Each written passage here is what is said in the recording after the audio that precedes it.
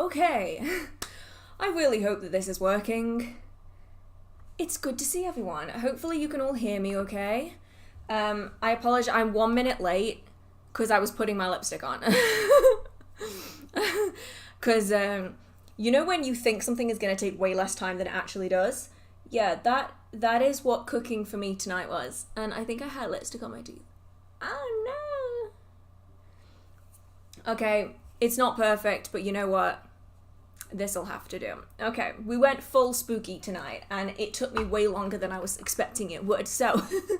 Hello. We are on a different day today. I wanted to do a spooky season, closer to spooky season kind of live stream, and also I was so busy the past few weeks, I feel like, and I had loads of videos that I wanted to go out, so the Sabrina video... Was it the Sabrina video? I think it was the Sabrina video, was when the live stream was meant to be, but I wanted to put the Sabrina video out, so now we're here. So, hello. And welcome to the October live stream. I even set everything up. You actually can't see half of what I set up because it's like the other side of my chair. Can you see the lights? The other ones that you can't see because my chair is in the way. So, okay. Tonight we're doing another live stream. And these are where you can sit. Well, I can sit, you can stand if you want, you can clean, you can cook, you can do whatever it is that you want to do. And you can ask me questions all about witchcraft and paganism and all of that good stuff. Or we can just ask spooky questions. I'm okay with that too, because it is, after all, a Halloween live stream. So, with that being said, I have some kind of chat rules on the screen, mostly just to stop people from being dicks.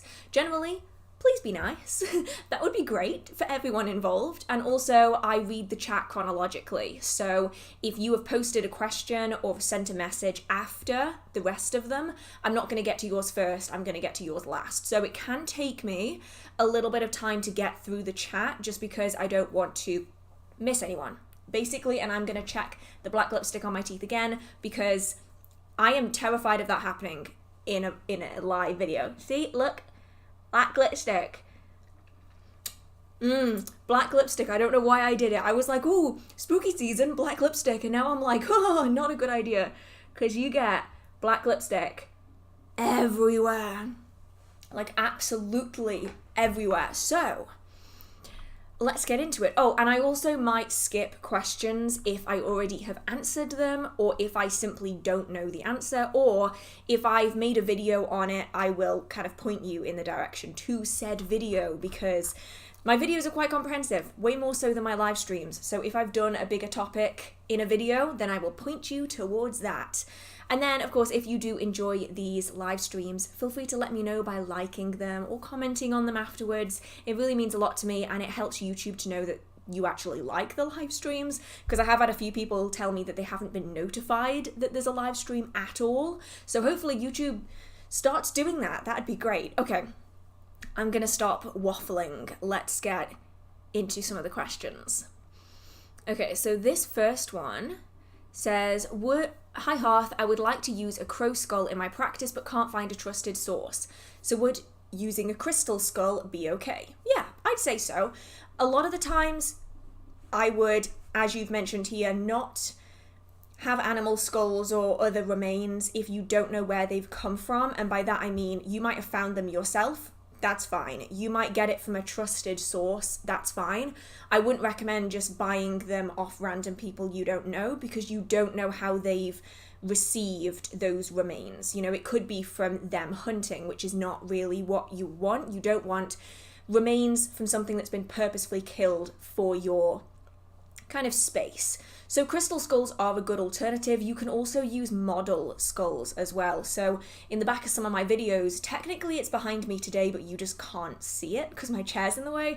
I have a replica crow skull that I have used in workings and I find really useful. They're often quite oversized as well, so that can be good for people who don't want to deal with little tiny things or don't have the mobility to. That's a good option. But yeah, crystal skulls are a good alternative, and for anyone interested in doing ancestor communication, you can also work with crystal human skulls if you would like to interact with them that way. Oop. Oh, thank you so much, Pagan Pirate. Happy spooky season to you too. Thank you so much. So then, next up, we have, is it odd to have a spirit helper? I have an invisible friend who has been my helper since I was a teen. I've tried asking it what I should call her, but she's never told me her name. So this is interesting. This sounds a lot like a thought form, or a tulpa, a servitor. They all kind of have similar names. Now, these are spirits that are created by you as a magical practitioner. So they do not exist in their own right, separate from you. Instead, they're an extension of you. And this is what a lot of people experience when it comes to imaginary friends. When they were children, they are thought forms. And a lot of people will create thought forms completely accidentally. It's just something that they do, and they haven't realized that they've actively done it. This could be what's happening in this scenario, because thought forms don't have their own names. Because unlike other spirits, they are not created of themselves, you have created them. They don't have names that are separate from you. So it could be that you have created a thought form and it can't tell you its name because they don't have a name of their own. You have to give them a name. So you could always see how they feel about different names that you come up with, something that you think represents them, and then use that as their name if they feel comfortable with that. That is a good option, and it does sound rather like a thought form of some kind. Oh, I didn't say hi to everyone in different places. I apologize for not doing that today. So we got hi from Atlanta. Got anyone from anywhere else on tonight? I always do that every single time. Oh, Amy from British Columbia in Canada. It's really cool.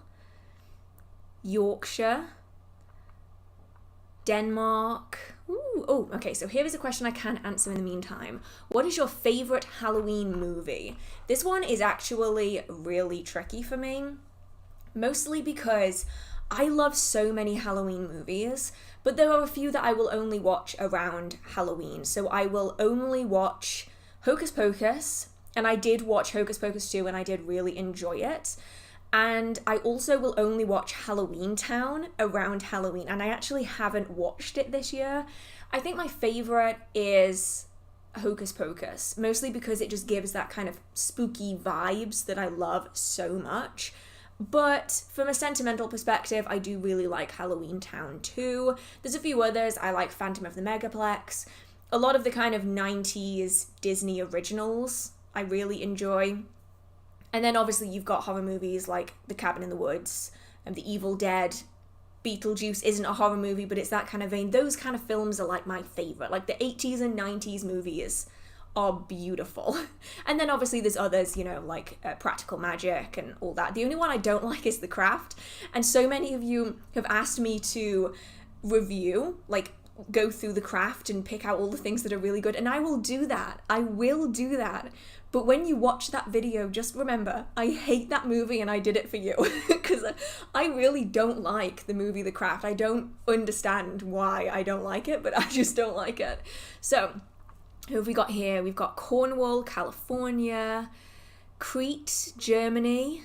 Ooh. What else do we have? Essex, Milton Keynes, Iowa, a German witch in California, Prince Edward Island in Canada. That sounds amazing. Greenfield, Indiana, Washington, St. Louis, Minnesota, Colombia, Germany, Arizona, Florida. Wow, you're from everywhere. Portugal, Netherlands, Brooklyn, Brazil, Slovenia, Mexico. Wow, Finland, Canada, Italy. You're from everywhere. Damn. And you sit and you listen to me waffle about witchcraft? Like, damn. Oh, I did not see this. Thank you so much, Wednesday's World. Thank you so much. I really appreciate it. And yeah, I had to go full spooky. For anyone wondering, this shirt is from Killstar. It's one of their like Halloween collections from a few years ago. I don't know if they still do it, but it's really fun and cute and pumpkin-y, and I freaking love it. Freaking love it. Okay, where was I? I'm gonna have to go up and figure out where I was now. The stream hasn't jumped yet, but I'm just waiting for it to jump. Hi Hearth, I'm off to Glastonbury on Sunday. Do you have any ideas of awesome shit that I won't be able to buy anywhere else? I just love that phrasing, just the awesome shit. There are lots of places that I would recommend you go to. So for instance, Courtyard Books is a great one because although they do sell online now, I don't think they did a few years ago, but they do now.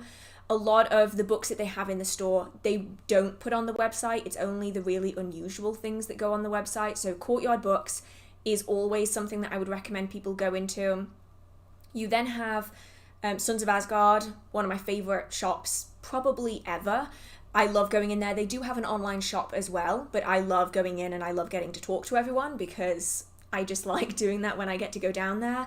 And then there's a few statue shops. Philippa Bauer, I think that is what her name is.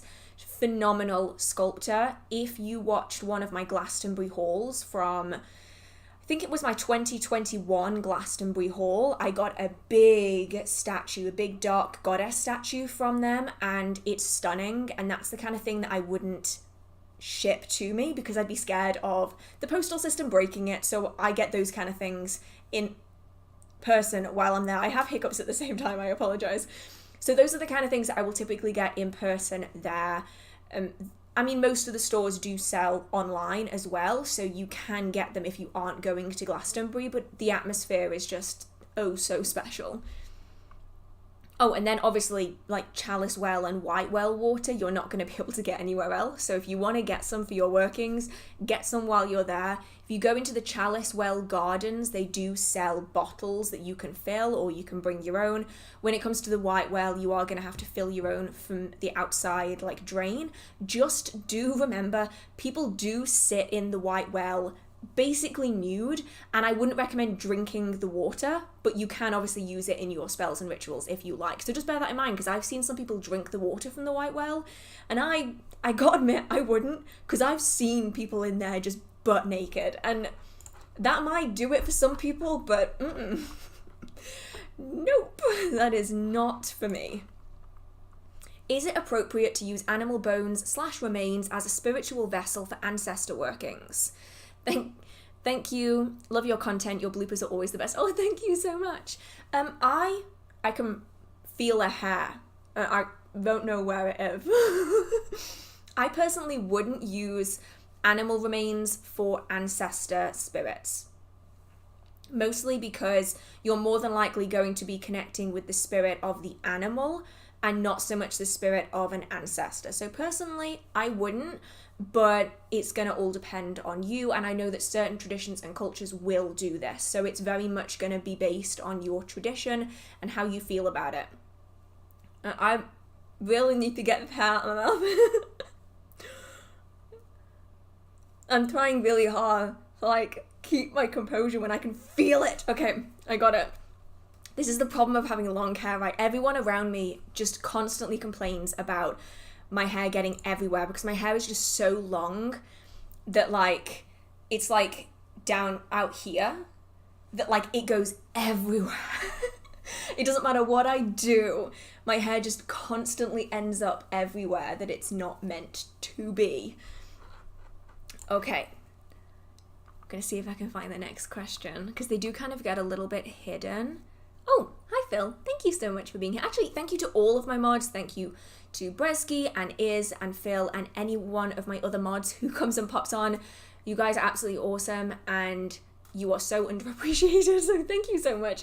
I just want to let you know how much I appreciate your sheer dedication to sitting here and listening to me waffle for several hours on end. I don't even know what song that is. It jumped. Oh no. I have to go back up again now. I am going to try and get through these as quickly as I can so I don't lose any, because for any of you who have been here for a while, you know that some of them get lost when the chat jumps, and I don't want that to happen, so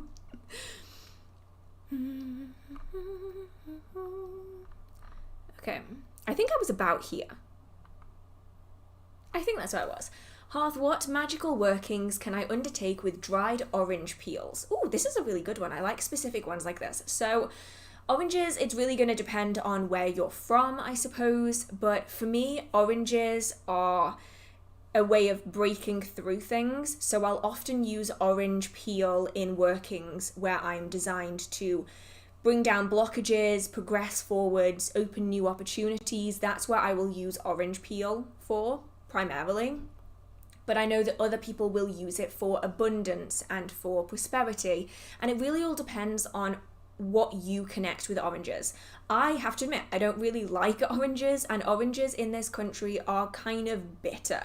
They aren't particularly nice. So for me, I find them to be really good for breaking down blockages, breaking down walls, whereas for someone where oranges are really sweet where they're from, they might be using them in friendship workings and positive workings, amplification workings, those kind of things. So I'd say with any kind of plant, look at the mythology of it, look at the symbolism that's quite general, and then think about how you perceive it, and then go forwards from there. So for me, oranges are all about breaking down blockages, but that's because they're kind of bitter, and they're kind of good for that kind of thing. Oh, thank you so much, Sarah? I'm gonna go with Sarah, and I really hope that's right. I apologize if not. I love your content. Thoughts on naturalistic secular paganism and witchcraft. I'm a science-minded person with a love for all things symbolism and spiritual aspects. Future video, maybe? Definitely could be a future video, yeah. I really like... wow, there's just like a boatload of people walking past. I really like secular witchcraft. I'm not sure whether you could do secular paganism. I suppose in a way you kind of could. I don't know. That's a really difficult one. Can you do like non-religious paganism? Or non-spiritual pagan? I'm not sure. I'm going to have to look into that one. But I'm a big fan of the whole nature-based, science-based, secular witchcraft, which is what I did for quite a while, actually, before I fully dived into Wicca and then left it again. I was really interested, and I still am interested, in combining together the science and the witchcraft together. And I find that to be a real comfort zone for me. If anything, I find too much deity aspect kind of throws off my practice a little bit. So yeah, definitely something that I could do a full video on. And I will ask everyone in the chat, what do you think about secular paganism? Is it something that you think you can do, something that you can't do? I'd love to know, because obviously paganism is often considered by many to be a religion, in a way, like a religious practice. So yeah, that's interesting. Oh, thank you so much, Red Spade Trey. I probably didn't say that right. Thank you so much. Bright blessings and a merry Samhain to you too. Let's see, where was I? I've lost where I was. Oh no. Ooh, here we go. Good evening, Hearth. What blend of oils and herbs can I use to anoint an Ancestor/remembrance candle? Can't find anything specific online or in my books. It's my first Samhain ritual. So this is going to really depend on what it is that you're after. So there's quite a few options here. The ones that I will use personally are rose and patchouli for oils. I really like using those two together, mostly because it brings in that familial positive connection with the rose, and also the connection with the dirt and the earth and the afterlife with the patchouli. And then when it comes to herbs, I will often use rose, patchouli, and frankincense. And then I'll also, if I want to add in some communication aspects, so I'm not just focusing on remembrance, I'm also focusing on communication, I will also add in some mugwort herb as well. But please note that mugwort essential oil can be really bad for you, so I would recommend sticking to it in physical plant form and then using the essential oils of other plants.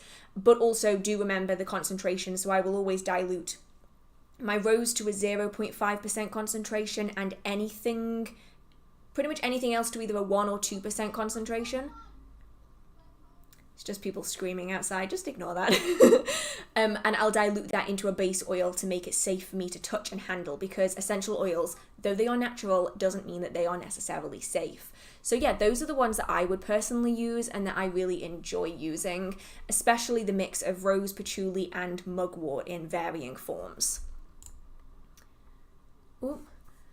Oh, Hello, Sarah again. Thank you so much. I think with paganism, it's called naturalistic paganism, and there is a focus on archetypes and psychology for many. That's really interesting. I like the sound of that, actually. That kind of connection between the archetypes and the natural world and psychology. That's really cool. And I think that would fit a lot of people who maybe can't get behind the idea of like physical deities or gods, because a lot of people don't like that, and that's what sways a lot of people away from these kind of paths, is that they can't really comprehend the god aspect. So that could be a really good alternative for a lot of people. I'm going to check my teeth once again, because you would be surprised how long you can get black in your teeth after you've put it on. It's kind of embarrassing. I don't understand why I chose black lipstick for today. I honestly should have chosen literally any other lipstick for today. Any other lipstick, but no. I went with black lipstick. So if you can see black dots on my teeth, please just pretend like they aren't there. Okay? Because that's what I'm going to have to do. Oh, here we go. Got a few people here. Yes, you can do secular paganism. Archetypal energies. Interesting. Filter out the deity in resources. Yeah, that's really interesting. It's something I've never really looked into, so that's really cool. Okay, I'm gonna scroll back up again now so I can get to the other questions. Can you tell us about Mugwort? I have a book called The Witch's Tea called The Tea Witch's Grimoire, and one of the ingredients is Mugwort. Is it poisonous or is it safe? The simple answer to that is there is no simple answer to that, because as with all plants, there are varying concentrations that are suitable for different people and the type of medications that each individual person is taking, as well as their age and their height, and all of these things are having to be taken into account. And that is why herbalism is, and specifically medical herbalism, is a giant topic in itself, and you really do need formal training in that aspect. So mugwort can be safe, especially in the form of teas, but only in certain concentrations, and you need to be really careful based on the medication that you're taking. And I do believe that you shouldn't be using mugwort in any form if you are pregnant, trying to conceive, or currently breastfeeding. Now, that obviously I wouldn't take as gospel. Make sure that you do your own research on it, but that applies to basically any plant and herb that you're working with. So if you're unsure, don't use it. Substitute it for something that you do know that you can use. Mugwort is really commonly used as a tea, especially when it comes to trance work, divination, astral projection, spirit communication, ancestor work, and all things like that. But that doesn't mean that it is guaranteed safe. And for some people, they aren't going to be able to use any herbal teas at all because of the medication that they're on and because of the health conditions that they have. For instance, if you are on birth control, it's often not advised that you use lots of herbs, because it can either counteract your birth control and just stop it from working, or it will alter how it responds to your body. Same with if you're taking antidepressants, for instance, or if you are taking blood thinners, those kind of things. Lots of herbs can severely interact with them. So don't put anything in your body if you aren't 100% sure of what it's going to do. And even with essential oils, make sure that you are diluting them appropriately and that you are looking at how they interact with other oils and also how they're going to interact with different people and different medications as well. I want to do a Ouija board, but so many people have put me off. Should I be worried? So a Ouija board, a talking board, a spirit board, however you want to refer to them, is a tool. It's a communication tool that is used to connect with spirits. Now, a lot of people are really scared of Ouija boards, and just today, actually, on a Facebook group, I saw so many people just harassing this woman for choosing to use a Ouija board, and it's like, just chill. Just chill. Because most of the time, people don't realize that it's basically the same as using a pendulum. You are asking a spirit to communicate through you. You are allowing them to interact with your physical form, often your hands, in order to move the planchette around the board. Now, that's the same as if you are working with a pendulum and communicating with spirit. You are asking a spirit to interact with you to move the pendulum. It's the same thing. And yet people really freak out over Ouija boards, but they don't freak out over pendulums. Now, some people obviously do freak out over pendulums, but most people have a severe knee-jerk reaction when it comes to a Ouija board or a talking board. They don't have the same reaction when it comes to any other form of divination. Ultimately, it comes down to the same thing. When you are communicating with spirits, you need to be careful. That doesn't mean don't do it. It just means that you have to be aware of the potential dangers. You don't know who's going to come through that board or what's going to come through that board. They might say that there's someone you know, but they might just be lying. So it's really important to make sure that you are protected, make sure you know how to cleanse, make sure you know how to banish. And then generally just be street smart. Don't trust everything that you hear. Make sure that you don't focus too much on a single spirit if you aren't certain of who they are. Make sure that you don't invite them through the board into your home and into your space. But generally, you can use a Ouija board like you do any other form of divination. It's just about making sure you're aware of the potential dangers. Unfortunately, though, a lot of people have kind of got a bad idea of what a Ouija board is like based on horror movies. I think we've all seen it in a horror movie. A Ouija board goes wrong and all of a sudden everything in their life is turning upside down. And although on a rare occasion that will happen, most of the people I know personally who have used Ouija boards have never had anything bad happen because they're smart about it. So it really is just something that is kind of overemphasized in horror movies that isn't necessarily true to real life. Someone, Crazy Human, said, one of these days we're going to get a dyslexic ghost. That actually probably happens more often than you would think, especially if you are communicating with someone who wasn't particularly highly educated, especially if we're talking about ancestors that you're trying to connect with and they don't have a good education or they don't have any education at all, because for a long period in English history and probably elsewhere as well, most people were illiterate, they couldn't read, they couldn't write. And so if you're trying to communicate through a Ouija board, you might find that the spelling of words is really wrong. Like, they might be trying to say like thought, and it might be like THOUT. And they kind of know what they're going for, but they haven't necessarily got the right letters for it. And so you'll often find that can sometimes happen. And also, if you are communicating with someone whose first language isn't English or isn't your first language, that sometimes the words are kind of in the wrong order, because obviously different languages will line up the words in a sentence in a different way. Different things come first. And so sometimes you'll find that when you have a reading through a Ouija board or a talking board, that the words are kind of all there and they kind of make sense, but they're all in the wrong order. And that can happen as well. So it's just really interesting things. Like, don't expect that with a talking board or with any form of divination that the response you get is going to be perfect English, because you might find, depending on who you're interacting with, it's not going to. Did the spirit just call me a thought? That is great. Oh, I love that. Okay, I'm going to go back up again. Oh yeah, Anastasia said something really good here, which is Ouija board is like a telephone that anyone on the other side can pick up. It might be Granny, it might be Leviathan, and that's really true. Like, it is one of them where people often think that spirits can't lie, but they can. So just be cautious about how you're asking the questions and how much you're believing them.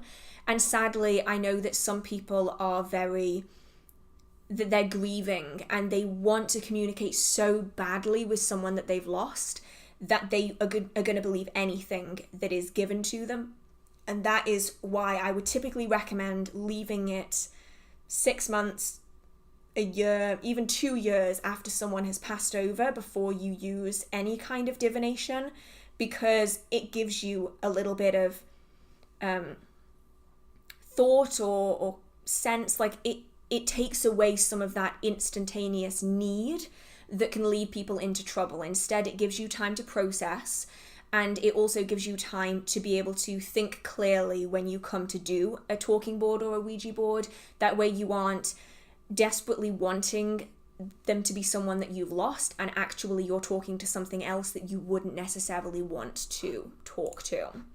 So there is that as well. Okay, I'm going to see if I can find where I was again now.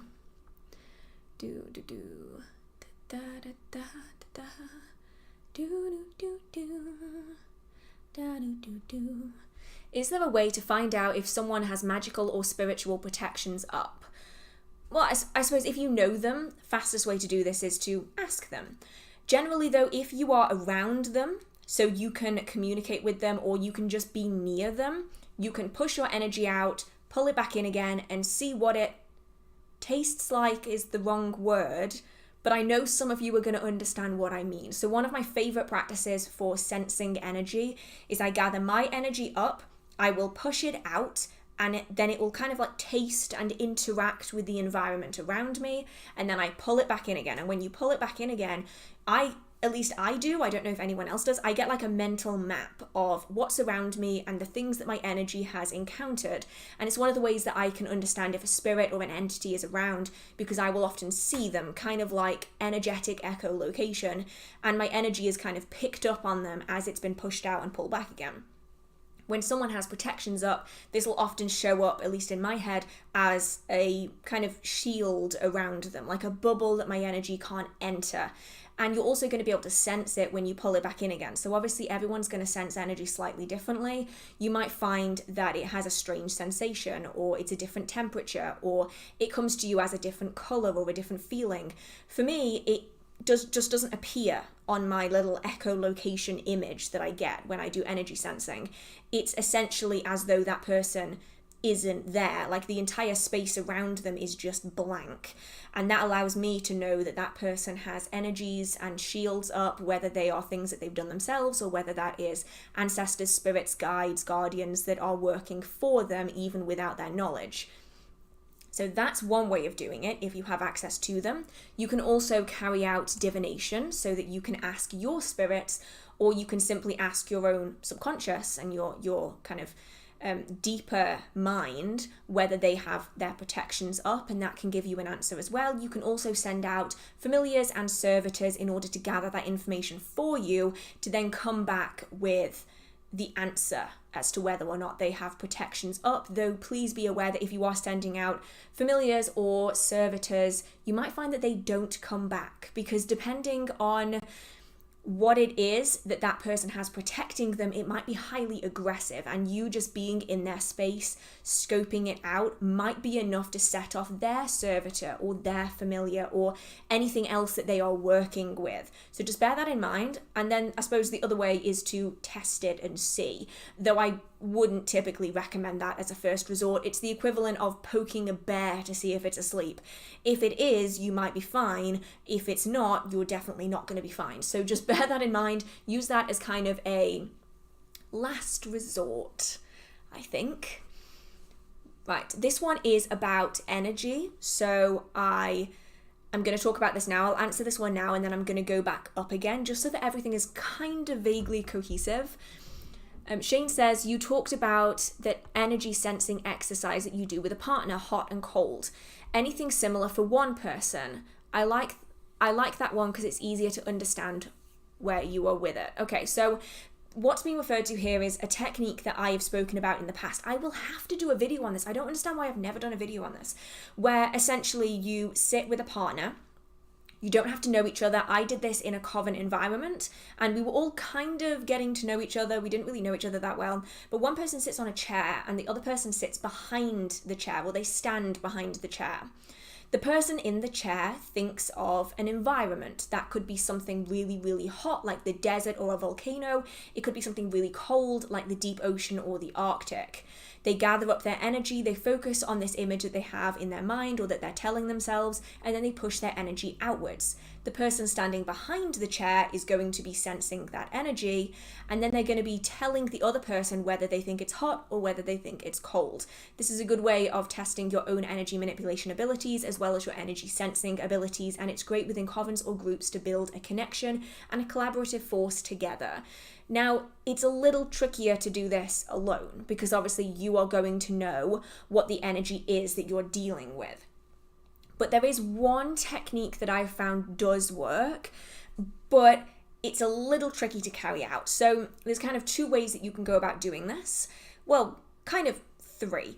The first way is using items that already have energy. So I would typically recommend either wooden staves. So these are different pieces of wood that have been taken from different trees. Usually they are used in the Ogham alphabet and in Ogham divination, but they can be used in spellwork and ritual. They usually have a connection to the tree that they came from, and so they're going to have each individual energy of the tree in each individual stave. That way, an apple stave is going to feel different to an oak stave, and so on. Or you can do this with things like crystals, especially crystals that are all the same size. They're going to have their own unique energy that you can then draw on. So what you would do is you would have them all in a bag, and you would be picking one of them up with your eyes closed, and you would be sensing that energy. You note down what you think it was, or you can just keep a mental note of each one that you're picking out, and you put it to one side. You then get another one out and you sense the energy again. You think about how it feels, where you think that stone might have originated from, how you think it was created, what kind of color is it, what is it used for, and you can write these things down, or you can write the name of the crystal down if that's what you want, and then you set that to one side. You do this 3 or 4 times, sometimes up to 10, depending on how many different stones that you have, and then when you open your eyes, you can see which ones you got right and which ones you got wrong. It helps you to connect deeply with the stones that you're using, to be able to sense their energy more effectively, and also to practice your own skills. You can do this with the staves as well, where you pick out each stave, you see what it feels like, you see what you think the tree is that you're holding, set it to one side, and then repeat the process. So that's one way of doing it, but obviously that relies on you having these items to start off with. The other way of doing it is to charge items ahead of time. So you're going to be charging different pebbles, for instance, though they need to be pretty much the same size. Charge them with different kinds of energy, like you would in the original example, so some might be hot, some might be cold. You're going to have to find a way of marking the stone, so maybe a dot of nail varnish or a little marker drawing in either blue or red, depending on whether it's hot or cold. And then you are going to wait a while, allow the energy to settle a little bit, come back to it and repeat the process like you did with the other things, trying to identify whether something is hot or cold with your eyes closed, and then noting it down and seeing how you do after the fact. Though obviously this is a little bit more time consuming than doing it with a partner. It is much easier to do it with someone else, but obviously I understand that not everyone is going to be able to.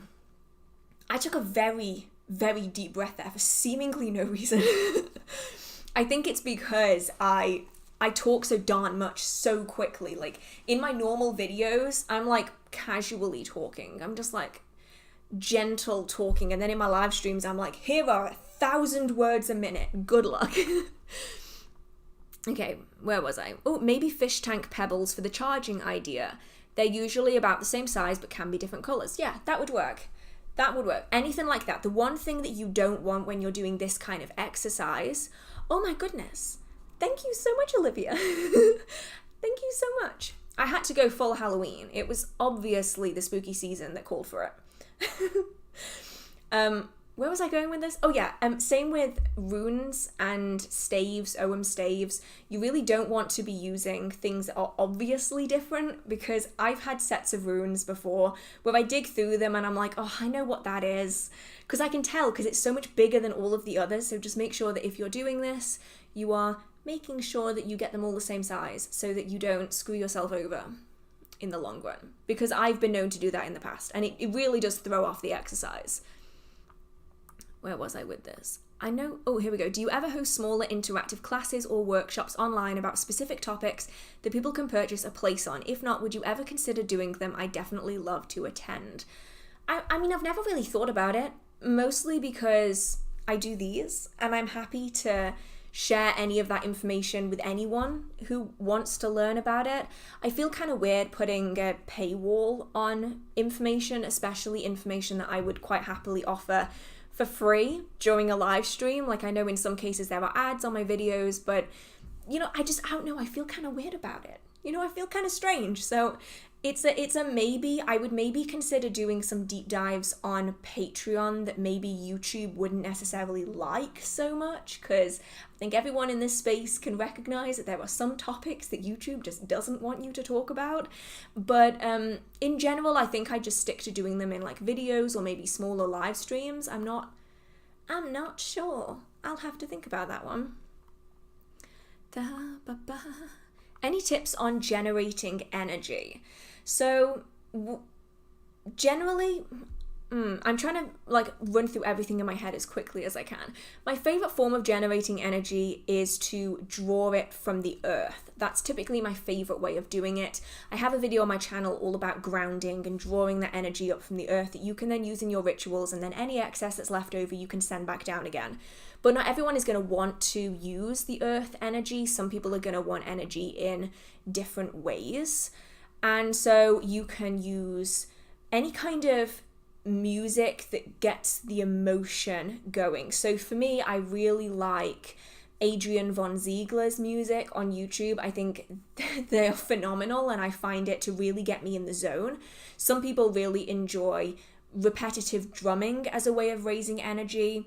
Sometimes people really like dancing or singing or spinning or turning. Those kind of things can be really good for raising energy. You can do chants. There's some pieces of music that I really enjoy. I think I have a playlist on my channel, I think it's still up, of the songs that I will typically use if I want to raise my own energy before spellwork and ritual. So that is a good option as well. But there are so many different options. I personally enjoy kind of doing a combination of music that really emotionally evokes a response. That could be classical music for you. It could be heavy metal. Whatever evokes a really positive, uplifting response is going to be good for that kind of thing. And then I'll also use the grounding techniques. Now, you don't have to use grounding. You could also draw on the energy of plants and trees or storms. That's another one. Using lightning storms is so phenomenal when it comes to raising energy. So that could be a good option as well. There's so many different options out there.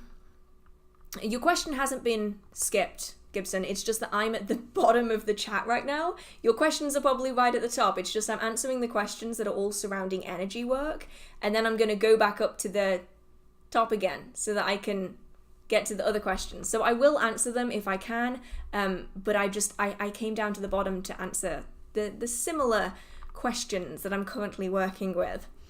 And then there was another one here. Here we go. This is the one that I wanted to answer before I go back up to the top. And that is how to practice the energy sensing if I'm so scared of sensing the presence of an entity.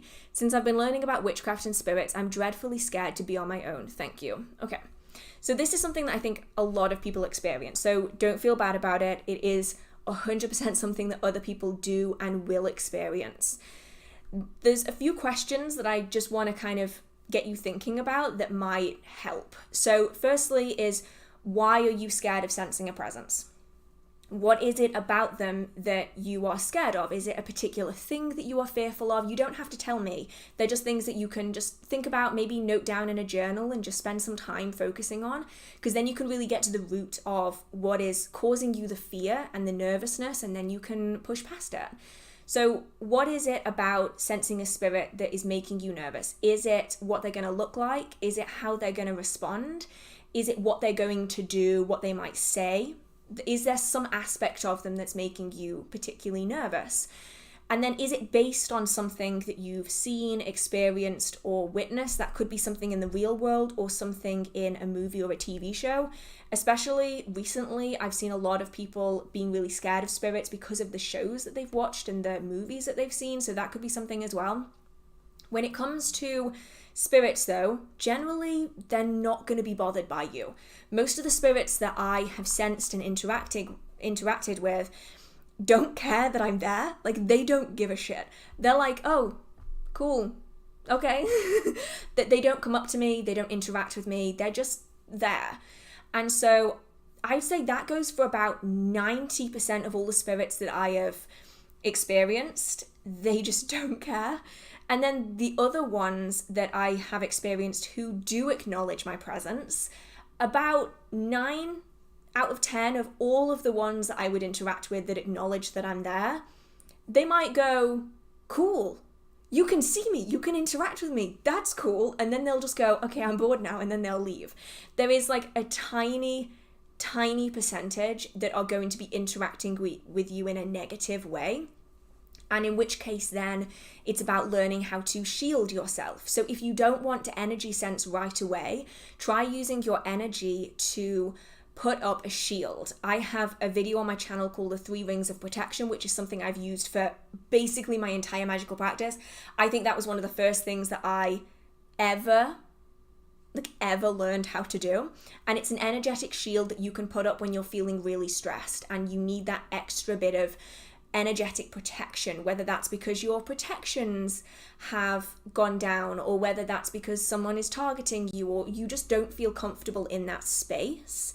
Then you can put up your protections. And by doing this, you know that if you do sense something that you don't want to interact with, that makes you uncomfortable, you can bring your energy back in and you can put your shields up straight away. There's like no separation between that. You can sense something, you don't want to interact with it, you suck your energy back in, you put it into a shield. And that way, it allows you to feel a bit more comfortable when it comes to energy sensing. And I can only hope that the more you're a part of witchcraft and the more you develop, that you will feel more comfortable with it over time. And especially if you can find some protections that you find you really feel comfortable with, that's going to be a good step to kind of progressing forwards with that. I feel like I've got to go up to the top now. I love answering questions like as they're coming in, but I feel bad on everyone that asked a question that I haven't answered yet. So I'm going to answer a few from the top while I'm watching the bottom of the chat. Honestly, I think today is going to be a bounce around the screen kind of a stream. I'm just going to like ricochet around, answer a whole bunch of questions and all that good stuff. Okay, here we go. Where was I? I was somewhere up here. Somewhere. Oh, here we go. This one is kind of in a similar vein to the Ouija question from earlier. This is, can I use a Ouija board or a talking board to contact and communicate with deities? You can. Whether they're going to want to communicate back with you is a different matter. And that's really going to depend on whether or not your spirits or deities want to interact with you in that way. So sometimes you're going to find that deities just don't want to interact through talking boards or through tarot or pendulums or anything else. Some deities are going to be a bit more mystical than others, so you might find it would be dreams or meditations or trance work where they're going to come through, and it might be a little bit more vague. With some deities, it might be, hey, I'm happy to talk to you through a talking board, that's fine with me. The one thing I will say is that if you are wanting to connect with a deity through a talking board, a Ouija board, an angel board, whatever it is that you're referring to it as, that doesn't necessarily mean that the person talking back to you is the deity that you want to talk to. So there are many spirits out there who will pretend to be someone that they're not, especially if you are giving them a response. So you might be reaching out to a deity, but that doesn't mean that the deity is reaching back. It could be literally anything, not necessarily anyone else. And I don't want to freak anyone out in that regard, but there is definitely something to be said about just being cautious, because some deities will happily talk through a board, others don't want anything to do with it, and you might find that you are getting tricked by something not so nice. So you can always ask other members of the community as well. And I do believe that you said that your deity was Hecate. So has anyone had any positive response through a talking board when communing with Hecate, or do you find it comes through other means? Because obviously Hecate isn't one of my deities, so I can't speak for that as a personal practice. But let us know in the chat if you've had positive experiences with that. I would love to know, honestly, because some deities just don't want anything to do with it.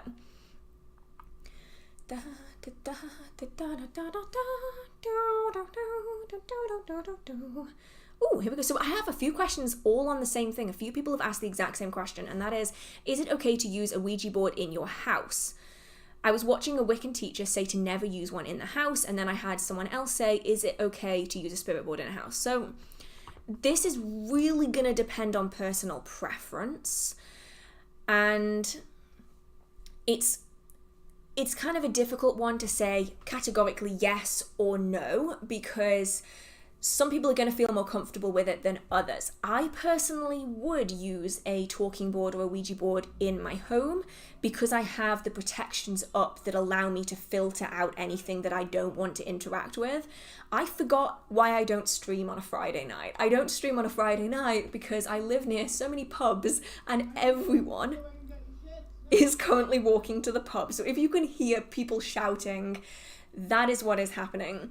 So for me, I really enjoy using spirit communication in varying forms inside my home because I have the house protections up that I need so that only spirits that I want to work with, that have positive intentions, are allowed to enter my space. And then even if something did get through those protections, I then have personal protections that allow me to limit how far they can interact with me.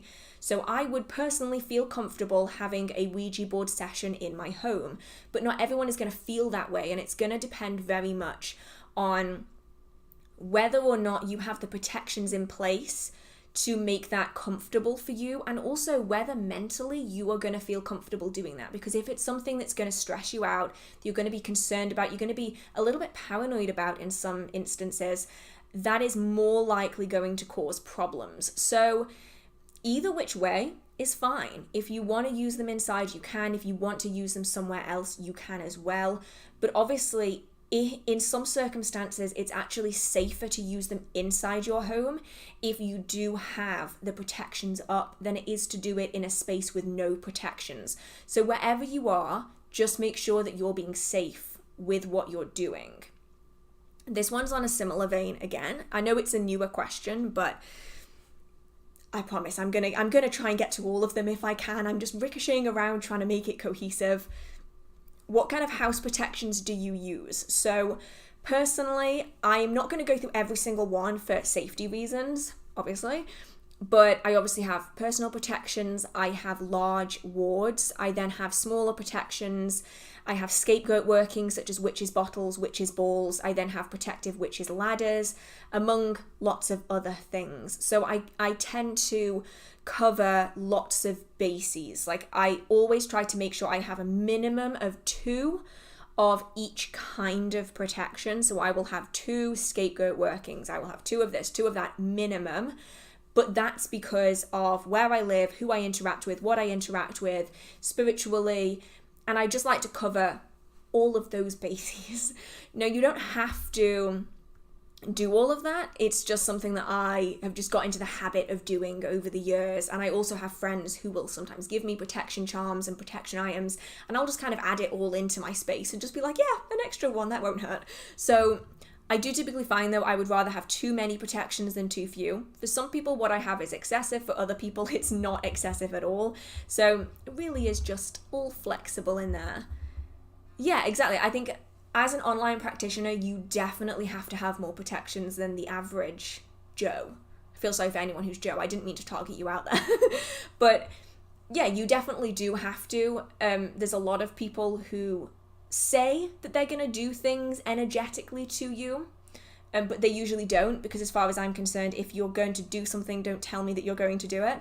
And then there are other people who will just do it anyway. And so I like to make sure I have lots of protections up, just in case, because the internet is bananas. Like, the internet is its own beast in and of itself, and it kind of scares me, honestly.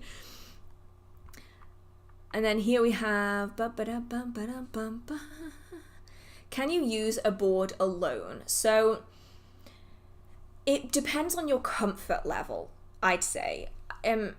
It's kind of a toss-up, because in some circumstances, you're probably going to be better off using a board alone. In others, you're going to be better off using a board with other people. This is in regard to like talking boards and Ouija boards.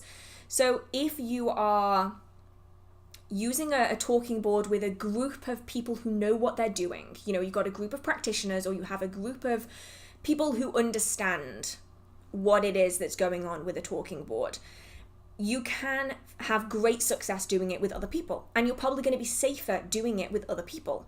But if you don't have anyone around you who is well versed in talking boards or has protections up or has anything to keep them safe, it can be more hazardous to do it with people who don't know what they're doing and who are reckless than it would be doing it alone. Because if you're alone, you know not to insult what's talking to you, you know how to do the protocols of it, you know how to keep yourself safe. If you're then adding in people who are reckless, who don't know what they're doing, then it's difficult to keep yourself safe when you're trying to think about keeping other people safe as well. So I would typically recommend, if you can, work with other people, especially if you are new to using talking boards. Connect with other people. If you can find people who you can join when you're just getting started to really build your confidence.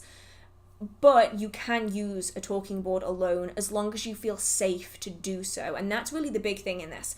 Spirits will often feed off emotions. That can be positive emotions and negative emotions. And it can be tricky if you're dealing with people who are very volatile to work with them, and also if you're very scared to do it safely. So do what makes you feel most comfortable. If a Ouija board is a bit of a too much of a step into the dark, try pendulums. That could be its own thing that you can start with and then progress onto talking boards. Why is it always Africa by Toto? I didn't even notice this. Someone pointed it out to me a few days ago. They're like, why do you always hum Africa by Toto? I'm like, I have no idea. I don't even like the song. It's like my least favorite kind of music is like 80s pop. It's not my thing, and yet it's always in my head. So there was someone here about, I'm sure I just saw something about shadow work. I'm sure I saw it, and now I have instantly lost it. Oh no. I don't know where it was, but I think it was something about shadow work. Shadow work isn't something that you have to do when it comes to witchcraft, and it's something I hadn't even heard of till maybe 8 years ago. It seems to have become really popular with the rise of social media, especially with the rise of TikTok. It's essentially therapy without a therapist, which can be really useful to some people, but it can also be quite damaging to other people.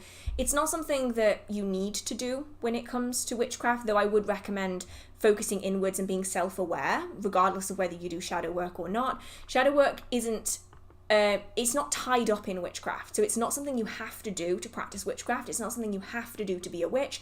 It can, for some people, be really useful. For other people, you might find that you need a more professional setting with a trained therapist or whoever it is that you are wanting to work with. So don't push yourself into doing shadow work if you don't feel comfortable to do that, because shadow work, it's going to dredge up a lot of the things that you have pushed down and that you've repressed. And if you aren't in a safe space physically, emotionally, spiritually, that can cause you more harm than good. So just bear that in mind. If you're interested in it, kind of dip your toes in a little bit, see how you feel about it, but not everyone is going to feel comfortable with it. Essentially, it's very much a person-to-person thing. And Moon River, yeah, it's always Africa by Toto, Moon River, or the Winnie the Pooh theme song. I don't understand why Winnie the Pooh theme song is what is coming out of me every single live stream, but it just does. Okay, I'm going to answer some of these ones before I pop back up to the top again. Is there such a thing as working with too many deities? How many do you work with? I'm currently inspired by Hell, Medusa, I'm going to butcher that, Sarah Ma. I apologize greatly for messing that up. And Kuan Yin, which I also probably messed up. I'm terrible with names. I need to get better with names. I really try. So I personally work with 3 deities. So my deities are Brigid. Other people will refer to her as Bridie. I also work with Keridwen and Kerunos.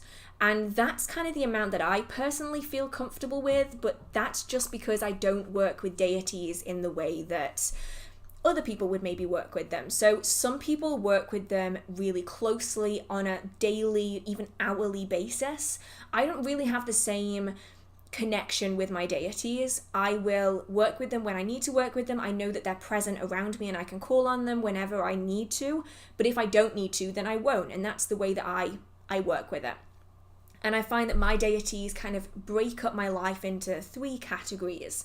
And it works really well for me. Whereas for other people, they might find that one deity is plenty. Whereas others might have 10, 12, 15. They might work with an entire pantheon of deities, especially if that's something that they historically would have done. So if their culture and their background and their tradition would have worked with an entire pantheon of deities, then that could work really well for them. So it is very much about finding the balance for you. Some people are going to find working with one deity to be plenty, but just make sure you aren't stretching yourself too thin. So you don't want to be insulting anyone by not working with them as much as you should because you've spread yourself with like 30 or 40 deities when really you should have kept it at like 20, So just make sure that you aren't annoying any deities in the process, but it's just as much as you can handle. So thank you so much, Sarah, for that question. Mrs. Hess said, do you ever work with anvil dust? I have actually never heard of that. I will definitely have to look into that a little bit more. I have never worked with it, no, but I'm curious to know what it is. I mean, I figured it would be dust from an anvil, which would include iron and other such substances, which I'm guessing could be really good for protection workings, though I am pulling that straight out of thin air, so I don't know how accurate that is, but I'll have to look into that a little bit more because I've never heard of it. So thank you for your question. I apologize, I cannot answer it any further. And then thank you so much, Wednesday's World. And have you worked with Bridget for healing? I have, actually.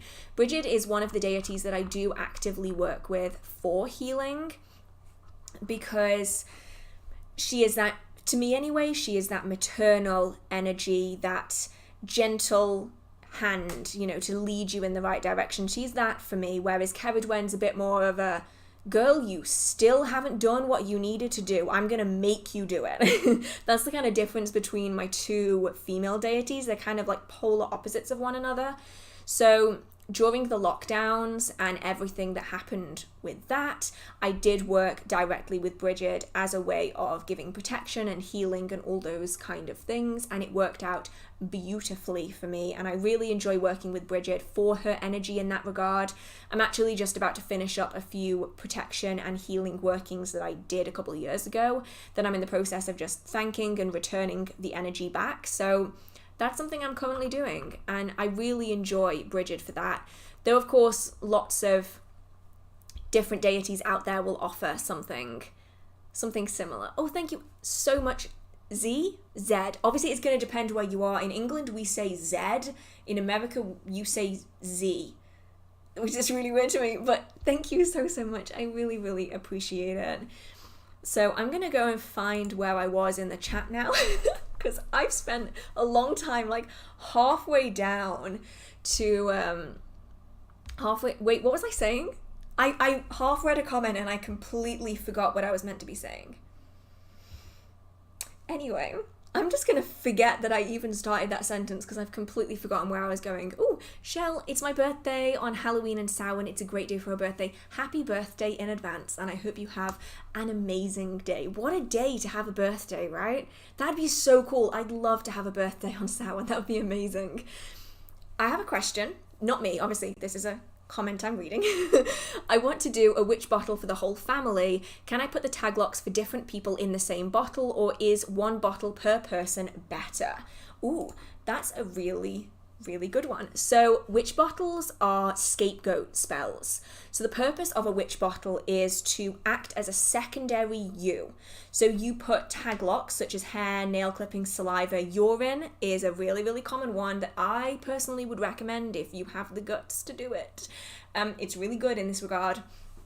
And you put them all in to this bottle with bent pins or nails usually. I will also add in nettle as well, as I find that to be really itchy and irritating.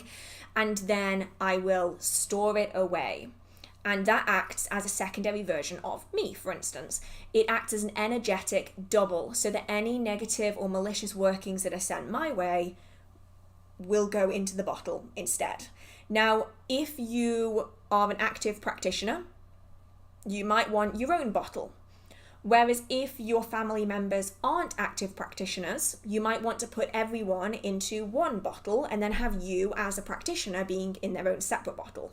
Now, you can do it all in one bottle. Just bear in mind that in that case, you're not going to know who it is that the energy was targeted at.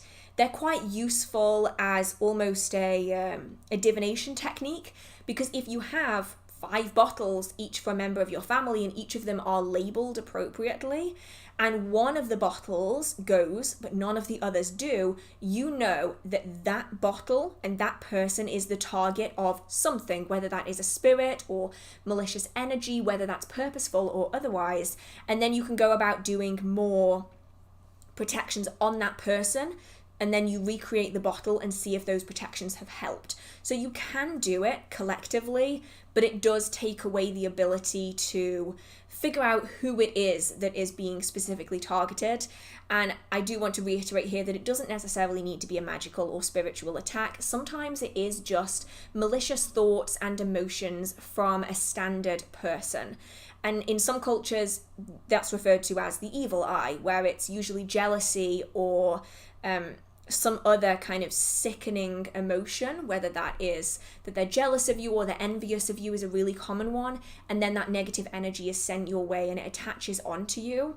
That is something that you can recognize when it comes to witch bottles.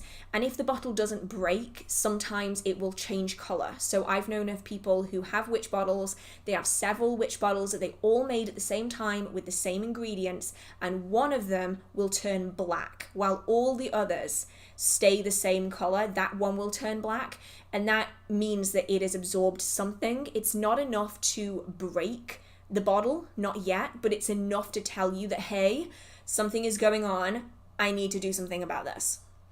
So that could be a good way of kind of figuring out what's going on. So it really is up to you whether you want one or multiple. I just froze then. My brain buffered. I was trying to think of that word. So yeah, it's entirely up to you. Thoughts on a goddess for the outsiders and weirdos. I think a lot of people who feel different do find themselves drawn to deities and spirits that maybe understand them a little bit better. And I think a lot of us within this community can feel that maybe we felt like weirdos and outsiders when it came to religion or spiritual beliefs or the way we viewed the world. And so we've ended up in our own little unique section of the internet or our own little unique category. And so I think there's lots of goddesses out there. I don't know any specific names because obviously it's going to depend on how you feel different. But there are definitely a lot out there that you can feel drawn to if you feel isolated in specific aspects of life. And it's why I would recommend looking into dreams and anything that comes up in meditations, because you might find that some of these deities might reach out to you when you're in particularly difficult situations. And then it could be worth doing some research on who it is that's reaching out to you. It could be animals appearing in your dreams or colors or locations that you can then draw on. If anyone knows actually of a book that is dedicated to like a whole bunch of different deities, please let me know, because I always get asked for books on deities and I never know what to give people because each book that I found has been on a specific pantheon. So if you have like any book that is got like loads in that could be useful for people to know about, feel free to let me know in the chat, because that would be awesome, because then you can take the signs and the symbols that you're seeing in your dreams and you can add them into the real world. I hope that this was vaguely useful. I'm not sure if that gave anyone any insight of anything at all, but we will see. And then thank you so much, Bregan? Is it Bregan? I really hope it's Bregan. I'm sorry if it's not. Thank you so much. I really, really appreciate it. Whew. Oh, here we go. Regarding the witch's bottle, how do we put acidic liquid such as urine or vinegar together with metal pins and nails? That's bound to explode eventually since the metal and acid will react. So with this is why witch bottles are a temporary thing, right? So I wouldn't use vinegar. Personally, I also wouldn't use wine. Some people use wine, some people use vinegar. I will use urine because that's what I've always used. And I've had witch bottles that last for a year and then some. And typically, you're meant to redo a witch bottle every year at longest. You know, it's recommended even shorter than that sometimes. And that's why also it's a good idea to keep it in a space where if it does crack or split, it's not going to do any damage. So I would recommend putting it inside another container on the floor, preferably not like up on a very precarious shelf. I'd recommend it in a container on the floor. That's something that I will do, or inside a plant pot with soil around it. That way, if it does crack open, you know that soil is going to be absorbing it. And then also that soil then in a way acts as its own version of a witch's bottle. It's then got all of that energy tangled into it.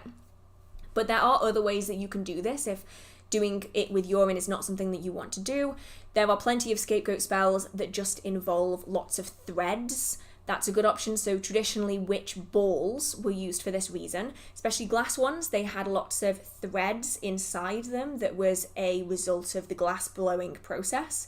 And then these threads acted as a kind of web, like a spider's web in a way, to trap any spirits and energy inside them. So you can use something like that, and you can still buy witch balls that are like that do have the glass kind of tendrils inside them. That is a good option. You can also use spirit webs. They're also called witch webs. These are often found on Tudor properties, and they are carved into woodwork around liminal spaces. They are essentially a tangle of lines that are all drawn one after another, so you don't lift your pen or your carving tool necessarily off the wood as you're carving it in. You can also draw this in ashes or in a protection ink, something like that. And these can act as a attractor to negative energies, unwanted spirits that you then secure inside of this witch web that you then dispose of outside. So there's lots of similar practices that all go behind it. I personally like witch bottles, and I've never had a witch bottle explode. I've never even had one crack before. I've had them change colour, but I've never had one go kaboom. The only time I've ever had something go kaboom was a protection bottle that wasn't a like scapegoat bottle. It was just a protection bottle, and that really exploded. Like we just came downstairs one day and it was just rocking. And we're thinking, what the fuck is going on with this? It's just on the floor and it's just like rocking backwards and forwards. And then just all of a sudden the bottle just blew out. Like the bottom of the bottle just came off and all of the water just rushed out of it. It was just water and iron and then energy. And that was all that was in it. And like the bottle was completely fine. There were no fractures in it, no cracks, nothing at all. And then all of a sudden it just went... water everywhere. It was a mess to clean up, but it was a first warning sign. So that was useful in that regard, but that's why I would recommend putting things like that in containers, because urine is not something you want everywhere. It just isn't. So if you're going to use urine, I would recommend, if you're going to use anything, use urine, because that's what was traditionally used instead of using a substitute. Just make sure that you have it in a space. Okay, so this one's similar. This is what's the difference between the witch's bottle and a regular protection bottle. So a protection bottle is usually an object that helps to protect the surrounding space. So that being, you can put in nettle. There was a question earlier about protection herbs. I like using nettle, rose thorns, anything with thorns honestly is good for me. I love anything that's spiky.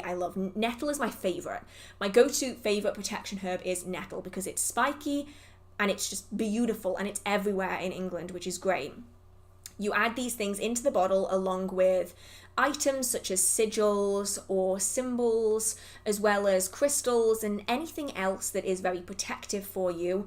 You will energize it and then you will place it in a space, and it acts as a protection. So it emanates that energy out of it while it is sitting there into the surrounding space and onto anyone in the vicinity.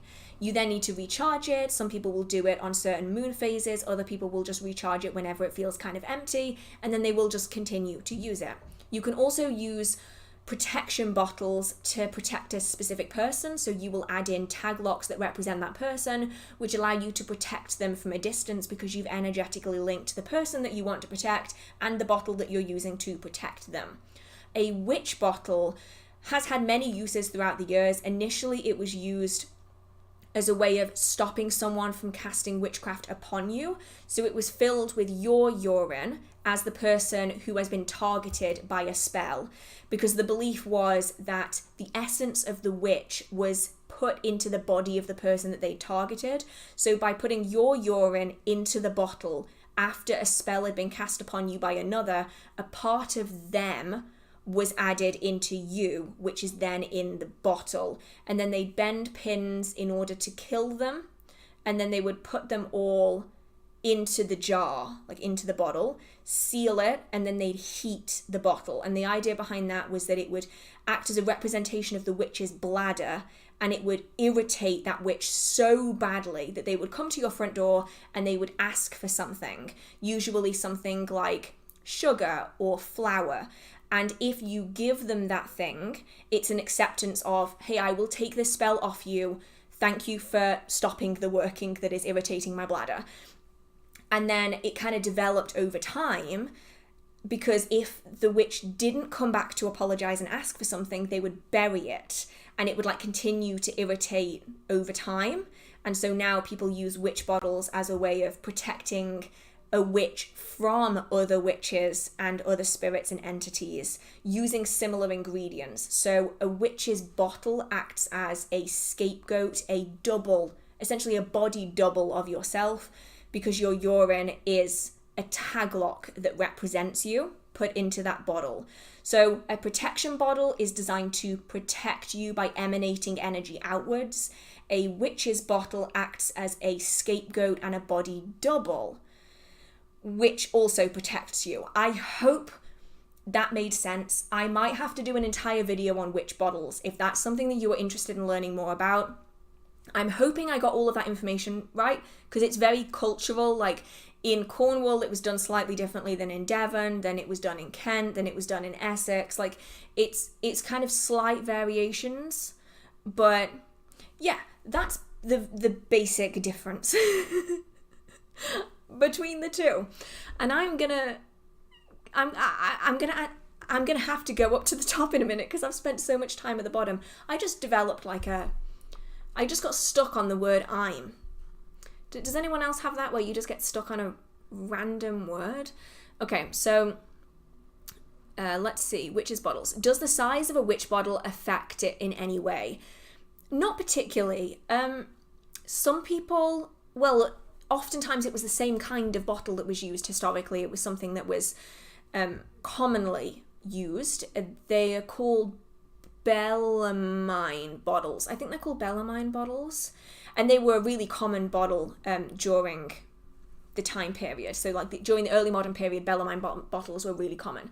You can really use whatever. I would say if you're going to use something that isn't just going to break instantly. So ideally something with a bit of substance to it, but not something that is so big that you can't store it easily and that you can't fill it either. Because if you're planning on using urine, you're going to want to actually be able to fill the darn thing. So something maybe like this big is good enough. You don't need something that's like this big. But I also wouldn't necessarily recommend using those tiny bottles, the tiny ones that you can get from craft stores, because they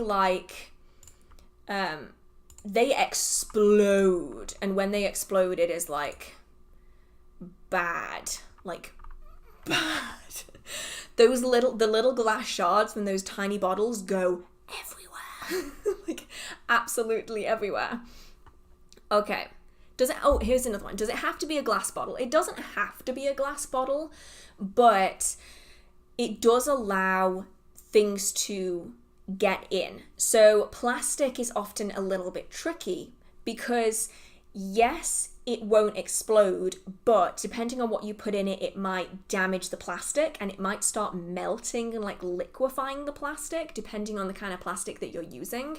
And also it's going to limit how much energy can get in, because obviously plastic is an insulator, it's not a conductor. So it limits the amount of energy that can be drawn into that bottle, because you are essentially attracting things in, but you're stopping it from getting through the wall of it.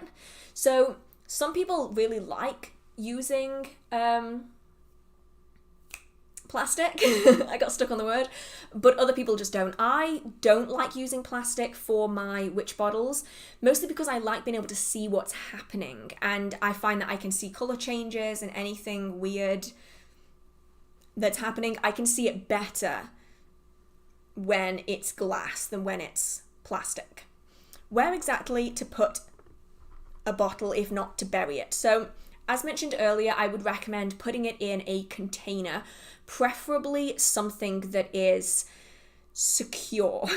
Now, it depends on what you want to do. I know that some people will use a cardboard box with a towel in it. So they'll wrap the witch bottle in a towel or in like paper towels, and then they will put it in a cardboard box. That way, if it does go kaboomski, it's not gonna get urine on everything and you're not gonna have glass everywhere. So that is a good option, and that is something that I would recommend, is if you're gonna be putting it somewhere, wrap it in a towel or some other absorbent material before you put it inside a container of some kind, so that way, if it does go, it's not gonna go everywhere. And then I would check on it every week or so just to make sure that the colour hasn't changed. Of course, some colour change is to be expected, but if it's gone from like a normal kind of yellowy colour to being black, that's a problem. You know what I mean? Like that kind of severe colour change, it's time to do some divination work to see what's going on, to put up some extra protections, all that kind of stuff. But yeah, by checking on it every week, you can check if something's gone wrong with it. You can check if any colour is changed. Inside a box, so for instance, you can use a takeaway box. You know, there's plastic takeaway boxes. If you have that with the lid off and you wrap it in a small flannel or a small towel and you put it inside, that's a good way of doing it, so you know it's not gonna go badly wrong. Also, I would recommend a jar that has more than just a cork, ideally. Or like someone said here, place it in an old glass mixing bowl. That's a good option as well. But yeah, anything preferably with a screw-on lid, because corks are not water resistant. If you are going to use a cork, make sure that you seal that cork, the top of it, with wax or something that's going to make it secure. Otherwise, you might find that your liquids leak out of your witch's bottle, which isn't what you want. Whew, that was a lot of words. A lot of words. So I'm going to go back up to where I was, and let's have a look at some other questions. Because I spent so long at the bottom of the chat, I'm so sorry for anyone whose questions that I've completely missed. What is the spookiest thing that's ever happened to you? Spirit encounters, etc. So I've already gone over quite a few of my spirit encounters before. There was actually an occasion recently where it wasn't so much spooky. It was just a little unnerving. So I went into a building quite recently, actually. It was just a few weeks ago, that I had never been upstairs in. So like it's like a building where there's like shops on the downstairs, kind of like a shopping centre, I suppose. And then upstairs there's like offices and a few other bits and pieces, right? And I had never been upstairs in this building. I'd never needed to. I'd only ever been downstairs. And there's so many people downstairs that it's like fine. Like there's nothing weird going on there. It just feels fine. But we were walking towards the bottom of a flight of stairs, and as we were walking towards the stairs, I just had this desperate urge to stop dead and to not go up these stairs. And I was just like standing there for ages, and they were like, come on, just come up the stairs, come on, we're going upstairs. And I was like, I don't want to go upstairs. Like, I do not want to go up these stairs. What is going on? I did go up the stairs, And it got worse and worse and worse. And we went up like 6 flights of stairs, and we're walking up the stairs and I'm just feeling worse and worse and worse. And it's like the walls are closing in, and it's like, what is going on? So we got up to the top of where we needed to be, and it's so quiet. There's like a few people, but it's like not busy at all. And I just get this overwhelming feeling of like, you don't want to be here. Like, you cannot stay here. Something isn't right. You need to go. So I did. I made my excuses and I left. And I dragged everyone with me because I was like, if I'm going, you're going too. This is how this works. I then went back like a week later, and I fully went upstairs this time. I was like, you know what? Fuck it. I'm doing this. I'm going up the stairs. So I go up the stairs and I'm standing in this open room, and I don't know how to describe how I see spirits. So I don't see spirits like I'm seeing the camera right now, for instance. I see spirits like an overlay. It's like I'm seeing the world around me, and then there's like this overlay on top of it, and in that overlay is where I'm seeing the spirits. And I was standing in this room, and I felt him standing there. You know when someone is standing like behind you, and like they've like snuck up behind you and you haven't heard them, but you can tell there's someone behind you. I could tell that there was someone behind me, like in a separate room behind me. And I turn around, and there is this strange man, is the best way I can describe it. He's like in his mid-40s probably, and he's just walking around the office, and he's just looking down. He's like looking at the floor, and he's just walking really slowly around. And he didn't respond to me. He didn't interact with me in any way, shape, or form. But there was just something about his presence where I was like, nope, I do not want to be here. And it's very unusual that I feel unnerved by spirits. Most of the spirits that I encounter, I'm like, cool, okay. But this guy, he just like was emanating this like awful, like sad, just like really like depressive in a way energy where like you felt yourself getting more and more sad the longer you were up there. It was this really, really weird feeling. And I was just like, yeah, nope, I'm going. And I might have let it slip. I was like, yeah, I'm not staying here. There's a weird guy over there. And everyone was like, what? Because sometimes I forget that other people don't experience things the same way I do. And they're like, are you okay? I'm like, I'm fine. It's just there's a guy standing there. And they look at me like I'm a complete moron. And it's just that kind of weird thing where you have to like school your response, because you want to still be professional and you want to still be present in that space, but equally you're like, oh, I don't want to be here. I don't want to be here at all. So that was a weird one from recently. And as far as I'm aware, he's still there. And I'm pretty certain that he has been there for a long time. Fairly long anyway. I mean, like at least since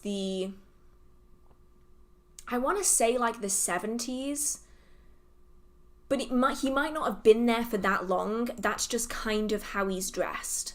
You know what I mean? It's that kind of like, is he actually that old, or is that just his personal sense of style? I'm not quite sure, but very, very weird. I went off on a bit in a words. I went off on a bit of a tangent there. But yeah, that was a bit of a strange one for me. Do you mind sharing your Samhain plans with us? I am honestly not doing much. Samhain for me, especially the last few weeks, has been just like manic, and not in a good way. I always find this time of year really overwhelming. So on Samhain, I am relaxing at home, getting dressed up for Halloween and watching some horror movies, and that is as much as my Samhain is happening. It's not Samhaining this year. That's about as much Samhain as I can handle. And I have my altar set up, obviously, with the candles burning, and I have all my decorations up and that kind of thing. But for me, I am using Samhain to rest and relax, because my last few weeks has been just nope. I just need to chill for a while. Do you feel that certain kinds of magic are more powerful during certain zodiac seasons?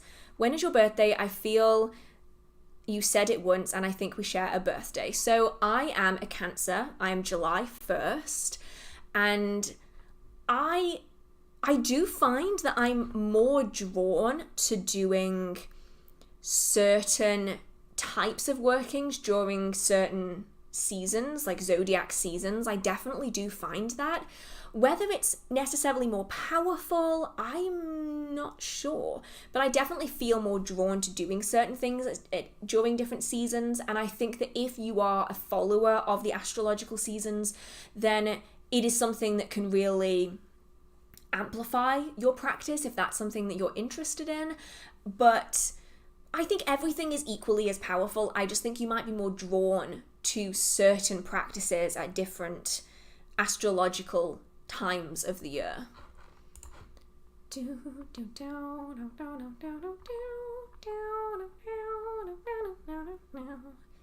Ooh, I'm starting Ancestor work. Would it be okay if I want to include my husband's side? He does not practice, with his permission, of course, and with thought we have kids who I want to be able to educate. Yeah, of course. As long as he is comfortable with you reaching out to his ancestors and that has been an agreed upon thing, then I think that is completely fine. And it does bring, children into this who maybe want to learn a little bit more about it. The only time I'd say it wouldn't be okay is if you are trying to work with someone's ancestry without their permission. That's a little bit invasive.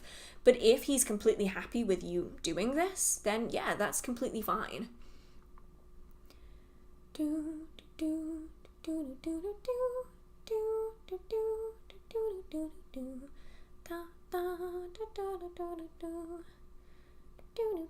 I don't understand what the song is now. I feel like if I'm not doing Winnie the Pooh or Moon River, it's just some random other nonsense that I've probably heard on an advert. Was wondering if you've ever thought of writing your own books, if you haven't already. I dabble in writing from time to time. My problem is that I'm such a perfectionist. I hate everything I create. Like, I'll create a piece of art and within 3 minutes I hate it. I'll film a video and within 3 weeks I never want to see that video ever again. So, yeah, it's not great. I would love to write a book and one day I will finish one. But at the minute I haven't come anywhere near close to finishing one. How do you go about recharging protection charms? So this is going to depend on how you did them in the first place. If it's something like a witch bottle, then I wouldn't necessarily recharge it. I'd create a new one. If you created your initial protection charm using a certain moon phase, then you would recharge it with that same moon phase and you would leave it out during that moon phase. If you charged it with just your energy and focusing on a specific intention, then you would do the same thing again. For some people, you might redo the ritual again. So if it was a specific set of words that you used or a particular candle ritual, for instance, you would recreate that candle ritual to recharge the items that were used in the first one. So it's a little bit variable because it's going to very much depend on what it is that you used in the first place, but those are just a few options. Oh no, it's... It jumped. Your buffering songs in between questions brings me joy. I'm really glad. Thank you so much, Olivia. Because some people hate it. I find that the buffering songs, it's like, it's very much like Marmite. Some people are like, will you shut up? And then other people are like, yes, I like this. I think ultimately it comes from the fact that I can't cope with silence and I am literally talking to a webcam right now. And so I have to fill the awkward silence with something. And it ultimately becomes a random assortment of trivial bits of music. Usually I have to ask people what it is because I have no idea. Oh my goodness. Thank you so much, Mark. Thank you. What was your most memorable Sowin? That top is fantastic for the season, by the way. Thank you so much. So my most memorable Sowin was, I want to say, I've spoken about this before, so apologies if you've heard this story before. I'd say it was probably 2016. I think it was either 2015 or 2016. And it had gone dark. and, well, obviously it's October, and everyone had gone home. So it was probably like 11:30-ish, I'd say. And I headed out with my partner at the time, who was a witch himself. So we headed out and we were just walking around, and everything was seemingly completely fine. I did have, though, this very strange, like, guttural feeling of something is wrong. Like, everything seemed fine, but I had that kind of gut reaction of like, something's not right here. And it was really foggy. So like, you could see maybe like 10 feet in front of you. That was it. It was super foggy, super dark, deathly quiet. And that should have been my first warning. Not only was my gut feeling bad. Yeah, you've lost count, Phil. I know, I say it a lot. And my gut feeling was bad. But like, it was just like deathly quiet, so quiet. And as we were walking, I heard something behind me. So I like turned and I looked and I saw movement, but it kind of just like stopped. So I thought, that's a bit weird. So I kept going, and then I heard movement again. So I turn around, and obviously it's been a long time, so I can't remember what came first. But I remember on one occasion, a bush suddenly stopped moving. But it wasn't the bush that was moving. It was something in front of the bush, because it kind of like distorted the light. It was kind of weird. And then another time it was in front of a car wheel. Same thing happened. I'm thinking something's not right here. It's kept walking, 20 minutes go by. We're both really freaking weirded out. And then there's a rustle in a tree. And we look up, and there's this little like grey hand reaching for a branch below. And we're both like, nope, this is not good. So we start walking faster, and both sides of the road are like lined with trees. And then next thing we know, all of the trees down the entire street are just violently shaking. Like someone has just started like shaking these trees like they're toys. And then it gets pointed out to me that I need to look up. And in the trees are a shit ton of bogarts. And I mean like a lot of bogarts. And at that point we were like, yeah, no. So we like sprinted home. I was not happy that night. That was a bad decision on my part. I should have known better. So that was my most unnerving Samhain. And from that point on, I don't go out when it is deathly quiet. If I cannot hear a single like sound, if there's not a single bird song, if there is not a single living thing outside that night, I know just to stay inside, because that shit me up. And I know it shit him up as well, and he was not easily shooketh up. So I was like, nope, I'm staying inside. So apologies to anyone, especially my mods, who've heard that story like 1,000 times. But I get asked every time it's around this season what my worst Samhain experience was, and that was it. And to this day, bogarts are one spirit that I do not mess with, because that just distinctively, I knew exactly what it was. I'd had experience with them in the past. They were pretty common where I was living at the time, and that was some fucked up shit. Like, there were like hundreds of them. Like, every single tree had like 20 bogarts in it, and I was like, nope, not happening. And I know that I saw a bit of conversation earlier happening about the veil and how some people don't think that it's real, and how some people do think that it's real.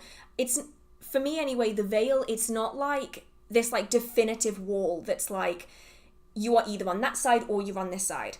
It's more that like, especially at Samhain, it's so much easier for large numbers of spirits to come across. So I've had experiences with, one bogart, 2 bogarts, that was kind of it. That day, I have never, ever in my entire practice seen that many spirits of the same kind in one place at once.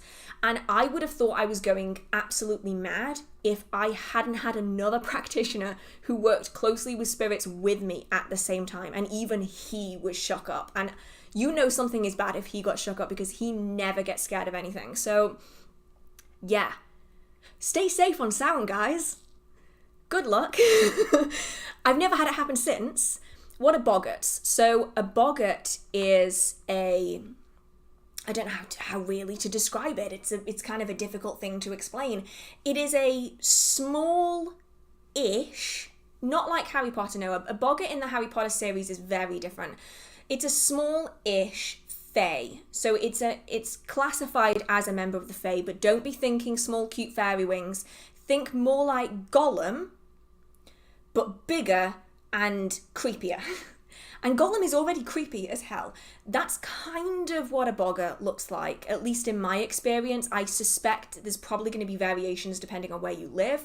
They are very gangly. They look like they need to eat anything, honestly. Anything is better than nothing because they are like skin and bone. It's kind of like a skeleton, like a hunched over skeleton that just has skin on it. No muscle, just skin. That's kind of what it looks like. And they're not particularly friendly. Sometimes they will leave you alone. These ones very obviously didn't want to leave us alone. And they can be quite aggressive if they don't want you there. So you do see Bogarts in the Spiderwick Chronicles. I wish they were like the ones in the Spiderwick Chronicles, let's put it that way. Some people associate brownies and Bogarts as being the same. That's why in the Spiderwick Chronicles, which is actually a really good series, it's based on the works of...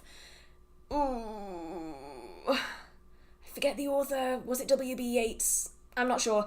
It's based on his works, which were a documentation of folk stories and fairy legends in the British Isles.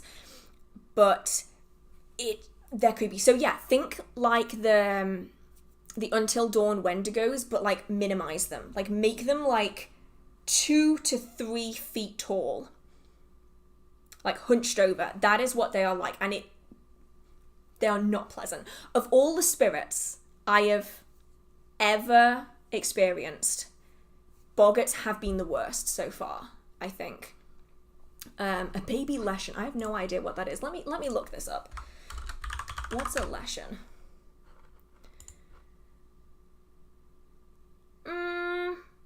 Too many antlers. It's literally like, my experience with them has been like Gollum, but worse. Just worse. Honestly, just considerably worse. And that's the thing. So when someone did mention it earlier, like this reminds me of when you talk about shades being sweethearts. This is what I mean, like some different people have such extreme variations on their experiences. I have never met a shade who wasn't the sweetest of sweethearts. They're like the little kittens of the spirit world. Like every shade I've ever met, like every shadow person, I refer to them as shades. I don't know if that's commonplace or if that's just me. Every shade I've ever met has been the loveliest little sweetheart I have ever met. And I just want to give them a hug, but I can't because they don't want to come near me. They just want to watch from a distance. So when I say that shades are sweethearts and Bogarts are like evil incarnate, that's what I mean. Like, it's like chalk and cheese with the two of them. Exactly, like shadow people are, yeah, they're just awkward wallflowers. Exactly, they're just like the cutest little sweethearts. They just want to watch you and they're like, oh, you're reading? Oh, I want to know what you're reading. Let me see. And then you look at them and they're like, oh, don't look at me. Like, that's what a shade is for me. Like, that's what they've always been there. They're like, I want to know what you're doing, but no, don't look at me. Whereas Bogarts are like, try me, bitch. I will eat you. And it's like, no, thanks. I'll walk the other way. I'm good. Don't attack me, please. So yeah. This is why I always say, please be careful when working with the fae and the fair folk, because some are sweet as can be, lovely, so nice. Some of them are like your worst nightmare, and you never quite know what you're going to get until you get it, so like, just be careful. Just be careful. See, if I ever find a visual representation, I might need to just draw it. Honestly, maybe this is something that I should do. Maybe I just need to like draw the spirits that I've seen so that I can show you a visual representation of how they appear to me. Because that way we can kind of be on the same page. because otherwise I'm just like giving you like vague references to like different movies and games, being like, it's kind of like this, but it's also kind of like this. Yes, draw. I should, honestly, like, I think I've seen a shade before. I saw something like a black Subtball, no eyes, with little black tendrils they used for movement. The same shy personality you described.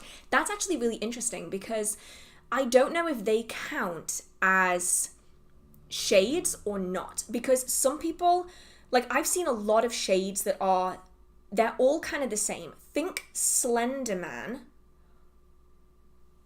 Wow. Holy shit. Holy shit, I'm going to have to get back to that in one moment. I actually need to do a whole bunch of the super chats. I will get back to you in just a moment. Thank you so much. Where was I going with this? Oh yeah, I've seen lots of shades that all kind of fit into the same category. So they're all like Slender Man, but like a shadow. Like featureless, like no hair, no eyes, no facial features, just like a shadowy, tall, slender figure that's like, they like lean into doorways, like look at you, and then when you look at them, they're like, nope.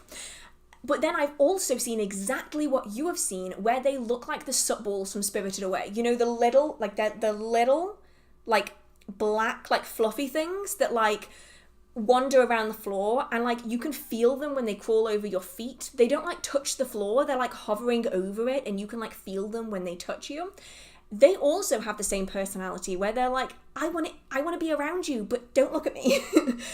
Like, I've had that as well, and I'm not sure if they also count as shades or if they are something different. I'm not sure, but I'm going to have to like start sketching these out so that I can give you like a representation of them. Right, I'm going to do the super chats while I'm thinking about it, otherwise object permanence will set in and I will forget that they are there. So thank you so much, Bro Yannick. Thank you so much. I really appreciate it. And thank you so much, Eureka. Getting ready for a new life in a foreign country right now. Just want to say thank you for being an inspiration of bringing the craft into my life and making it better. I hope I'll still have time for practicing then. Thank you so much, Eureka. Thank you so much. And honestly, I'm just glad that I can offer any kind of useful information at all. So I'm really glad that you got something out of the channel, and I'm sure that you will still have time for practicing. I hope you will anyway, but thank you so much. And thank you so much to everyone tonight for supporting the channel in different ways, whether that's liking the video or sending a message in or whatever it is that you're doing, whether you're sending a super chat or anything like that. Your support really means a lot to me. So thank you so much. And I'm going to say that now because I always get all fumbled at the end and I forget to say it, but thank you so much. Okay. I'm going to try and find where I was again. I think I was here. Have you ever read the book Spirits, Fairies, Gnomes and Goblins, an Encyclopedia of the Little People by Carol Rose? I've read it and I'd love to hear your opinion on the realism of it. Okay, I'm going to copy and paste that, and I am going to set that to one side because I'm always interested in that kind of book. I have had a lot of experience with different fair folk over the years. It's one of the reasons why I got into witchcraft in the first place, was because I was seeing these things and I couldn't really explain what it was. So I will give that a go, and we'll see. I love this. Lee said, I'm so glad I'm not the only one who's seen the little shade balls. Yeah, I have never really known anyone else who's seen them. Yeah, it was W.B. Yeats. I thought it was W.B. Yeats documented fairy tales and myths from Ireland. Yeah, so there's a few. There's British Goblins. That's one book that's really good. There's also The Fairy Faith in Celtic Countries was the one by W.B. Yeats. That's probably one of my favourite books on fairies ever. I think it's really good. So yeah, I'm going to be interested to see if that other book is good as well. But yeah, I've never really known of anyone who's also seen these little like cute little fluff balls. They are so cute. Like, I cannot explain how cute these little things are. And sometimes you get just like one, and then I have had it where I have seen like hundreds of them at once. Like, you look into a mirror, because I would often see them through mirrors, especially when I was just getting started. So I had a wall of mirrors in my bedroom growing up, and in my mirror, I could see them all, like behind me on the floor, like hundreds of them crawling around. And then you could feel them when they like bumped into you or when they like touched you. But when you looked at them, they'd like scurry off. And like, it was really, really cool. So I'm glad that other people have experienced that as well. I want to see spirits no matter scary as fuck or cute. I love the wording of this. But how can I? So this is one where it's about developing your psychic abilities. So it could be something that happens really quickly. It could be something that happens really slowly. But the first thing that I would recommend to anyone who wants to start is to keep a dream journal. I nearly got my words mixed up then. So keep some kind of dream diary where every time you wake up, you're writing it down. This is going to start making you more aware of your dreams, which is then going to heighten your psychic abilities. The second thing that I would recommend is to always acknowledge the things that you're seeing, hearing, smelling, or experiencing. One of the things that really kills psychic ability is brushing it off as something else. This is something that you see people do everywhere all of the time. And it's why a lot of children will experience more things spiritually and psychically than adults. The older we get, the more we're told that, you know, it's just in your head, or it's just because you're tired, or it's because you've had too much caffeine, or maybe it's too much sugar, or maybe it's because of work or stress or this or that or the other. And we're always given reasons. And sometimes those reasons don't even make sense. Like the reason of it's because you're tired when you've had a full night of sleep and you don't feel tired at all and everything else is completely fine doesn't apply. But we're kind of taught to give ourselves excuses for why these things can't be spiritual. So one of the first things I would recommend is to acknowledge everything that you experience, even if you don't think it's something spiritual or supernatural in any way, shape, or form. So if you see something out the corner of your eye, just think to yourself, wow, I just saw something out the corner of my eye. You don't need to put a label on it. You don't need to acknowledge anything more than that. Just, wow, I just saw something. Or if you're sitting in your office and you're completely alone and you're like, I smell lavender. Why do I smell lavender? Okay, whatever. You have acknowledged it. And by acknowledging it, you are teaching your brain that this is something you want to remember, that you want to focus on. This is why writing down your dreams is so useful, because you teach your brain that that is useful information that you want to recall. So your brain knows to save it next time instead of just pretty much erasing it from your active memory.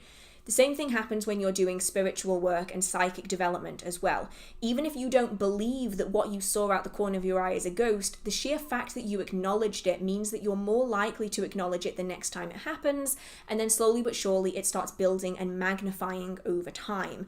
And that's how you can slowly build up psychic abilities. Now, of course, everyone is going to have a different scale of where they are. Some people are like completely clueless, not interested in it at all, is never going to truly experience anything. Some people are naturally 100% tuned in. Most people are kind of somewhere in this middle section. And so different people are going to start at different points. So just don't get frustrated with yourself if you aren't at 100%. Because most people, if they're sane, are not going to be at 100% because that's exhausting. You know, that's all of the time. So you want it to be somewhere on this scale, and you just kind of want to slowly slide yourself up the scale. There's no like instantaneous, you know, this is how you do it, do this once and you will experience it forever kind of a thing. It's more of like a slow development. I think the exact same thing, Wampus. I just read that, just that every time you say dream journal, I can't help but think, you ruined my dream journal from Shark Boy and Lava Girl. Every time I say dream journal, I can't help but think that. Like, it makes me want to laugh, but then I'm like, no, because it's like a weird, obscure, early 2000s, cringeworthy reference from a movie that was appallingly bad. But yeah, it's something I think of every single time. But the problem is that I can't find another word for it, because like dream journal makes the most sense, even though it's been used in that context in that movie. I can't not hear that every single time. Right, I think there were a few others down here that would fit in with what we were talking about. I've heard some nasty stories about the Hat Man. Apparently they can get nasty if challenged. I mean violent. So yeah, a lot of people will consider the Hat Man and Shades to be one and the same. I have to admit, I've never experienced a Hat Man, and all of the experiences I've heard of the Hat Man are not like Shades. They're almost like Shades, so people like group them into the same category, but personally I don't think they're the same. So for anyone who doesn't know, the Hat Man is something that has been spoken about for years and years and years. A lot of people will have the same dreams, or they will witness a tall shadowy figure wearing a hat, and they've come to be known as the Hat Man. And it's appeared so many times for so many different people. I myself have never experienced it. If I have, I don't remember it. But he is known to be highly aggressive, especially if you acknowledge that he's there. So a lot of the times with Shades, if you acknowledge their existence, they will just like go back into hiding again. With the Hat Man, if you acknowledge that they are there, they will often become highly aggressive. I think that the only similarity between them is how they appear. Though, as far as I can tell from the stories I've heard, the Hat Man has more features than Shades typically do. Shades are typically like a dark shadow, and that's it.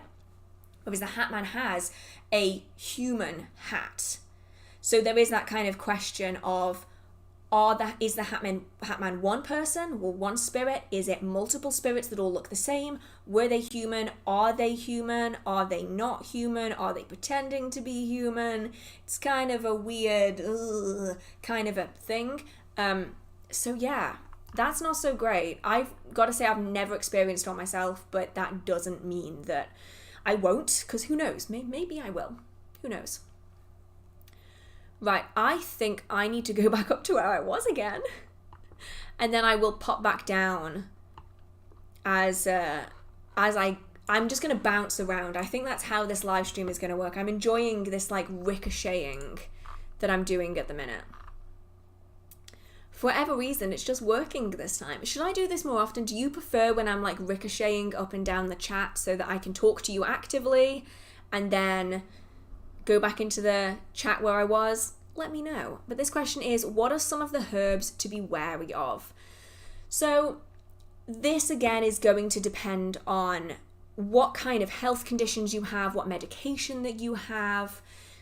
And so it's going to be flexible. The herbs that I'm particularly wary of are the ones where I know they are incredibly toxic. And not just if you consume them, but also just touching and handling them. There are some herbs where just holding them can cause problems. And so those are the herbs that I'm particularly wary of. But if you are taking medication in varying forms or you have health conditions, there are other plants that you should be wary of. One of the biggest ones is St. John's wort. That is one that interacts with basically every medication on earth. Like, it's ridiculous. If you look at medication sheets, you know, like the inside sheet on prescription or other medication, guarantee you it will say, do not take St. John's wort. And it's because St. John's wort reacts with so many things. And sometimes it will undermine the effects of that medication. Sometimes it will amplify the effects of that medication. And that's when things can get, both ways it can get really dangerous, but amplifying the effect of medication, that's really, really dangerous. So I would say do some research on the kind of things that are going to negatively impact medication or health conditions and put them on your wary list, as well as the things that are very poisonous to touch, such as mandrake and belladonna and henbane and all these things. I personally don't like working with them. I will if I need to, but I don't want to if I don't have to, because it does put me at that increased level of risk. And I do find that if I'm anxious about working with a particular plant, I won't successfully manifest the working that I want to achieve. So I will typically stick to the plants that I really like. So in a lot of the workings that I talk about, I will typically use the same collection of plants time and time again. So it's like nettle, rose, chamomile, jasmine, basil, marjoram, What else have we got? Frankincense, myrrh sometimes, not always though. You know, sunflower, these kind of plants I will work with regularly because they make me feel comfortable when I'm using them, because I'm used to using them. I will typically not use anything that makes me feel particularly uncomfortable. Ooh, newbie witch here. Tips to survive spending time with family members who are jerks. And then in brackets it says bad vibes. I get that. Yeah, I get that. I would say practice your shields. And that is something that I would always recommend, especially if you're going to be around people who are not just not understanding of your practice, but who are maybe just not very nice energetically. I think we all know someone like that. Sometimes being around them makes you feel like you need a shower. You know, that kind of energy. I would recommend having a shields that you can put up. I mentioned earlier the 3 rings of protection shield. That's something I've used for so many years. As a temporary thing, you can also put up an energy bubble so that you can have that temporary shield up. Because in those situations, it's not something that necessarily warrants a permanent shield, not unless you are around them all the time. If it's just, say, a family get-together, whether that's Thanksgiving, if you're in America or Canada, or if it's Christmas or anything else, it might be something that you want just temporarily so that then you can drop it again and then do a cleanse. Ideally something like a shower cleanse. I mentioned this in the Sabrina video, where you enter into the shower and you are seeing all of the energy on you as like a black gunk, for instance, like this like sticky, gooey. Think of the like Venom.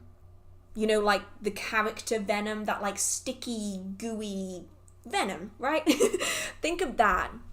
And then you're thinking of the water that's coming down is like, I see it as glowing blue. Some people see it as gold or silver or white or pink, but it's going to be washing away all of that like black venomy gunk off you.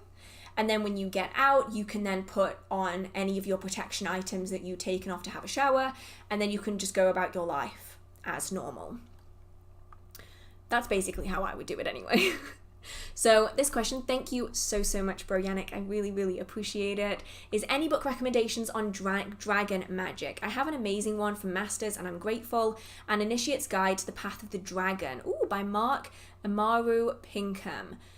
You want dragon magic? Start here. That is one I'm going to save because I have not heard of that one, and that is going in my wish list of books that I am going to get.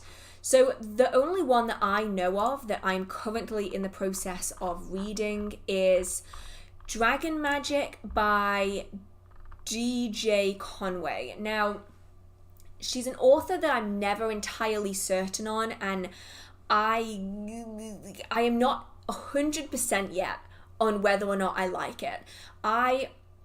I've done like the first couple of chapters, and it's a lot of history, and most of the book is like half the book is about the history of dragons and their symbolism in different traditions and different areas of the world, and how there are similarities and differences between the mythology in different parts of the world, which I think is really interesting.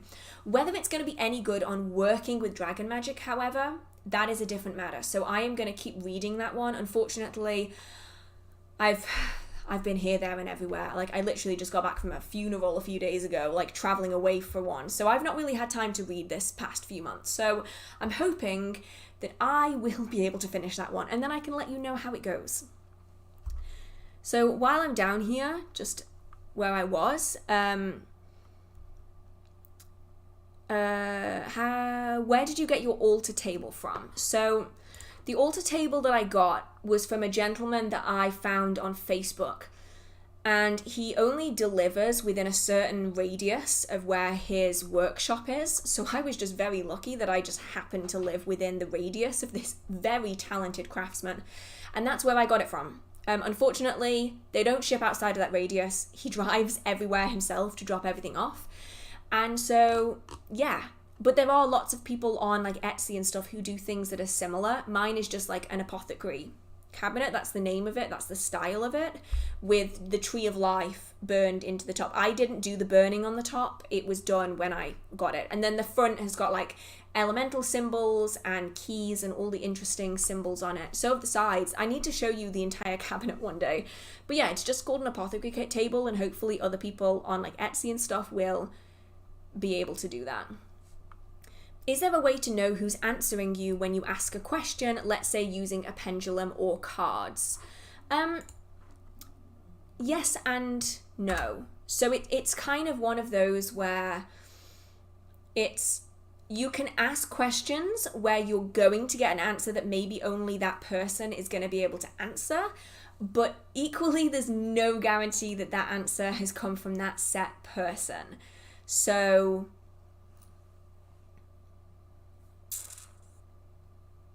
yeah, it's a really tricky one, because like if you're using a pendulum, that answer could be coming from you. If you're using your psychic abilities, your subconscious mind, you can answer the questions yourself without working with anything else.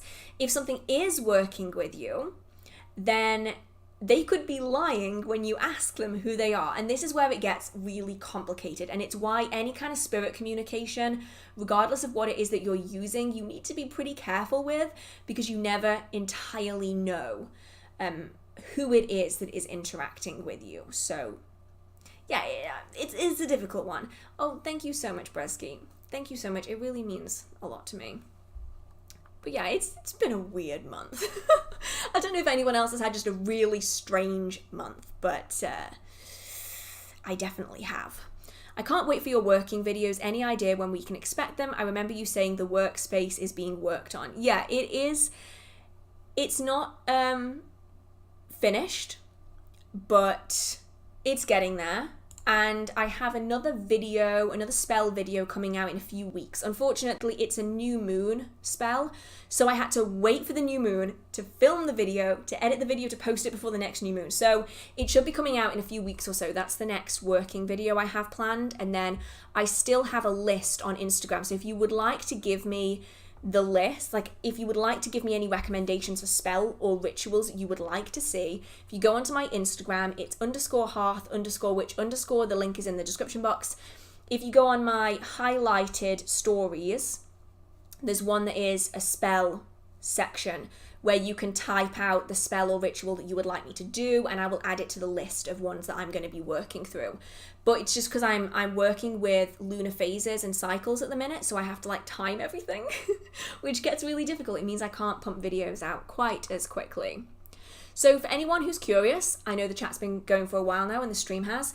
Tonight I'm trying something a little bit different. I am working chronologically through the questions, but I'm also popping into the chat at the bottom so that I can answer any additional questions on the question I've just answered. That way I'm kind of grouping everything together. I am still working through all of the questions on the chat. Don't worry, your questions have not been skipped. I am getting through them. I'm just kind of wanting to interact with you a little bit more tonight than I maybe usually would. So I'm going to go back up now and see where I was. Where was I? There's Africa by Toto again. I don't understand why that is the song that keeps coming out every single time. Okay. Can you discuss the uses of graveyard dirt within witchcraft? Okay, this is interesting. So graveyard dirt is used by many different people in different traditions. So obviously the fine print of how that's going to be used is going to vary a lot. Generally, it's going to depend entirely on which aspect of graveyard dirt that you are working with, or dirt that has been taken from a graveyard. So there's a few different ways to do this, and you can take it from the grave of someone who you knew, for instance. So if you want to do ancestor work, for instance, if you can go to the grave of an ancestor that you are currently working with, you can utilize some of that alongside the other workings that you're doing, as long as they agree to that dirt being taken. It isn't something that you can just take and then like apologize for it later. You need to really ask them permission first, and ideally if you can leave something in return, so that it's not just a give and not a take kind of a thing. So that's when you want to work with an ancestor, for instance. There's then also the idea of things are dead in a graveyard, right? Things are returned to the earth. It's a cyclical thing.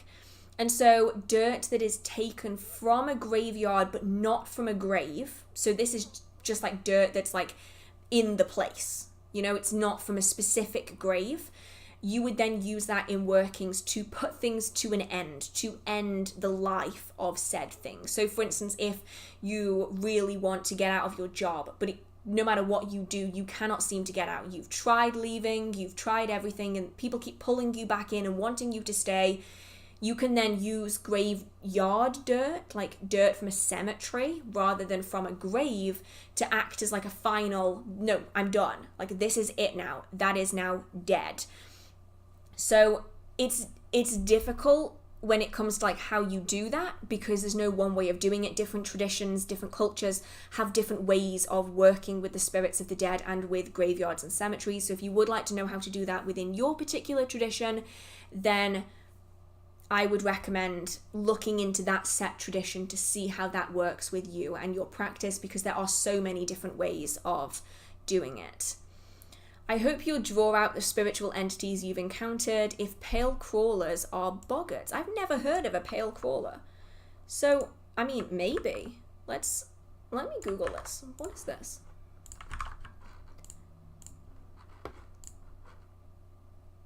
Oh.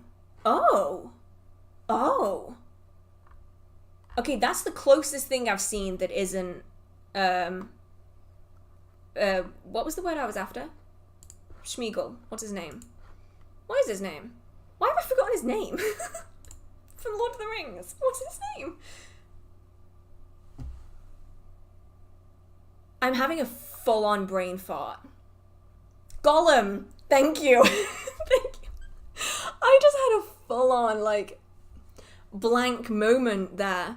Yeah, so when I just search for pale crawlers, that is the closest to a boggart that I have seen so far. So I do wonder, I'm going to have to look into the mythology of them, because obviously like, boggart is what they're called in the British Isles, but that doesn't mean that they're called the same thing elsewhere. And you'll find that the same spirits will be found in different areas of the world, but they have completely different names, because obviously they've been named by different people in different cultures around the world. So who knows? If the pale crawler is like an American name or something, then maybe it's the exact same thing, it's just they have different names. So, interesting. Okay, I'm going to get back to where I was again, and then we can keep going.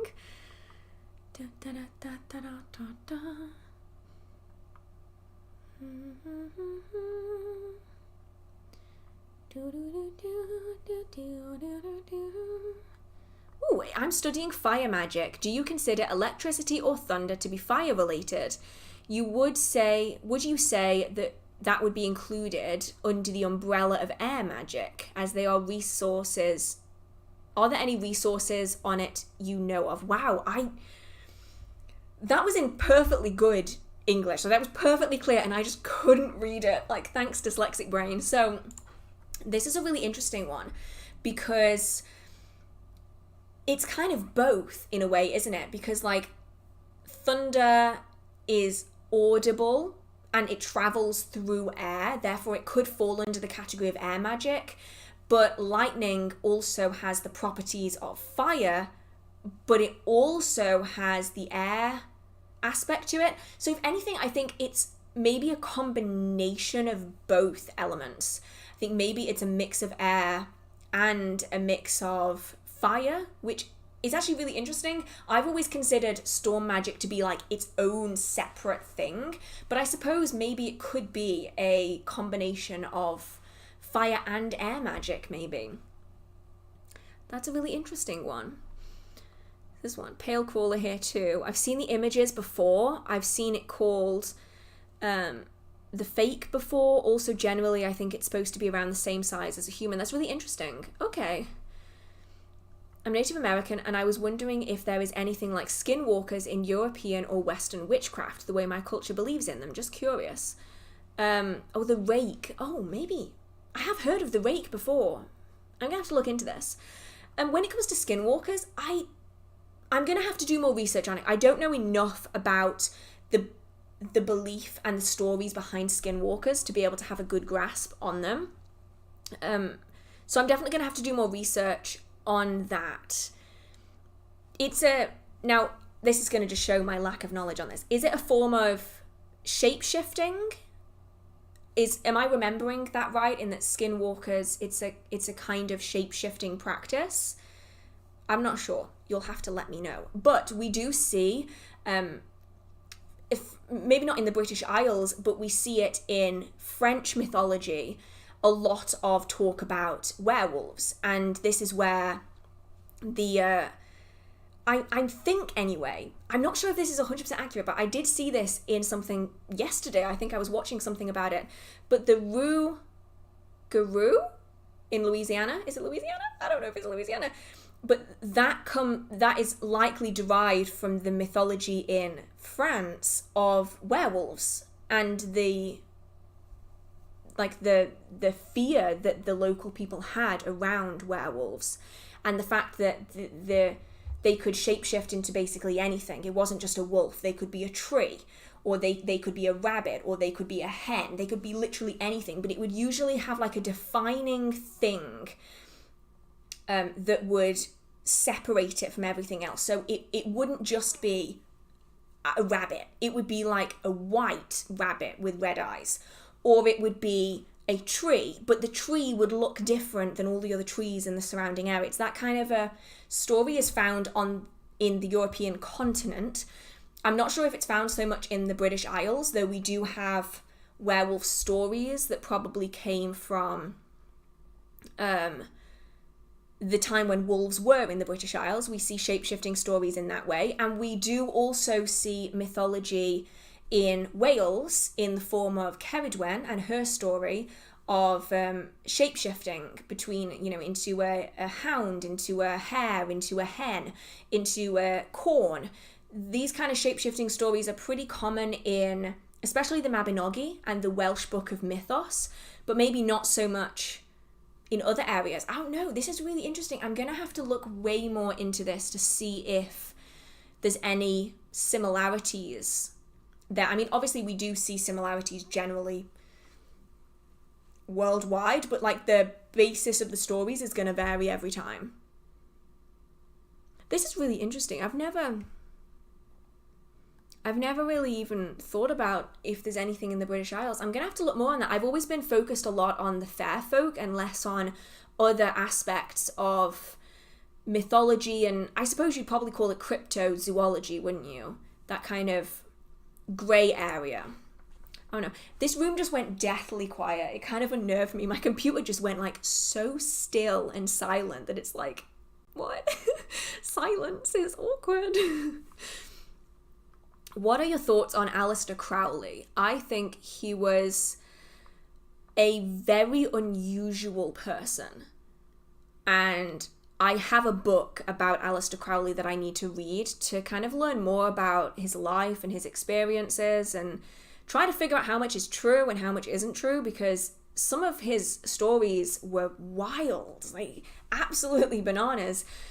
I don't really have any strong emotion towards him. I know he wasn't a particularly nice person by all accounts, but I'm curious to learn more about his writings because I don't really know all that much about him.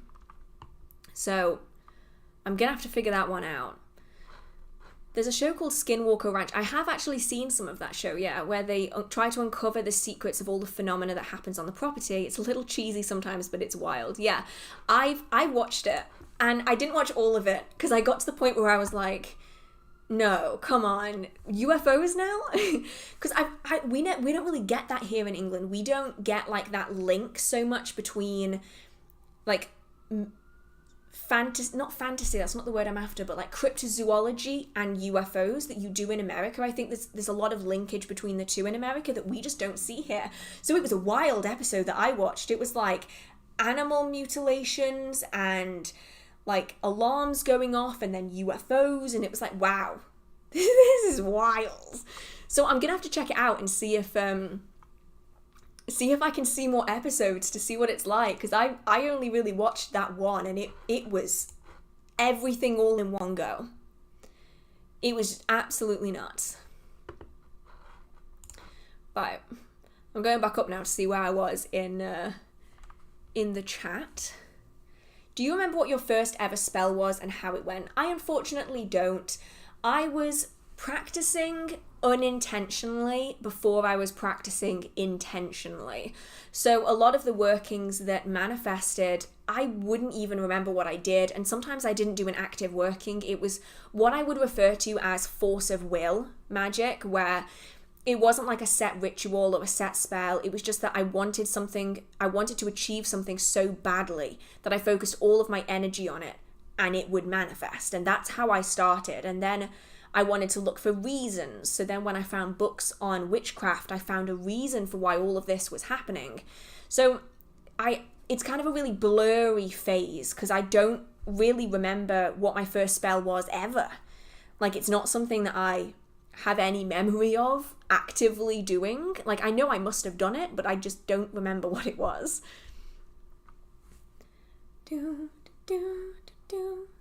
Hearth is just casually channeling Christopher Robin every live. Yes, that's what happens when I randomly break into the Winnie the Pooh theme song. It's just like Christopher Robin is just like being channeled through me.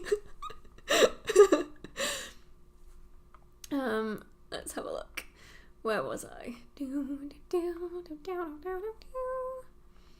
Oh, do you have a recommendation for a book or a few about home protection like ward sigils, home guardians, and other protection options? Oh, okay. It's a little bit of a tricky one because there's not really one book that I could recommend on the subject. This is the problem of me sitting here, is that I can't just look at my bookshelf. I have another one here, though, that you have never seen that has more on it. I know that there's one that's called Magical Home Protection, and that one is all about historical house protections that have been found in the British Isles, which is particularly interesting. I think that one is by Brian Hargard. That's probably wrong. It's called Magical House Protection anyway, so that's a good one. You then have Protection and Reversal Magic, which is a different book. I forget who wrote any of these. I'm a visual person, I'm not a word person. So you've got Magical House Protection, Protection and Reversal Magic. You then also have Psychic Self-Defense, but the one I've read is not actually by Dion Fortune. There is another one that I've read that the book that I've read is appearing in my next quarterly book breakdown. I cannot for the life of me remember what it's called, but it's called Psychic Self-Defense. It's not by Dion Fortune, because there is a book by Dion Fortune that's called the same thing. That's going to be in my next quarterly book breakdown, so that could be good. And then if you go back into my last quarterly book breakdown, there's a bunch of books on servitors. And the book that I recommend on that video, whose name I can't remember, I know I'm so good at this, aren't I? I can't remember a single name of any of these books. The book that I recommend is my favourite servitor book in that video. You can make the servitors in a way that allows them to be for protection, and it specifically gives you recommendations for making them for protection. So there's a few options there.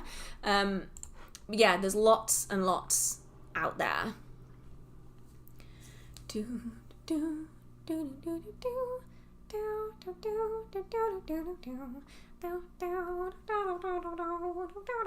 I don't even know what that song is. Where do these things come from? I know someone said it's from a past life, but honestly, I don't think the Winnie the Pooh theme song is from a past life. I think it's just my brain likes to pick these like seemingly random pieces of music and it's like, yes, this is good. I have to keep checking my lipstick because black lipstick has a terrible tendency to go like a Joker smile. Like, it just slowly works its way up your face, and I don't want that to happen.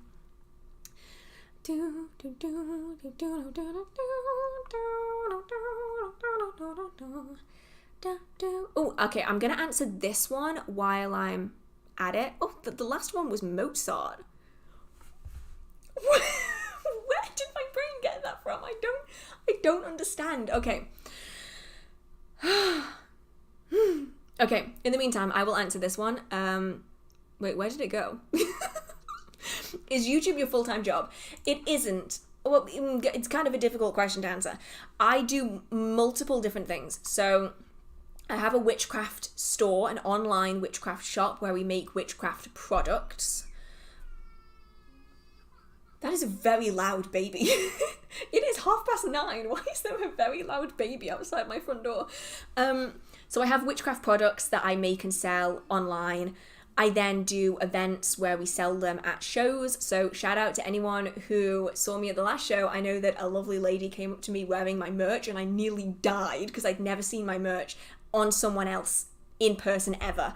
And it was just like the most I was fangirling over her and the fact that she was wearing my merch, and it was the cutest thing ever.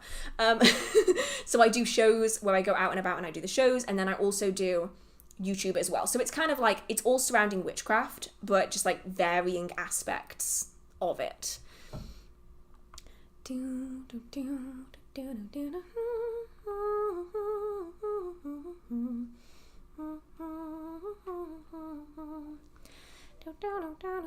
Oh, what should someone do if they accidentally upset a deity? So a good idea is to apologize. Even if you don't know what you did wrong, just do it. It's just easier. And then you can always ask, like, are you able to show me what it is that I did so that I can then not do it again? So then that might come to you in dreams, in meditations, in trance work, that kind of thing, to help give you an idea. Or you can do some divination on the subject and get answers that way. Ooh, I think it's 4 seasons, the 4 seasons from Vivaldi. Okay, we're getting like a whole bunch of classical music here. I don't know what it is. I don't even know where did that come from? I swear sometimes wow, words are hard. Does anyone else watch Evan and Caitlin? They're amazing. If you don't watch them on YouTube, they're phenomenal. And they have a piece of merch that just says, words are hard. And I feel that in my soul, like every single day. Words are hard. So that's where a lot of the information kind of comes from. I'll be honest, is like sometimes, even if I don't know the answer to something, my brain will just be like, I know it. And I'm like, where did you get that from? Like, what? How did I get that information? So, yeah. Have you ever seen WandaVision? I have seen WandaVision, yeah. It's not my favourite. Of all of the Marvel shows on Disney Plus, it is probably my least favourite of all of them. But I'm glad I watched it because it gave me extra context for everything that was going to happen in Multiverse Madness. But yeah, I wouldn't watch it again, let's put it that way. I think it was a bit of a Marmite show, wasn't it? Some people absolutely loved it. I was just kind of like, I'm good, thanks. I'll just watch Loki again. Or like Falcon and the Winter Soldier, that was great. Ooh,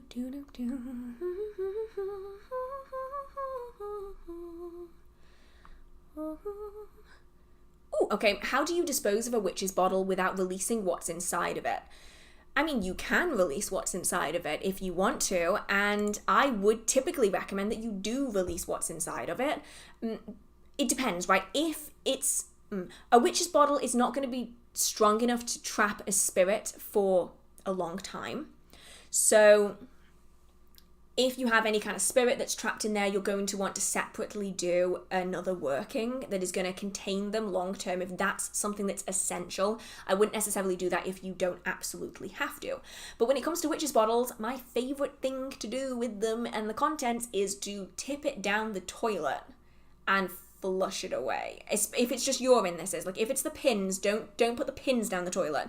But if you, like, tip it so that the liquid drains out and then flush it and then bin the pins outside of your home in a separate place. I find the toilet is a great way to get rid of things that I want to get rid of. You know, write things that you want to get rid of on a piece of toilet paper, wipe your ass with it, flush it down the toilet, and you are good to go. So I love doing that. You can bury them, of course, but you got to be careful because animals could find it, open it, get the pins out and hurt themselves. So just bear that in mind. I would typically like take the pins and just like put them in a bin that you know is secure. I mean, we don't have things like raccoons in England. Like at most we have like rats, but usually in like closed dustbins, they aren't going to get in there. So, yeah, that's how I personally remove them. And I love that kind of things. I love that kind of thing.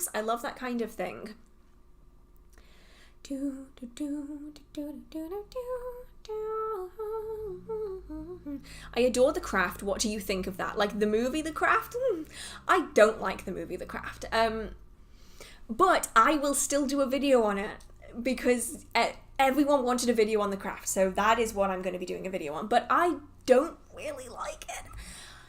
I don't know why I don't really like it. I think a lot of people have this like sentimentality around the movie The Craft, but because I refused to watch it for years, I literally only watched it in 2020, I think. I straight up refused to watch the movie because I just wasn't interested in it. And then when I did watch the movie, I was like, yeah, no, it's not my thing. So I think I don't have the sentimentality around it that a lot of people do. Oh my god, will this person just park? I'm not sure if you can hear them. They're like trying to parallel park, but they're just going like and like not parking. I'm like, just park. There's no one else there, just park. So yeah. Are there any other witchy movies or TV shows that you do not like? Do you like Charmed? I kind of like Charmed, but I also kind of don't like Charmed. Like, there's some things about it that I really like. Like, I really liked the first couple of seasons. Like, they were fine, but then when you started to get on, and like, it just kind of started to fall apart for me. So I have watched all of Charmed. Would I actively choose to watch it all again? Probably not. But like the first couple of seasons, I would watch again, and I did really enjoy it. It's just, I don't know, it's just one of those things that I'm just not really that into. It's like I loved Sabrina season 1 and season 2, like the chilling adventures of Sabrina. And then I kind of got to season 3 and I was like, and then I never watched season 4. So when I get around to doing season 4 with you, like with you all in these videos, because so many people, thank you so much, by the way, so many people loved that Sabrina video. It made my day. Like, it made my week knowing that you liked that video so much. So when I get around to doing other episodes of it, I will be watching season 4 for the first time because I have not seen it at this point. I was going to watch it last year and then I didn't. So maybe I'll watch it this year.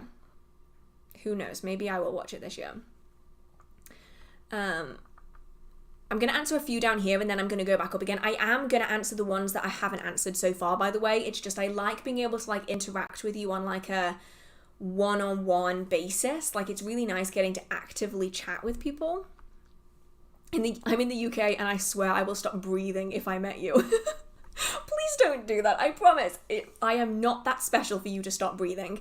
And I guarantee if I meet anyone in real life, because some of you have met me at events and shows and stuff, I am probably more awkward than you are.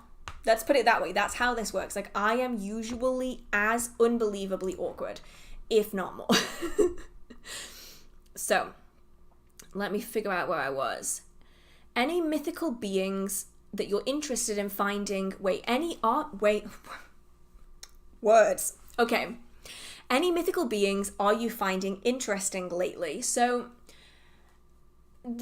I'm not really drawn to like any set group at the moment that I'm interested in. I'm mainly just interested in figuring out what's around me, because when I lived in Wales, I was very interested in what was around me, and I spent a lot of time outside in nature connecting with the spirits that were around me. Whereas recently, I haven't been doing that, and I don't think I've done that at all since I've lived here. So I need to get out there and interact with nature and figure out the spirits that are around me. That's what's interesting me at the moment, figuring all of that out.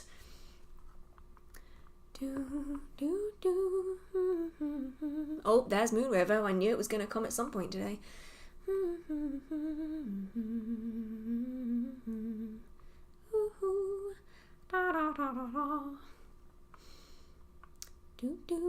I'm trying to figure out where I was. That's why I'm randomly breaking into songs. This This is what usually happens.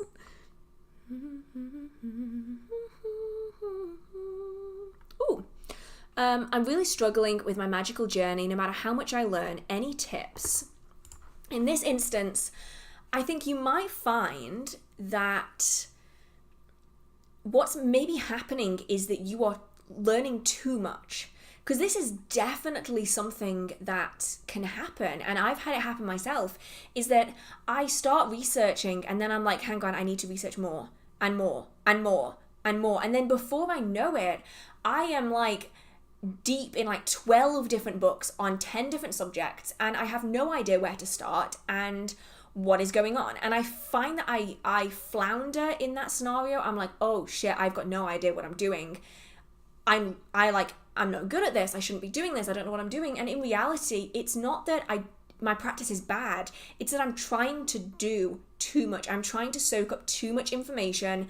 So when it becomes that much, when it's just too much stuff to think about, I will like center my practice back down to the things that I need as building blocks. So I will go back to my mind calming, my energy sensing, my energy manipulation, my centering, my grounding. I will go back to my core basics, rebuild myself up from the ground up, and then I will start going into different practices again. And it's definitely something that can happen, especially when you have so much information. I mean, when I started practicing in like the early 2000s, it was like 3 books. I could find like 3 books on the subject, and that was it. And that was like the information that I had. Whereas now it's like, hang on a minute, I can find 10,000 books on a subject, no problem. And I don't know where to start. And it's that feeling of like overwhelming that might be what's hindering you. So go back to your basics and then move forwards from there.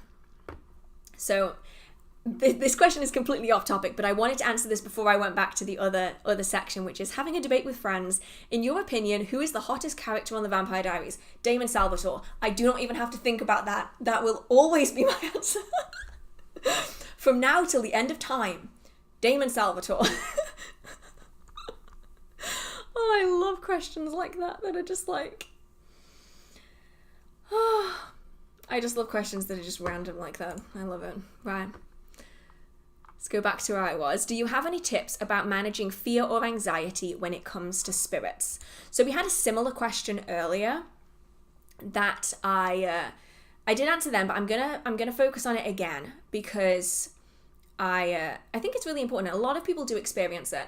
There's this level of fear when it comes to working with spirits, especially if people have been brought up in a religion, spirituality, household that is very against spirits. It's very fearful of them. And a lot of people can have this misunderstanding of what spirit interactions are like. So one thing I would recommend is having a piece of paper or using your notes on your phone or something.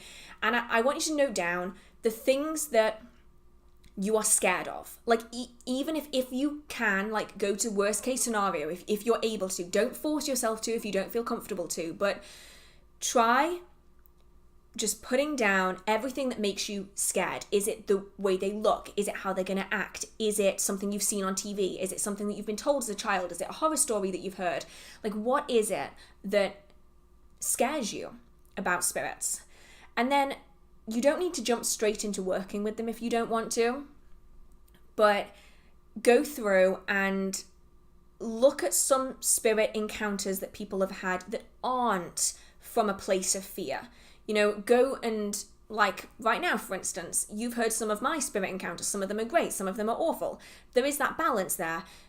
Look into the different spirits that might be found in your area. Look around the mythology of them. Is it good? Is it bad? For instance, if you're looking into fair folk and fairies, you'll find there's a lot of good along with some bad.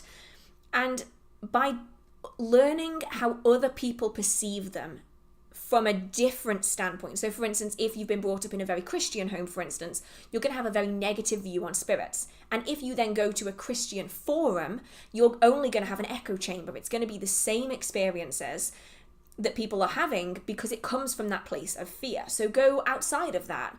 Look into witchcraft forums, look at channels that talk about spirit and spirit encounters, and see if you can dispel some of those misconceptions that maybe you might have on it. And then when it comes to working with spirits, protections are really useful. Learn how to do a personal shield in an emergency situation. And that way, if you ever feel like you need to put your protections up, like working with this spirit is too much or they're getting too close to you, you can put up that shield and it acts as that extra level of protection so that you aren't so scared of them anymore. So yeah, that would be my recommendations. And all I can see here is, yep, Damon, yummy. That is a comment. And yes, I agree. Elijah is also nice. I like Elijah. I've always liked Elijah, actually. And Cole was alright, I guess. Yeah. I mean, let's face it, though. In the world of Hollywood and TV shows, like, everyone is pretty much always the same height and they're always really attractive. Let's face it. That's something I noticed on the Vampire Diaries as well. Like, if you look at all of the characters, they're all basically the same height. And once you've seen it, you can't unsee it. There's only a few that are shorter, like Davina is one of the shortest cast members, but even then, it's still like not that bad, whereas most cast members are like 5'9". And you'll actually see it throughout the entirety of Hollywood, basically. Most people, in TV especially, they're almost always like 5'9", 5'10", because it means they don't have to change the camera angle to look at two different actors. Sorry, random tangent. I'm going to go back up to where I was again before I get distracted again.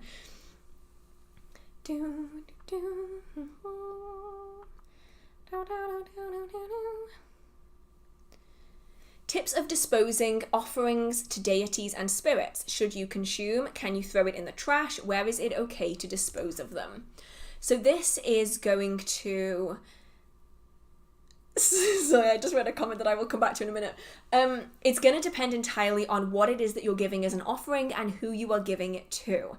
So if you are giving it to a specific deity or a specific spirit, you're going to want to look into the mythology around them, what kind of things they like, what they don't like, and also how people in the past have responded with offerings. Personally, I would never consume an offering, mostly because that deity or spirit is going to be drawing the energy out of it. And I've mentioned before how in some cases people have experienced the food that they leave on an altar going bad, rotten, or drying out faster than the food that they would leave in other areas of the same room. So the spirits, the deities, will draw the energy from that item, so I wouldn't recommend eating it. It's kind of grim to me. I don't know, maybe that's just me. I would, however... dispose of them in green waste or food waste. Obviously, it's going to depend on where you live, or in composting, ideally. You can also leave it to nature if it's something that is suitable. So no like sugar alternatives, nothing like that, just something simple, natural. If it's liquid, you can return it to the earth. If it's food, such as apples and stuff, you can also return it to the earth. But obviously, depending on where you live, just make sure you don't cause a rodent or other problem. Nothing quite like shining a torch out of your back window and seeing like 1,000 raccoons. That's not really what you're going to want. I mean, cute, but probably not what you're after. And someone said, oh my goodness, am I going to be able to find... Malachi was the ultimate red flag. Like, yeah, I liked Kai, but I knew I shouldn't like Kai from the Vampire Diaries because he's, like, not a good person. But then I remember it's the Vampire Diaries and basically no one is a good person. So, like, the pickings are slim if you want a good person.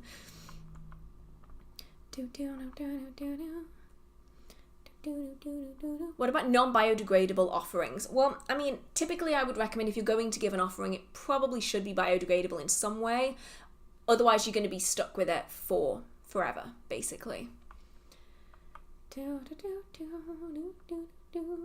Is setting up an altar, giving deities some space within a house, a necessary, important step in the beginning? It doesn't have to be. No, not at all. I mean, some people don't work with deities and spirits at all. Some people don't have an active location for their spirits at all. So it really is going to depend on your spirits and your deities and how you feel about them. Sometimes it's as simple as just acknowledging that they're there. Just yourself. You don't need a place for them. You don't need offerings. Just communication and just acknowledging their presence. And that applies to spirits as well. And you can work with spirits very easily without having to give offerings. It's just you need to be giving something in return. That could be any number of different things. It's just doesn't have to be a physical offering that you leave on a set table in your space, you know? So that could be an act that you do. So it could be that you go and do a good thing. It could be that you go and pick up litter. It could be that, you know, that they'll give you what it is that they would like you to do in return. And that doesn't have to be a physical thing. Kai was such a good villain, absolute psycho. He was probably one of the best villains. Like, no, I mean, Klaus, best villain. But Kai was really, really freaking close. Like, really good villain. What does it mean when a witch sweeps a broom around you? That you have dirty feet? I mean, it could mean any number of different things. Different traditions are going to have different meanings behind it. Sometimes sweeping of a broom around a person offers them protection. Sometimes it is an action of cleansing, and often it will depend on the direction that they swept. Did they sweep clockwise or anti-clockwise? If it's anti-clockwise, it often means cleansing. If it's clockwise, it usually means protection. But really, it depends. There's so many different things that a broom can be used for, but those are probably the two most common ones. Right, I'm going to go back up to where I was for a minute. And let's see. I know it's going to jump in a minute though. Like, I can feel it in my bones. Wow, I put so much emphasis on that. I can feel it in my bones. I have no idea where that came from. It's like a Victorian movie, just kind of... Victorians didn't have movies. It's like a Victorian just kind of started speaking through me. Like a very, very aggressively spoken Victorian. That's not what happened, by the way. It's just my voice just went really weird then.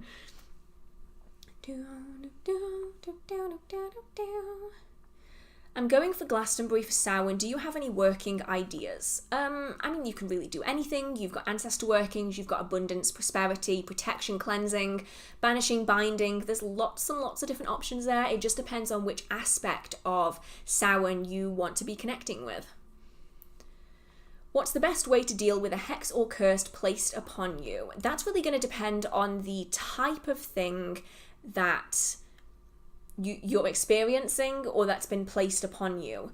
So sometimes all you need is a spiritual cleanse and a cleanse of your space. So this could be a ritual bath and then a smoke cleanse of your space, but there's lots of options.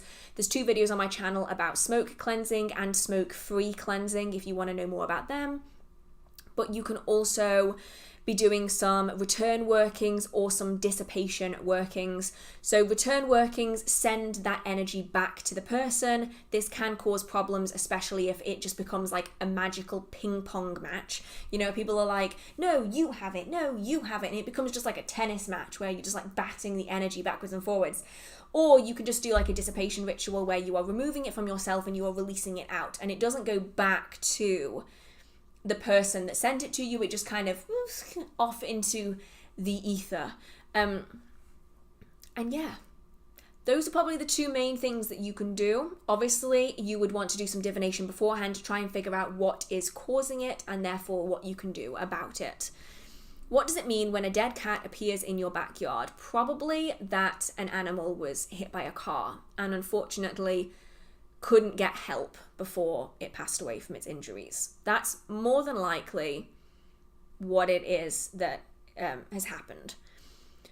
I'm super pale in person. What foundation do you use? I use the Colourpop, the hydrating one from Colourpop in the shade 2, N2, I think. Hang on, let me check. I use this powder as well. This is the same one. So this is Fair 2 from Colourpop. This is the foundation in a thingy. I use that as powder, but my foundation is like the Neutral 2 is my foundation from Colourpop. And that's what I've used for a long time. But there's a few options. One that I was using before was the VE Cosmetics foundation. That was really good. They do really, really pale shades. I know that KVD Vegan Beauty, I don't even think that's what they're called anymore, do really pale foundations. Fenty, as mentioned, does pale foundations. So yeah, there's lots, because like people always say to me, like every single video I do, I will get comments being like, why are you wearing clown makeup? I'm like, I am literally this pale. like all of me is this pale. I cannot escape that fact. Like, what colour foundation do you want me to wear? Do you want me to put like orange foundation on my face? Because you wouldn't like it if I did that either. So yeah, I feel your pain on that one, because not many places do foundation that is like actually pale. Like usually they stop at like a mid tan. I'm like, I don't tan, I burn. Because I am like a literal vampire. I will just like set on fire if I am in the sun for too long. Okay, oh, this is an interesting one. Have you ever heard one of the Fae?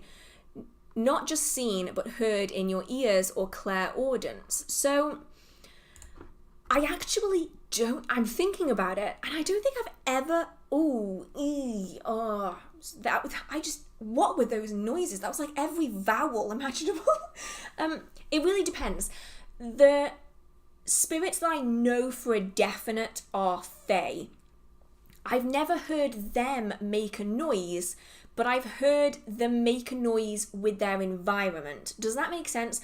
Like, I've not heard them make a vocal noise, like a vocalization. I've never heard a Fae folk make a vocalization. And I think that's because the only Fae that I have interacted with thus far are what would be considered like lower Fae. I hate that phrase, but they are like individual Fae rather than courts, which are what would be known as like the higher Fae, which are like the courted Fae.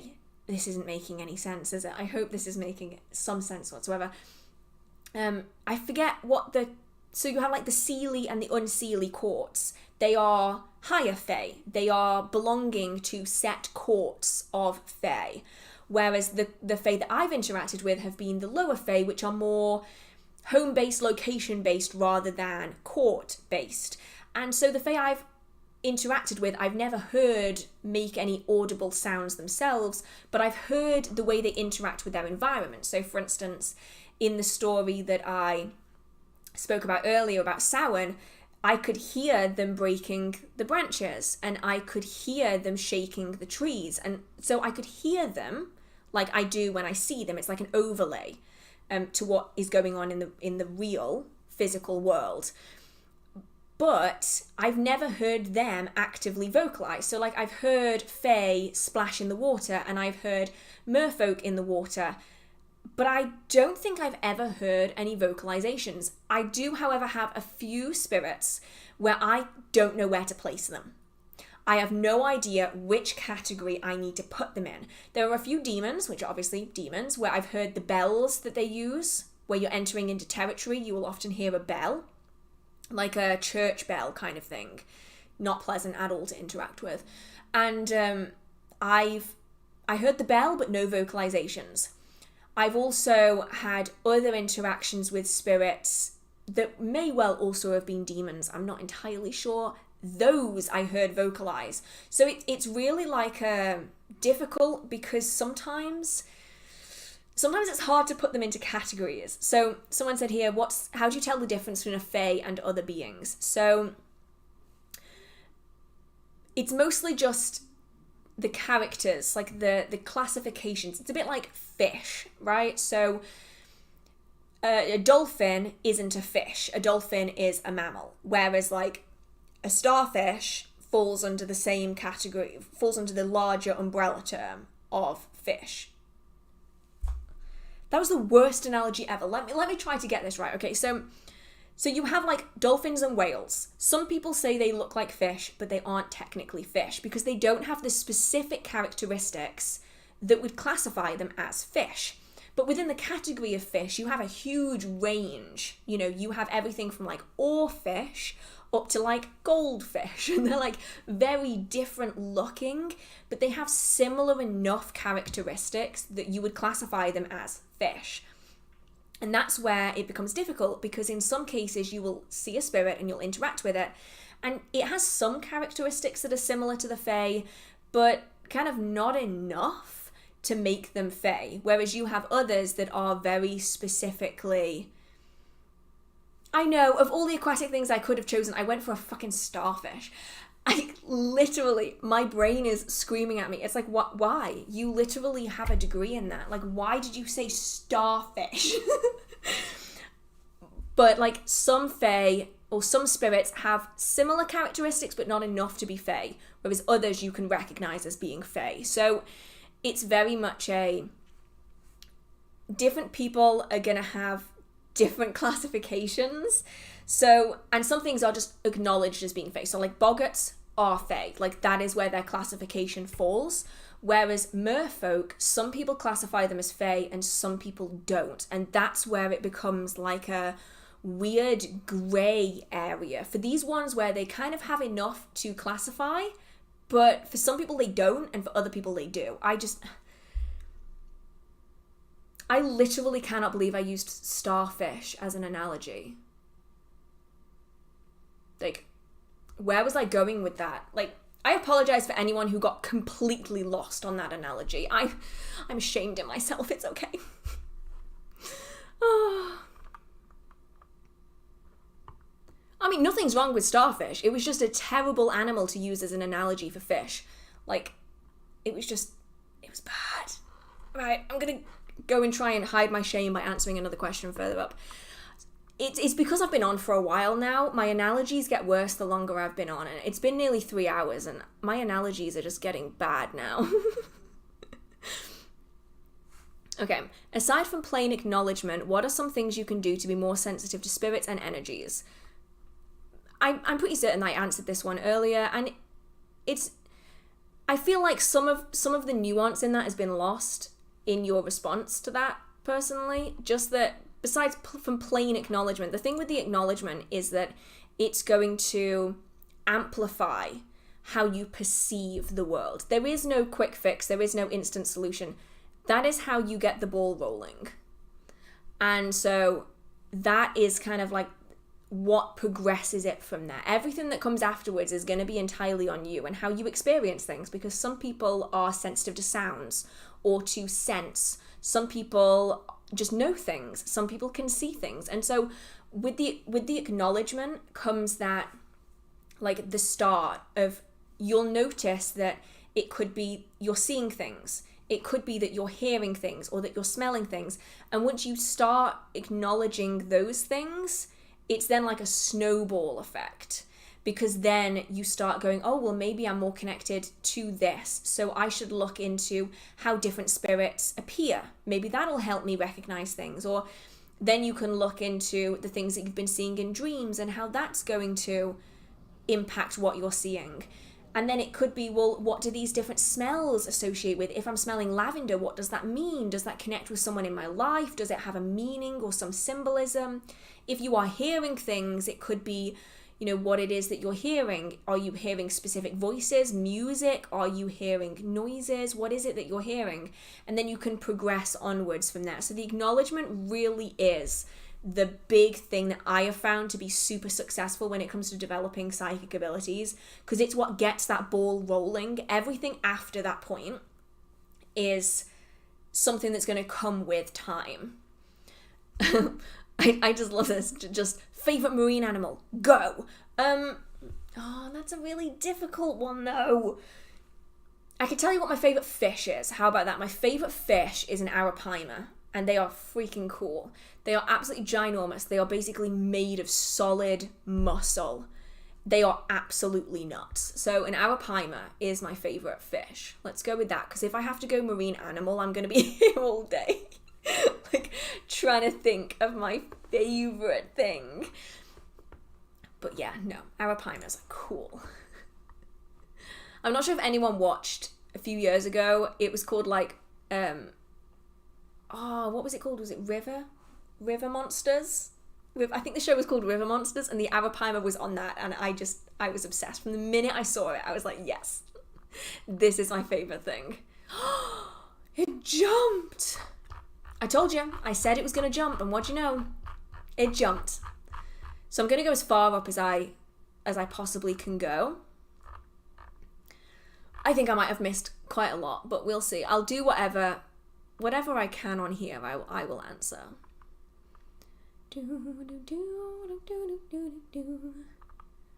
Wow, it jumped a lot. Like, holy shit. That's a lot.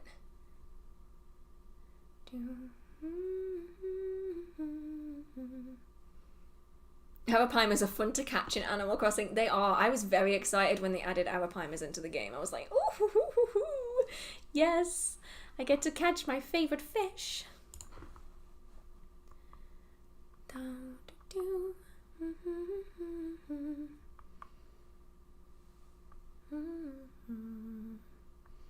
Trying to figure out where I was again. Any advice for a beginner witch? So generally, start with your foundational practices, like mind calming, centering, grounding, energy sensing, energy manipulation. Anything from there is an addition. If you can get your foundations down, you are going to have so much more success than if you don't have them. Take that from someone who didn't get it right the first time, and then like 8 years into my practice, I had to go back and redo it because I wasn't happy with how things were going. So if you can get your basic principles down and you can get them mastered, that is really a great place to start. And then from there, you can look into different paths, different techniques, whether you're interested in green witchcraft or kitchen witchcraft or anything like that. You can then dive into that knowing that you have your good basics covered. And I do have a video on the beginner books that I would recommend if that's something that you want to look more into.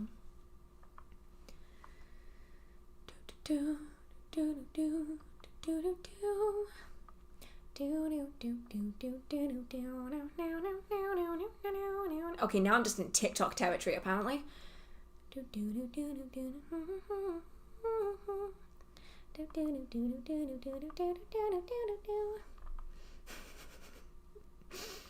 Can you go into the link between Sowin and similar traditions such as Dia de los Muertos, I definitely said that wrong, and Scorpio season? So I don't really know much about Scorpio season. I think Scorpio season is just a separate thing in itself. It's a bit like Cancer season, Taurus season, all the other things. But when it comes to the connection between this time of year and traditions around the world, we do see that link. And it's because people have experienced similar things at certain times of the year. And so cultural beliefs are based around the experiences of the people within that culture. And so you'll see that similar times of the year are associated with honouring the dead. And whether that's because the seasons are changing or whether it's because it's getting colder and darker and there's more of a connection between life and death. Like, this really is the time of year, especially where I am in the world, and obviously further north as well, where if you did not have your shit in order, you were going to have a really awful winter. And it doesn't even get that cold in England. But like, it's enough where if you don't have shelter, if you don't have heat, if you don't have food, that line between life and death gets really difficult to tread. And so there was a deep connection with the dead at this time of year because the link between life and death was so much thinner. It was so much easier for anyone to slip over it if you weren't fully prepared. And so that is probably something that has existed for as long as humans have been alive, that if you don't have that shelter, that security, you can easily join the ancestors real quickly by kind of fucking something up. And then obviously you have the spiritual traditions at this time of year, the idea of the veil and everything else. So I don't think there's any one thing that links them all together. I think it's just that people have developed similar belief systems based on their own experiences. And so you'll often find that if different people have had different experiences, you are going to find that there's mythology surrounding those experiences. Much like how there are many collections of deities, you know, the pantheons of deities where there is a sun deity and a moon deity and a water deity and a fire deity. And we see these things repeating because these were things that everyone experienced. Like, these were things that people saw and experienced, but they didn't know how to explain it. That's kind of how a lot of things kind of come into being. Is an uncrossing and a reversal the same thing? Do both have the same effect of a return to sender? Can you do a reversal if you're not sure magic has been done on you? And is that the best thing to do? That's a lot of questions in one go. So an uncrossing is to remove things that have been cast upon you. So these are things that would limit and hinder your path. So they cross your path. And then the uncrossing removes it from your life and gets rid of it. A reversal undoes a spell that has been cast. That could be for anything. So as far as I'm aware, an uncrossing, because obviously the terminology changes depending on where you are in the world. As far as I'm aware, an uncrossing is primarily done on workings that have a negative influence on you. A reversal can be for any kind of working, positive or negative, that is unwanted. And then a return to sender returns the energy back to that person. You can remove a smell. You can remove a smell. I mean, you can remove a smell, yes, but in this instance, you can remove a spell without returning the energy back to where it came from. You can just dissipate it. And honestly, in many cases, that is the best option because it stops people from ping-ponging energy backwards and forwards to one another. If you're not sure if magic has been cast upon you, I would recommend doing some divination. That way you can figure out whether or not that kind of reversal is necessary, whether a spell needs to be undone. Ideally, you're going to want to be doing a reading of some kind, preferably cards or pendulum or something like that. Or you can just look into the things that are happening in your life. See if you can find a mundane cause. If you cannot find a mundane cause, try doing a cleansing. If that doesn't work, then it's time to do a removal spell or an undoing spell. Some people will call them reversing, those kind of things. So they're kind of three different things that overlap. So there's a section in the middle where all of them kind of link together, but they don't necessarily have to be the same thing. You know, you can do a return to sender, or you can do a reversal, or you can do an uncrossing. You know, all that stuff. I went full like Cockney then. Like full Londoner. I'm not very good at accents though, so I'm not going to try and do that again.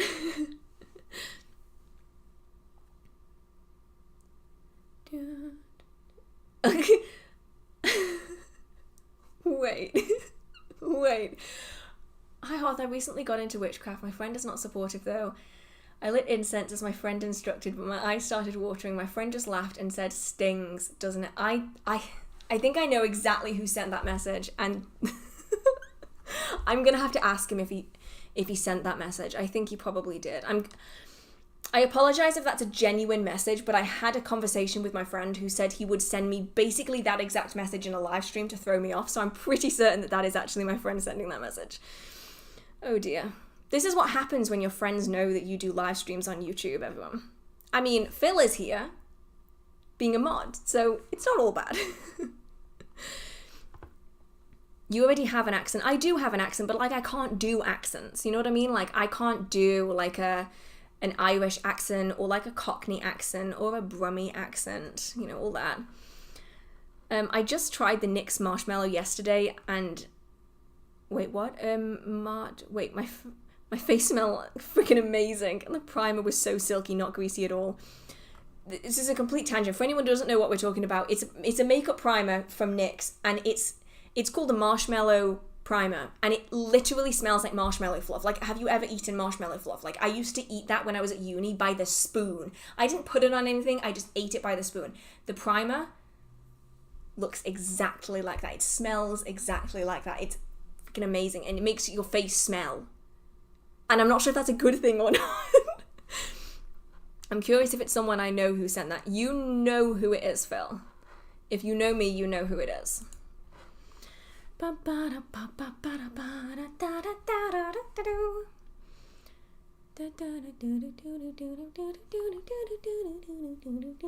Oh, any not well-known magic regarding rainbows and their imagery. So this is a really interesting one, I think, because not that many people talk about rainbows and the potential behind them. And I think what that's going to represent is going to very much vary on your tradition, your belief system, your culture, your background. So for me, growing up in England, I was always taught that a rainbow represents prosperity because it's connected to the pot of gold at the end of the rainbow. That's something that I'm pretty certain everyone in the British Isles was taught, that the rainbow symbolizes good fortune and abundance and prosperity. And so I personally use rainbows to represent that. For other people, though, they might see rainbows as a symbol of transformation, of movement, of change. They might see it as a connection to other things, because the rainbow is, after all, like a collection of all of the colors, and you can see them like connecting together. So for some people it's a symbol of connection and bringing things together. For other people it's a symbol of happiness and fulfillment and self-appreciation and self-growth. So it's really going to depend on what you represent rainbows as being as a person. Generally though, I find rainbows to have really positive energies. So any positive kind of working is something that you can work with when it comes to rainbows. I actually saw a rainbow the other day, and I had not seen one in years probably, and it had just been chucking it down, and there was just this beautiful rainbow, and it was lovely. It's something that I used to see a lot when I was a kid, but I don't know if maybe, I think it probably happens the same amount, but I just don't acknowledge them the same as I used to.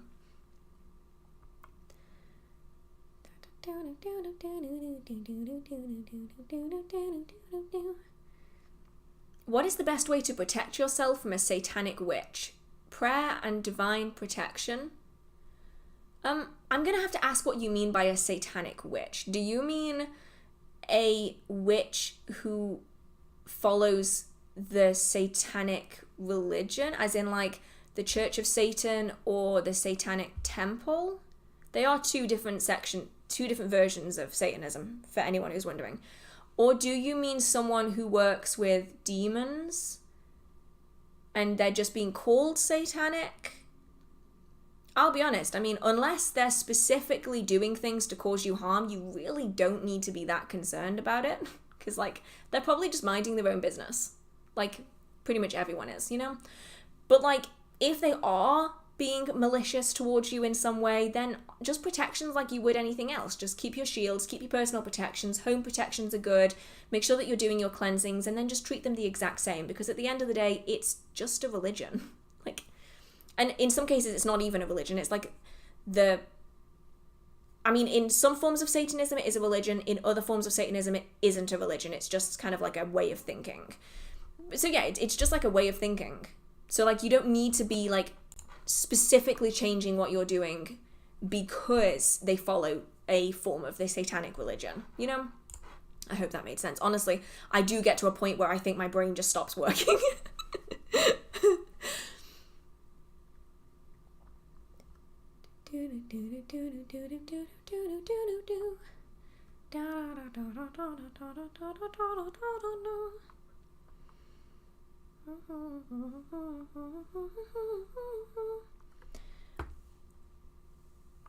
Not a question, but I've been Waking Up with Africa by Toto playing in my head for the last 3 days. It is a crazy catchy song.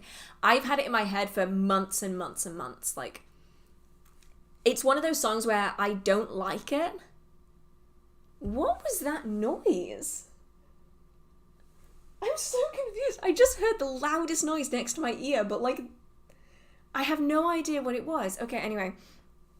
Where was I going with this? Oh yeah, my brain likes to cling to the songs that I hate.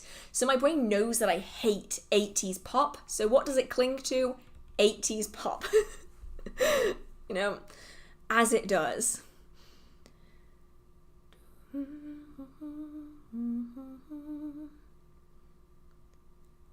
Ooh, okay, this is an interesting one. Who is your favorite witch from a movie or TV show? Okay, this is a difficult one. Like, I like Bonnie from the Vampire Diaries. Always a good choice. You know, strong one. I like Bonnie. Who else do I like? I like Sandra Bullock's character from Practical Magic. I cannot for the life of me remember her name, like her character name. But I like her character from Practical Magic. I'll be honest, I like Sabrina, and I like Prudence, both of them from the Chilling Adventures of Sabrina. I like them both for different reasons. Like, I like Sabrina because she's very, like, grounded, at least in the first season anyway. She kind of goes off on one by the end, but, like, I like her for that, while I like Prudence for being, like, very self-assured. I don't know, there's lots of characters that I like from, like, witchcraft things. And then, obviously, we have the classic Hermione, because she is a badass who likes reading, and we love those kind of things. But as mentioned, I'll say it again, like I say it every single time, I do not agree with the things that the author has been saying, not in the slightest, but it annoys me that I can't like something anymore without that being associated with it. Like, annoying. Where can I find element magic books? So there's actually a series that's being published at the moment. I don't really remember who's publishing them, but there's one which is called Fire Magic, one called Water Magic, one called Earth Magic, and you guessed it, one called Air Magic. And each book is on the elemental practices in different areas around the world, and it's really interesting just to get like a good grasp on how the element is worked with in different ways. Those are the books that I've been reading. They're pretty good. They're not my favourites, but when it comes to elemental magic, there isn't really that many options.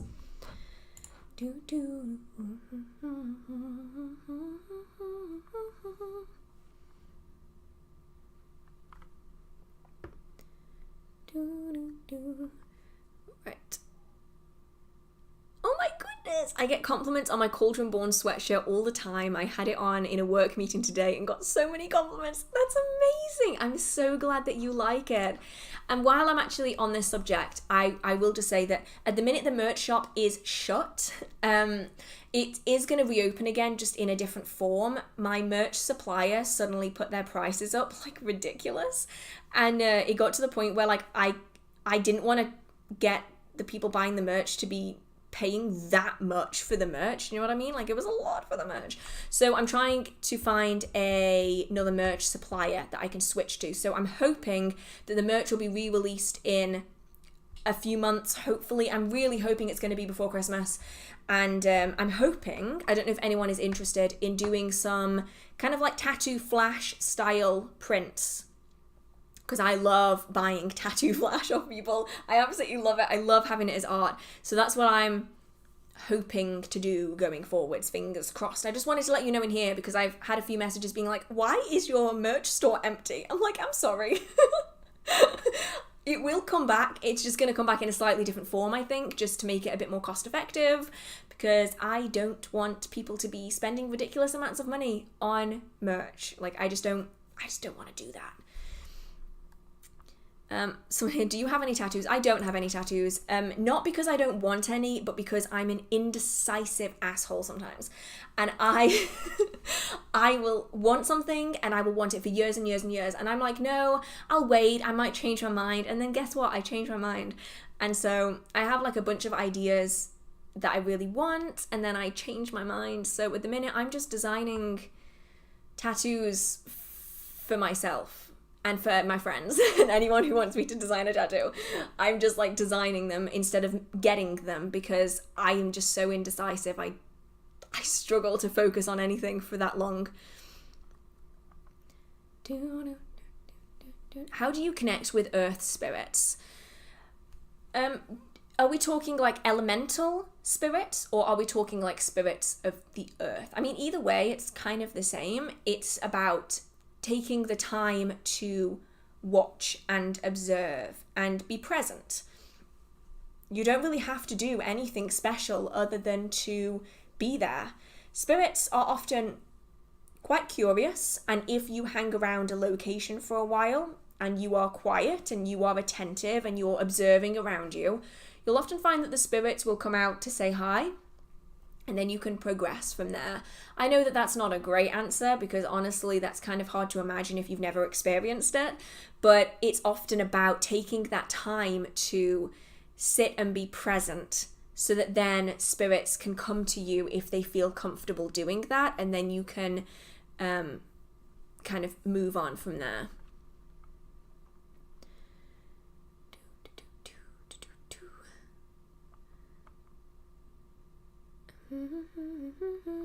Wow, this song is really deeply rooted in my brain. Normally I don't have songs that stick in my head for that long.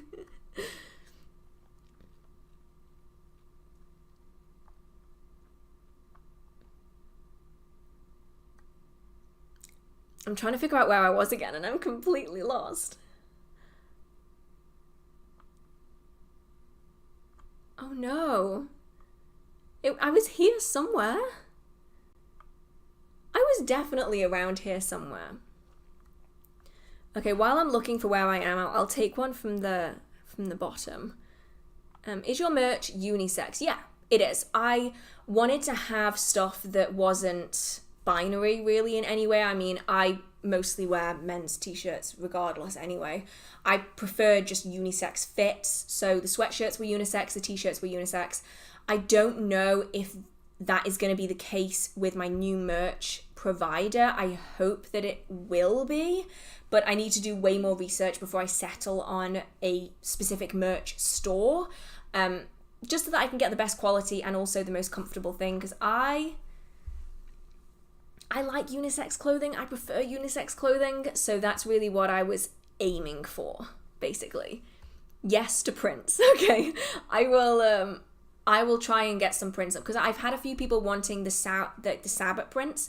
So on my Sabbat altar, all of the prints that you see, unless I specify otherwise, are prints that I have made. So I had a few people asking me if they could have prints of the prints that I have on my Sabbat altars, so hopefully those will be available too. I just need to figure out the best way of doing that, and I'm honestly not quite sure right now. It's just like a whole lot up in the air, you know? Then we got one here, which is, how do you feel about wolves? Or what do you think about wolves? I like wolves. I don't have a deep connection to them like some people do.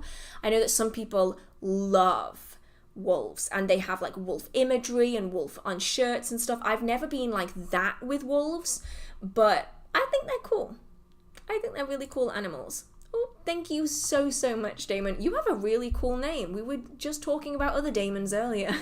Happy Halloween to you too. I hope you have an amazing day. Off topic, but who is your favourite character on Chilling Adventures of Sabrina? Oh, Ambrose. Like, I just love Ambrose. I love him. He's just such a good character.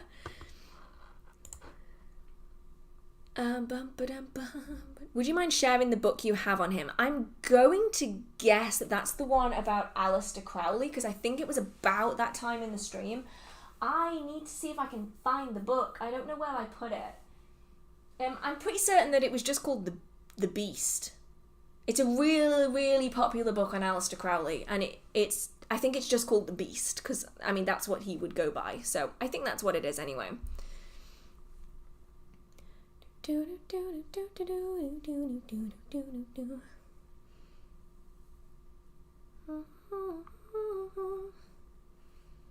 had lots of information about Owl House. I've never, ever heard of Owl House before.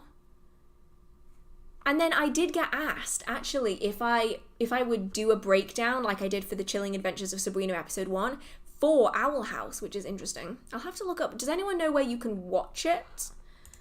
Because I'm not really sure. Crowley tortured a cat. Me no like that. No, me no like that too, but a lot of people have done awful things.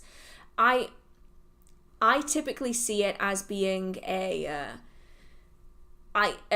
academic curiosity. I do not like the man. I'm curious to learn more about why he was so significant. Do you know what I mean? Like, he's one of those people where a lot of people don't really know what he was doing, but everyone knows his name.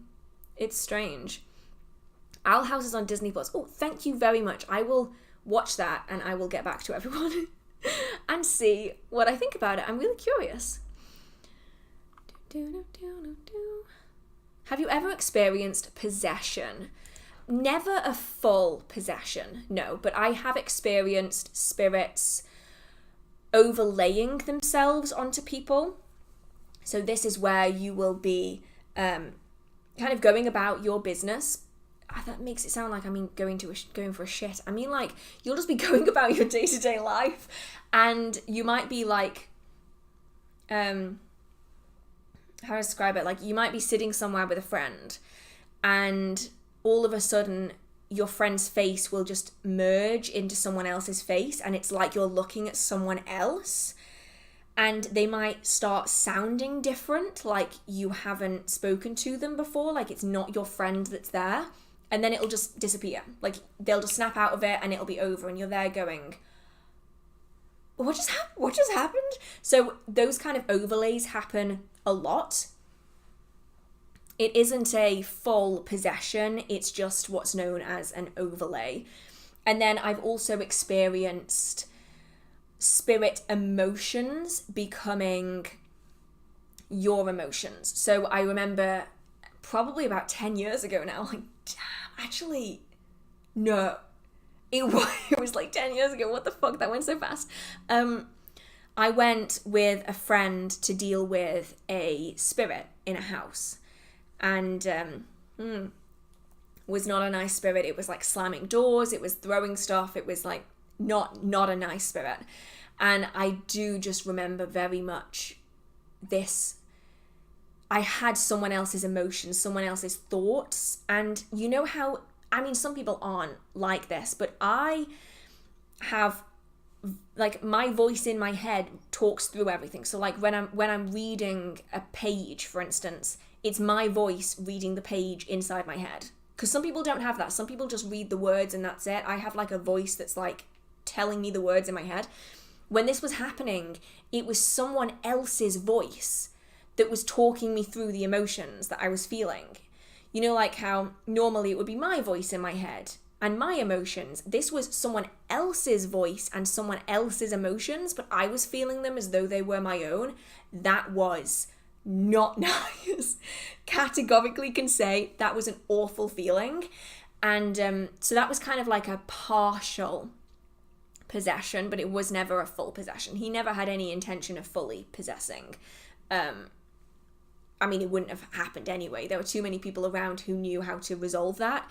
But it was just like a very strong overlay of emotion. It was really, really weird. How do you... any ideas for good crystal storage that isn't hung up on a wall? I have mine in a giant chalice. Like a legit giant chalice. Like it's fucking huge. And that's where all of my crystals are. Currently, besides the few that are dotted around here and there. But yeah, that's where mine are. Some people will keep them in little boxes. I honestly don't really know what most people do with theirs. I just have all mine in like, the bottom of my apothecary cabinet is crystals. And then I have a chalice, like a big oversized chalice of them. And then that's how I store my crystals.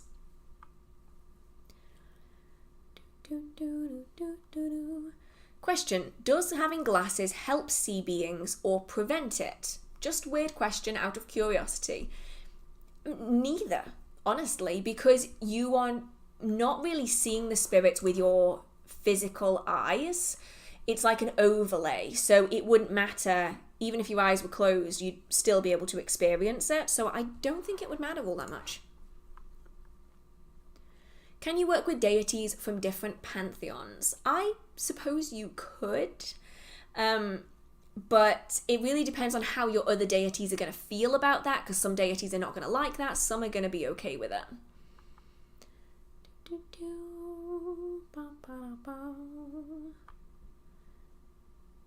Ooh, other than incense, what do you use to cleanse and then consecrate tools like a pendulum? I don't.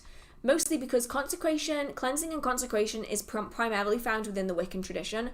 And I did it for a very long time, but I found zero difference between the items that I had consecrated for ritual use and the items that I was just using. I didn't find any difference whatsoever. Now, that's a personal thing. Some people are going to find consecrating their tools to be really useful. It's just that I didn't. If I'm going to cleanse tools, I will just use rosemary smoke. That's what I've used for a good long while now. Or, depending on the item, I'll run it through spring water. But obviously not every item is going to be suitable for that. And then I'll just use it. I don't bother consecrating it for ritual use. Nothing like that. Because, I mean, I use things within my practice that I really can't consecrate for ritual use. Like, I will use a pair of kitchen scissors. Or sewing shears. Or I will use an awl that I also use for sewing. Or I'll use pins that are also used for sewing. So, like, I don't typically... consecrate anything. Like, I have a few pieces, like my athame and a few wands. I have 2 wands that I did consecrate when I was still following the Wiccan religion. And I have a chalice as well that I consecrated. But other than that, I don't really have anything else. Everything else I just use kind of as it is. Ooh, this is really interesting actually. About glasses and seeing spirits, I use my glasses to block spiritual energies, so it may not be the same, but you can charge them to block spiritual entities or to act as a veil if you wanted. That's really, really interesting. That's really interesting. I like that. How do I know if I should do a cord cutting or if it is the right time? I'd say if you have any doubts, don't do it. Typically, when it comes to cord cuttings, you will know it's the right time. Like, it will be this undeniable feeling of being like, okay, this is it. I need to just be done with this. If you have any doubts, take some time, do some meditating, whatever it is that you need to do. It's one of those things where you will more than likely categorically know that that is something that you need to do when it's time for you to do it. What is your most recent book that was finished? Are we talking like fiction or non-fiction? If we're talking like non-fiction, it was probably Psychic Self-Defense, not by Dion Fortune. It was by someone else, but I cannot remember their name. It'll be in the next quarterly book breakdown. If we're talking fiction, then the last book that I finished was The Kiss Quotient, and it was amazing. Because I love a good romance novel. Have you ever levitated out of your body? I have, yeah. As the first stages of astral projection is that kind of separation from your body. So yeah, I have, and it's a very strange feeling. It's really weird.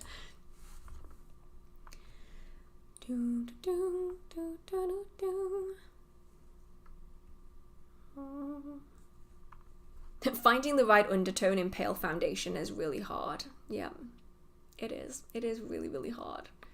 Because it all kind of blends together. I need like a pale foundation that has the undertone of grey, basically. Ooh, thank you so much, Damon. I'd like to know who my guardian angel is. Any tips? Dream journal. It's a great place to start. Every morning you wake up, you write down your dreams. Doesn't matter how minuscule the stuff you remember is. Anything that you can write down is better than nothing. That way, over time, you might find that there are messages coming through from spirits, ancestors, angels who are trying to work with you. Trance and meditation could also be really useful as well.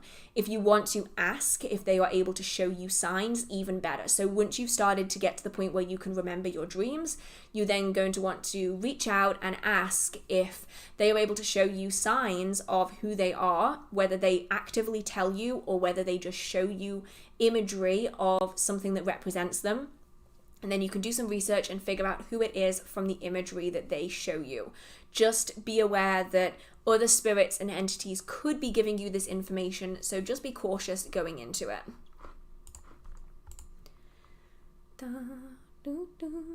Can I do a spell with my intention and energy only? Yes, and honestly, I would recommend that you start doing that. I would always recommend that you start doing your spells without any objects, items, or anything else, just because it allows you to really focus on your energy work, and it means that you aren't using additional items as a crutch. One thing you don't want to be doing is getting 10 years into your practice and realizing that you can't do spells and rituals without 1,000 different items. So I'd say definitely give it a go without any items. It is super useful to be able to do it that way because it means that you're not restricted to having to have a bunch of things. And generally, it's just really good practice.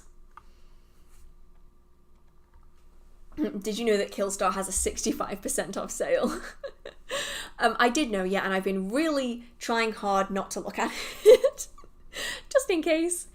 Can you make a video about merfolk, or can you recommend some books about them? I actually don't know any good books on merfolk, so I'm gonna have to do way more research on some good resource material. But yeah, I mean, I can try and script a video on merfolk and see what I can come up with. I do have some of my own experiences that are probably not what you would typically expect, so I will give that a go and see if I can script something.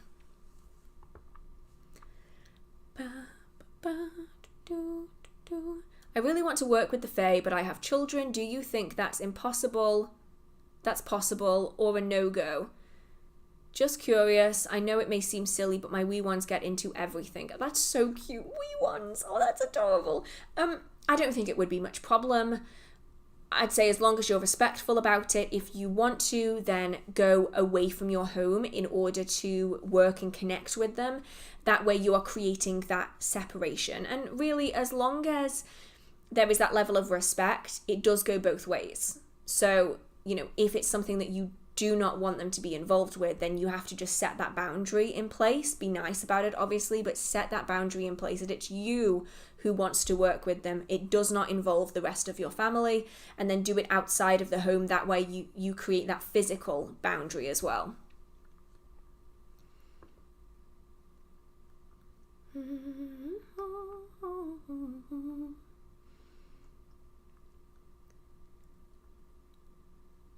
Can you recommend books on learning about glamour magic? Too many people think that it's just something to make you appear beautiful, when in fact it's a much broader topic.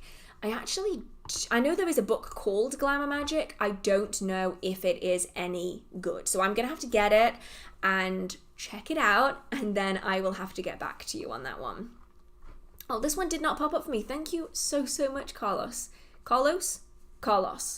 I apologize if I'm getting that wrong, but thank you so much, and I hope you have an amazing Halloween yourself.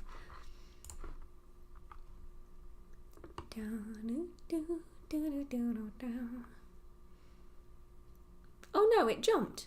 Oh shit. Scrolling back up again. I don't know where I was. I think I was kind of...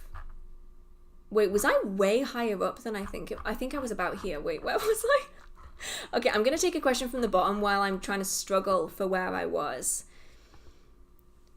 What do you recommend to people with visualization problems? Usually I can feel things around but not visualize them. Talk yourself through them. It's probably the best advice that I can give, is instead of seeing them, like seeing the things in your mind's eye, talk yourself through what it is that you want to see.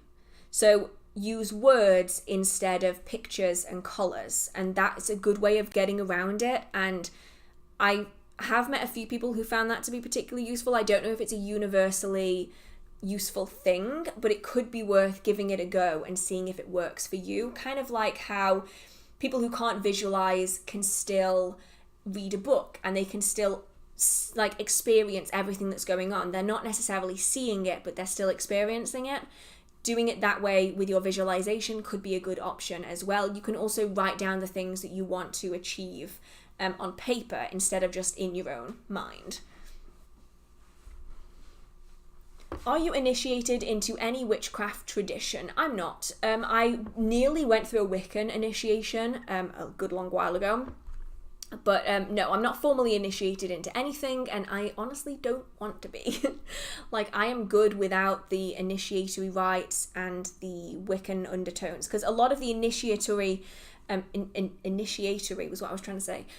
Witchcraft traditions do have a big underlying focus on Wicca, like Alexandrian and Gardenian and all of these things. So for me, it's not something that I'm particularly interested in, but it can be good for people who would like that more focused form of witchcraft, who enjoy the religious or spiritual aspect of it and like the more rigid environment that an initiatory tradition gives. It's just not something for me.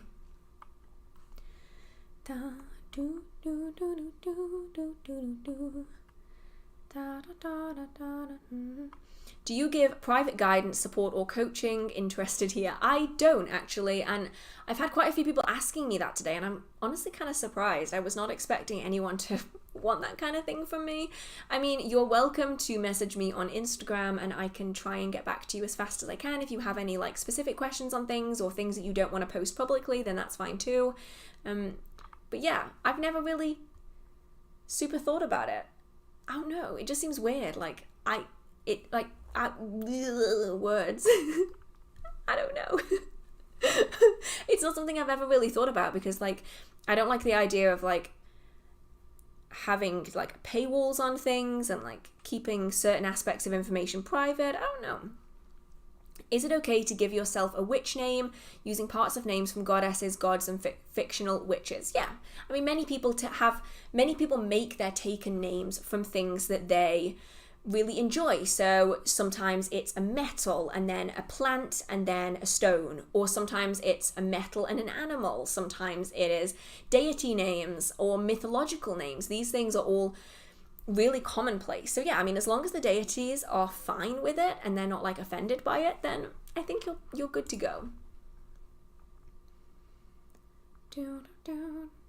How would you effectively cleanse a jar spell in order to stop it, which includes liquids? Any petitions, ingredients would likely be breaking apart if you tried to pick them up and cleanse them. Oh, you don't need to cleanse them to break the spell. You just need to separate them. It's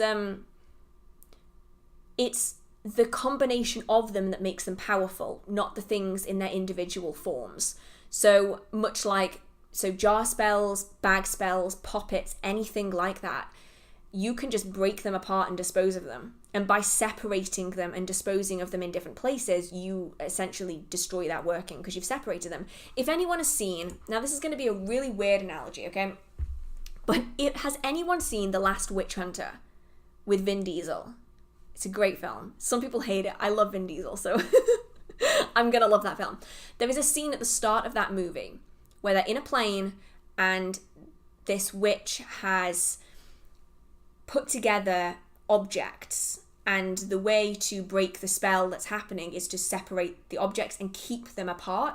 That's the equivalent when it comes to real magic, in that when you put together a jar spell or a bag spell or a poppet, although each individual item might have significance in itself, it is the combination of them together along with your energy that gives them power. Once you separate them apart, they are no longer a whole, and so they're no longer that powerful anymore. So if you have liquids and stuff, you would dispose of the liquids and then you would dispose of any solids that are left. You can flush them away, or you can cleanse the entire jar with smoke and then dispose of the items separately after you've broken them apart. Those are all suitable options when it comes to this. Star Search Reject, thank you so much. Mary Sowin, I hope you have a fantastic day. Hearth, I'm teaching a one-off class on paganism to college students. I will be touching on discrimination. What do you think I should tell them about discrimination and being in the broom closet? Oh, that's such a big one. That's like a massive topic. Goodness. One, I think it's great that you're talking about the topic, because not that many people talk about it. What do you think I should tell? Honestly, I'm not going to be able to give you a solid answer on that because there's just so much going on, and it's really going to depend on where you are, because obviously you do have a lot of problems with the Bible Belt and people with that. That's such a weighted question. I'm going to have to really think about that one. I'm going to try and come back to that one when I can compose a thought inside my brain. It's like when you're asked what your favourite movie is and all of a sudden you can't think of a single movie that's ever existed. My friend goes to the cemetery every Halloween night. Is that normal for a witch? I mean, that's a bit like saying, my friend goes to a bakery every morning. Is that something that tailors often do? It's a very individual thing. You know? Some people are gonna go to the graveyard on Samhain because it connects to their ancestors and they want to visit the grave of someone that is buried there. Some people will go to cemeteries as a way of connecting with spirits in general, and they find them quite peaceful, perhaps. So it's not like a set thing for all witches, you know, and it's also going to depend on what people work with. Some people are going to work with spirits, other people are going to want to avoid spirits as much as humanly possible. So it's not necessarily common, but it's also not necessarily uncommon either. Just depends on what people practice.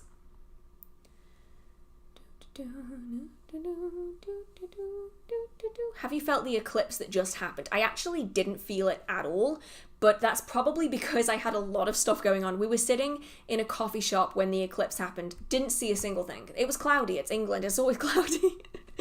And I didn't feel anything either, just because when emotions are already really high, I've noticed that eclipses don't really bother me. Actually, eclipses usually don't bother me that much anyway, surprisingly. I think the chaotic energy is just kind of normal for me. So, yeah, I never really noticed it.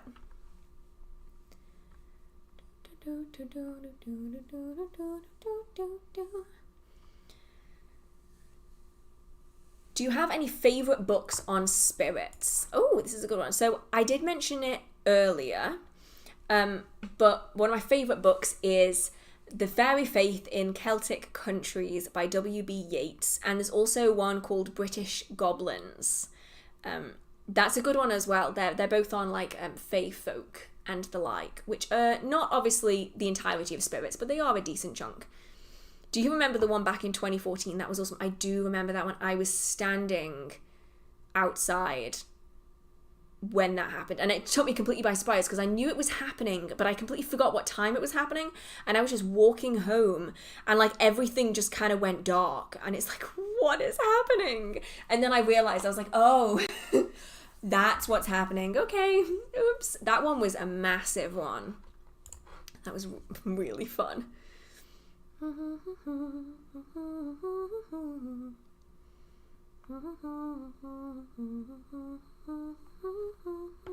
Out of curiosity, what kind of tea biscuits do you like?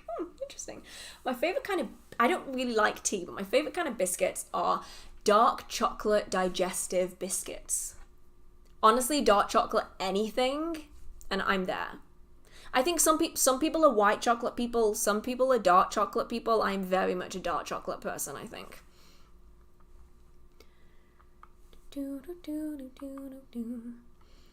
Had a night terror 2 months ago and dislocated my shoulder. Oh my goodness. I hope you're okay now. I remember something malevolent there. Not seen it since, but I'm having surgery on the shoulder soon and I want to protect myself. Any recommendations? Oh my goodness. I am so sorry that you experienced enough so that you have to have surgery on it. I really hope that it heals quickly. I would say in this situation, because obviously with surgeries you can't have any objects on you, any items, I would say make yourself a protection poppet that represents you. So preferably make it out of, I often use black felt for protection, but some people would use white felt for protection. Personally, black's my favourite for that, and I will stuff the inside with something soft and fluffy, especially if it's something for a surgery, something like that, as this is. I would go for like teddy bear stuffing, really soft stuffing. Stuff the head and then the legs and one arm with the stuffing, because obviously one arm you're having surgery on. And then I would include protective herbs and healing herbs inside, preferably in the shoulder that you are having surgery on, and then also within the main body of that doll as well. So you can add in some more stuffing to fill in the space if you want, and then incorporate herbs into that. And then I would put in a piece of your hair or nail clipping or something that represents you, a photograph of yourself perhaps, and then a sigil for protection. Seal that doll up and then charge it with protective, nurturing energies. Then cover it in a black pillowcase or a black cloth. Keep it in a shoebox under your bed. Talk nice things to it. Give your energy to it every night in the lead up to the surgery. And then over time, that's going to release that energy back through the connection you have with that doll. And then it's going to help protect you when you aren't able to have anything else on or around you. If you want to, some people do, I like to. When I create that doll, I will say, this doll is me, I am them, they are me, something like that, some repetitive thing that I can say that links the doll energetically to me. And then that's a way of doing a remote working so that you don't have to take any items with you. That will also help to protect you from any malevolent spirits or entities that might be trying to interact with you in your dreamed state. And especially if you keep it like under your bed, even more protection. So hopefully that will help. And I really hope that you are healed up soon. I completely forgot what I was going to say, but I really hope that you get better soon and that your shoulder is no longer giving you grief and that all of this goes away, because that is a really terrible situation. You have to hear yourself singing on 3 times speed. I love it. I love your merch. I washed it so many times and it's still as new. I'm so glad. I was so picky with that first round of merch because I wanted to wear it so many times, and I love mine. I wear mine as pajamas like all of the time. So yeah, I'm so glad that you enjoy it, and I hope the new set of merch that I do with the new company is as good. Hopefully, fingers crossed. You have to, and when it comes to like you have to hear yourself sing in 3 times speed, I do. A lot of the bloopers that you don't see are me breaking into random song, and I edit most of my videos on 2 times speed. So I do literally hear myself sound like a chipmunk.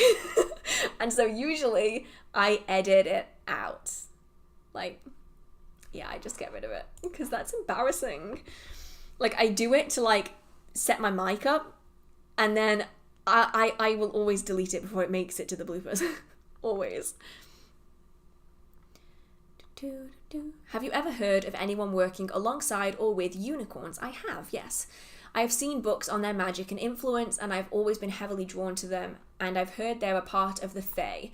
I don't necessarily know if they are Fae, but I know that the Fae do work with them, especially the higher Fae are known to work with unicorns. That could be just because they're both spirits and they interact with each other well. It could be because unicorns are also Fae. I'm honestly not quite sure, but I do know people who work with unicorns, and primarily for abundance, wishes, and attracting positive things into your life. That's what I know a lot of people will use them for. Though it's actually pretty uncommon.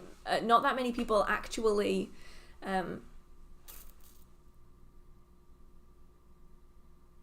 what was the word I was going for? I just like went straight into buffering mode.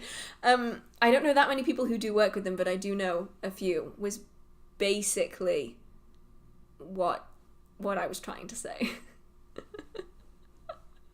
My brain is absolutely fried. Really curious, what's Hearth's normal relaxing day look like? I have no normal relaxing day. I am like 100% bouncing off the walls all day, every day. No, yesterday though, I'll be honest, yesterday I did have a bit of a relaxing day. I read for like 4 hours. That counts as relaxing for me. So that's what my relaxing day looks like. It looks like ambience videos, like the what is it called? The I can't remember what they're called, but it's like the relaxing videos, you know, like the library ambience or like the Hobbit hole ambience. I'll have that on while I'm reading. That is what a relaxing day looks like, pretty much.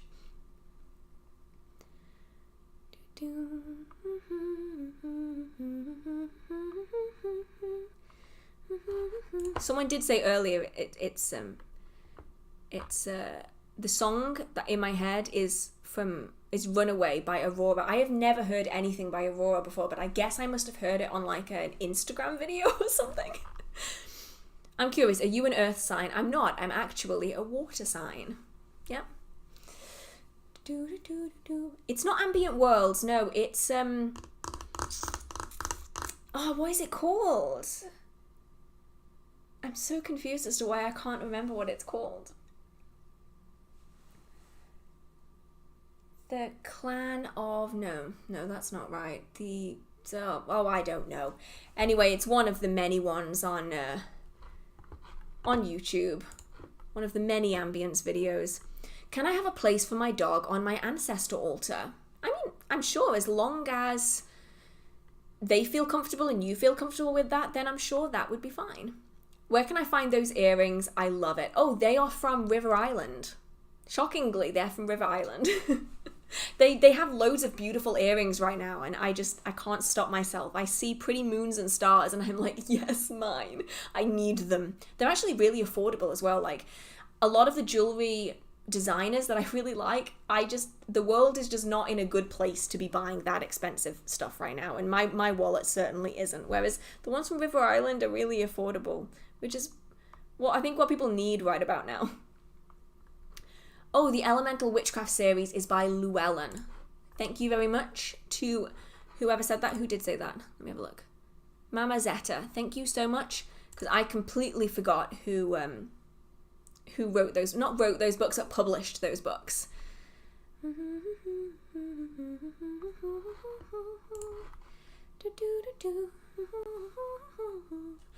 What do you think about working with the fairies? I really enjoyed working with the fae when I was actively working with them. I think that they can be really useful, and I think that they are really interesting. I think that sometimes people are overcautious and sometimes people are not cautious enough. It really is just about having that balance of don't insult them, don't be rude, but also, be able to develop that relationship with them.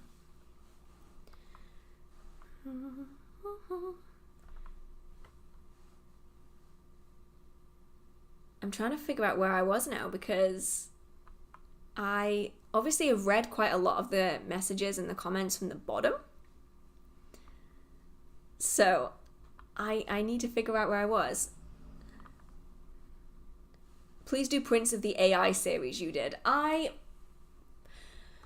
don't know how I feel about doing that, mostly because like the AI art, it's like a fun video to do, but ultimately the AI system works by running through the internet and finding a bunch of artwork that kind of aligns with what you've asked for, and then it just kind of splices it together. So to me, I'd feel kind of weird doing artwork, like doing prints of the AI art, because it's like bits and pieces of other people's art. That's why on that video I really did try to emphasize that, we need to be supporting actual artists. So any art prints that I do would be my own art prints. I'm currently doing like a bunch of like tattoo flash sheets, just because that's what I like doing in my spare time. I can't just relax, clearly. I have to be doing something. So yeah, that's what I'm thinking of doing. I'll be curious about your thoughts on Romero's movie, Season of the Witch from 1973. I found it to be exaggerated yet down to earth.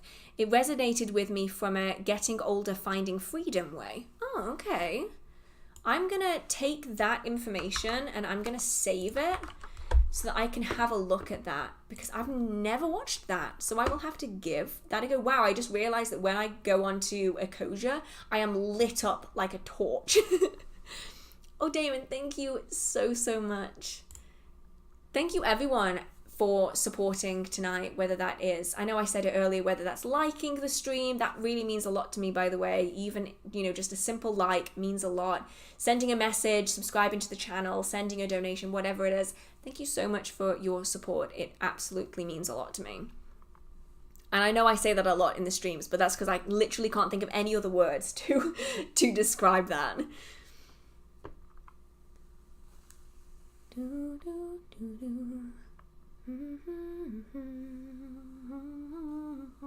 Wow, I went completely off tune then.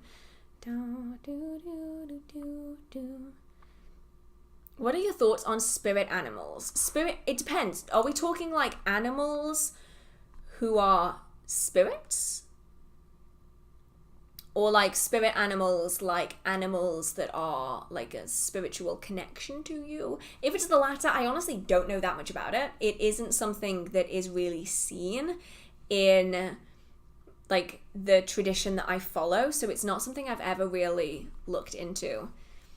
Speaking of movies, have you ever seen The Love Witch? I haven't. This is something that I've noticed.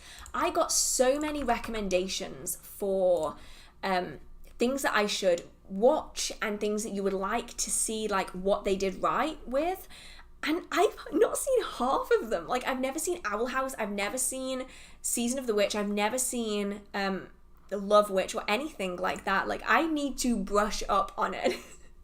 I find I get behind on things. Like, I will just obsessively watch like the same thing, but then I will not watch anything new after that point. Like, I need to learn to like branch out and watch the things that I haven't seen. I have like these little pieces of hair that keep stabbing me in the face. Hot Fuzz. Hot Fuzz is a great film. I love that film.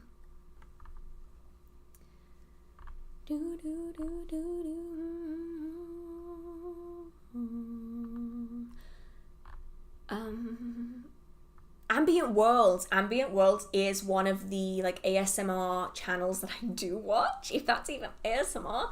But Ambient Worlds is a really good one.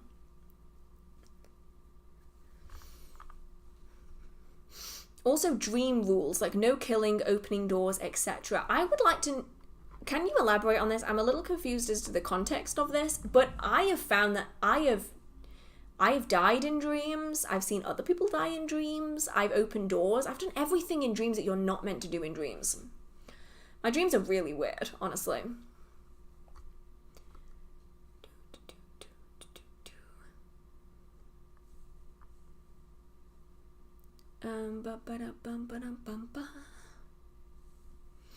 Ooh.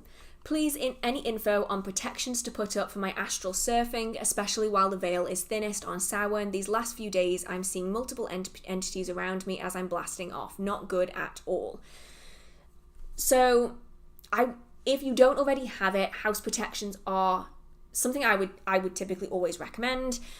When it comes to astral projection, there is something that I have seen several people do. It's something I've never done myself, but it is to get a length of red thread, ideally something like macrame. I hate saying it as macrame. I got told a few weeks ago that it's not macrame. I've been saying macrame. Apparently it's macrame, and that sounds wrong to me. But some like macrame thread in red, ideally, or you can use like red yarn, and you would tie it around the end of your bed, and then you like charge it for protection, tie it to the end of your bed, and then you tie it to your ankle. And it acts as a link that essentially links the protection on your physical form to the protection on your spiritual form. So you have protection when you're spiritual, while you're like in your astral, as well as protection in your physical body. So that could be an option, as well as protection objects. Ideally, though, you're going to want to be stopping any of these spirits from entering your space. So having some kind of room protection could be really useful if you don't have that already.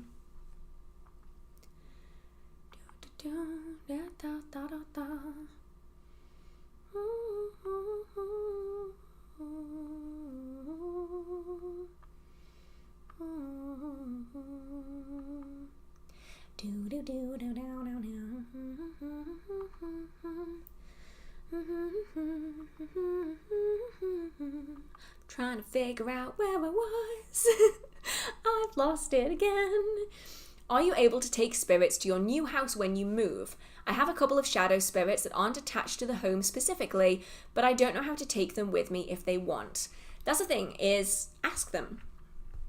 Say to them, if you would like to come with me to my new home, you are welcome to follow me. That's all you need to do. And if they want to, then they can. If they don't want to, then they can stay. When it comes to spirits like that, it really is just about asking them. When it comes to house spirits like brownies, it's quite traditional to, I know it's not technically related to your situation, but it's interesting either way, where you would take ashes from the fire and you would take them with you to your new home, put the ashes into the fire, light the fire, and then leave an offering, and the house spirits, especially those that were connected with the hearth, would come with you into the new home. When it comes to shades, as it seems to be what you have here, it really is going to be up to them whether they choose to come or not, but give them that invitation. Because usually shades are going to be pretty shy about it. If you don't ask them, they're not going to. So just say to them, like, I would like you to come with me. If you would also like to come with me, feel free to follow along and see if they do. And hopefully they will, if they like hanging around you. Oh, it jumped again. Oh no, but thank you so much, Tiffany. I did not notice that, but I really, really appreciate it. Thank you so much.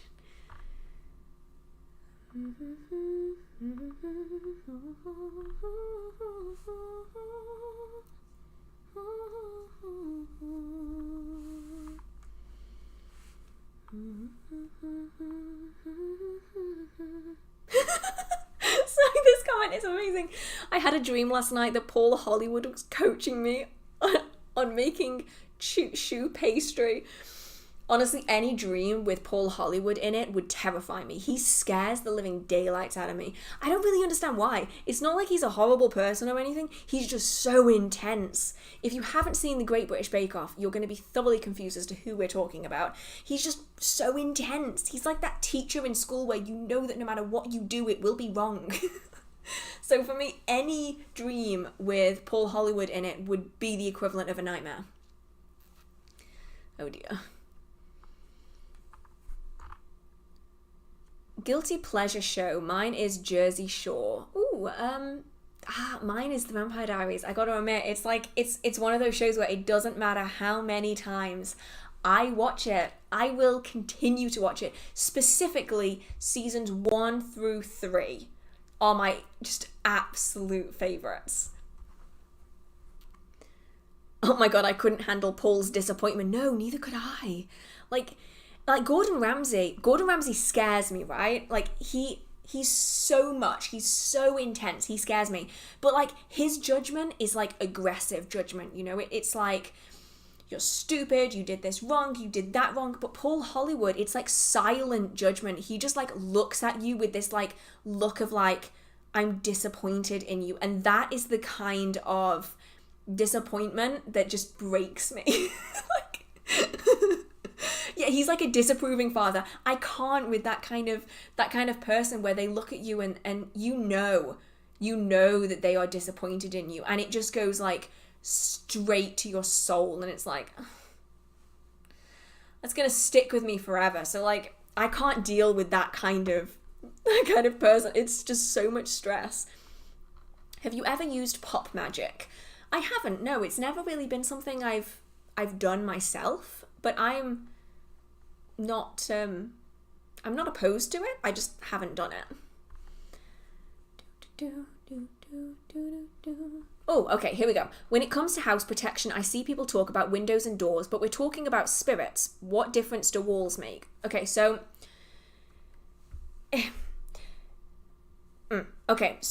it's what's known as liminal space. So doors, windows, mirrors, anything like that are liminal space. So they're in-betweens. They're places where spirits can come and go easily.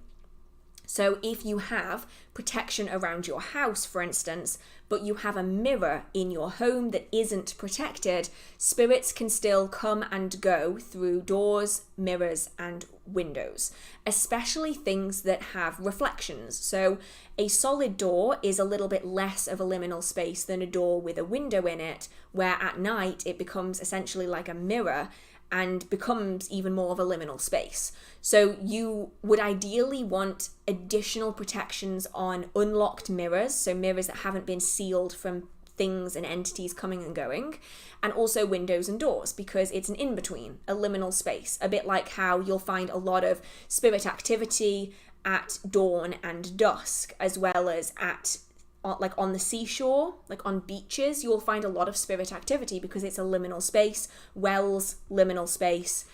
Lakes, liminal space. What else have we got? Caves, liminal space. And also things like the border between forest and farmland, for instance. That's liminal space as well.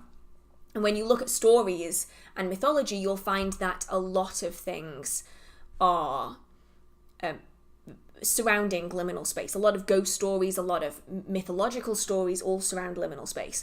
So when it comes to protections, the liminal space is really what you want to be focusing on, especially if you already have a general house protection up. The liminal space is what you want to look at. Your light isn't on behind you. I know it isn't. It's because I wanted to be able to show off the Halloween lights. And you wouldn't be able to see the Halloween lights if my other light was on, so I wanted it spooky. This is a Halloween live stream. So we go in for spooky, spooky vibes. Oh no, it jumped. Yeah, that's the thing. Gordon, like Phil said here, Gordon Ramsay plays it up on the American shows. Like Kitchen Nightmares, he's so extreme, whereas in person, he seems like a really decent guy. Whereas like Paul Hollywood always seems to be like silently judging you. I think that's what stresses me out about Paul Hollywood. It's like even off screen, he's like silently judging. And I can't be dealing with the silent judgment. It gets to me. I overthink anyway. But like when you have someone looking at you and like silently judging you, no, I can't do it. I can't do it. Have you ever heard of not facing mirrors across from windows? It's something I grew up hearing here in the South. Yes, I have heard of that. I've also heard of people saying don't face a mirror to a mirror. So like don't have two mirrors facing one another, because it essentially acts as a portal. Same with windows. It's that idea of having a liminal space facing a liminal space that can cause problems. And you'll often find that if you have loads of mirrors in your home, when you have spirit activity, you might find that it is magnified. And I have experienced a lot of spirit activity through mirrors. Not a lot of it is bad. Most of it has been very good, but not everyone's comfortable with that. So there's lots of traditions and even religions is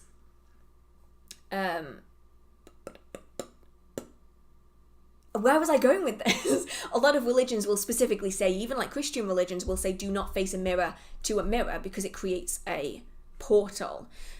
So yeah, it's one of those where I've never had anything negative happen necessarily from facing mirrors to like other liminal spaces, but some people are very afraid of it. It's like how the Victorians, they used to cover mirrors and like open windows, cover mirrors when someone died, because it would stop the spirit from becoming attached to the mirror, and it would stop them from lingering in the home. So you cover the liminal space and then you let them out of the window so they can move on and progress with their afterlife, essentially. But I love mirrors. I love having mirrors around. I grew up in a room that had just a wall of mirrors, and I have had some amazing spirit experiences. Where is this hair going? Some amazing spirit experiences with mirrors, and so I will still have them to this day. It's like some people don't like mirrors facing their bed because they think it acts as an entrance, and it can act as an entrance. That's why a lot of people will lock mirrors. But mostly, I've never had a problem. There was one occasion earlier this year where I had to lock my bedroom mirror because something came through the mirror. To be honest, I think that was more on me than anything else. But yeah, I don't really mind mirrors. Some people really don't like them. It's going to be based on your comfort levels with spirits as well. Some people are not going to be comfortable with them. Some people are okay with them, and that's fine as well.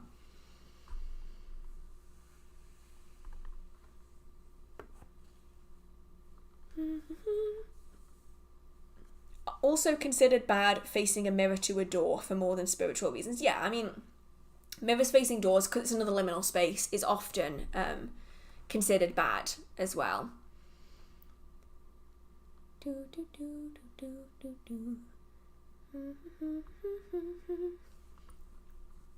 Does staring in the mirror too long? Is staring into a mirror for too long bad? Does something happen? Not really. I mean, that is the whole action of mirror scrying, is you allow yourself to zone out into a black mirror, whether that's an obsidian mirror or a painted mirror. So it allows you to gain insight on things, see images, essentially like a movie playing out sometimes, colours, symbols, signs, those kind of things that can answer your questions. And that way, it's great for doing divination, especially if you're going into it with a particular question in mind. Some people get really unnerved staring into mirrors because they think their face changes. But in that instance, it's just your eyes filling in blank space most of the time. You can do it on optical illusions as well. You know, if you stare at a dot for too long, the other dots around it disappear. It's the same principle. So people get unnerved by the fact that their face appears to change in a mirror. More often than not, it is just your eyes doing strange things because you're focusing on a specific point. So I've never had anything bad happen from staring into a mirror for too long, other than gaining more insight on things that I didn't already have insight on, which I think is pretty cool.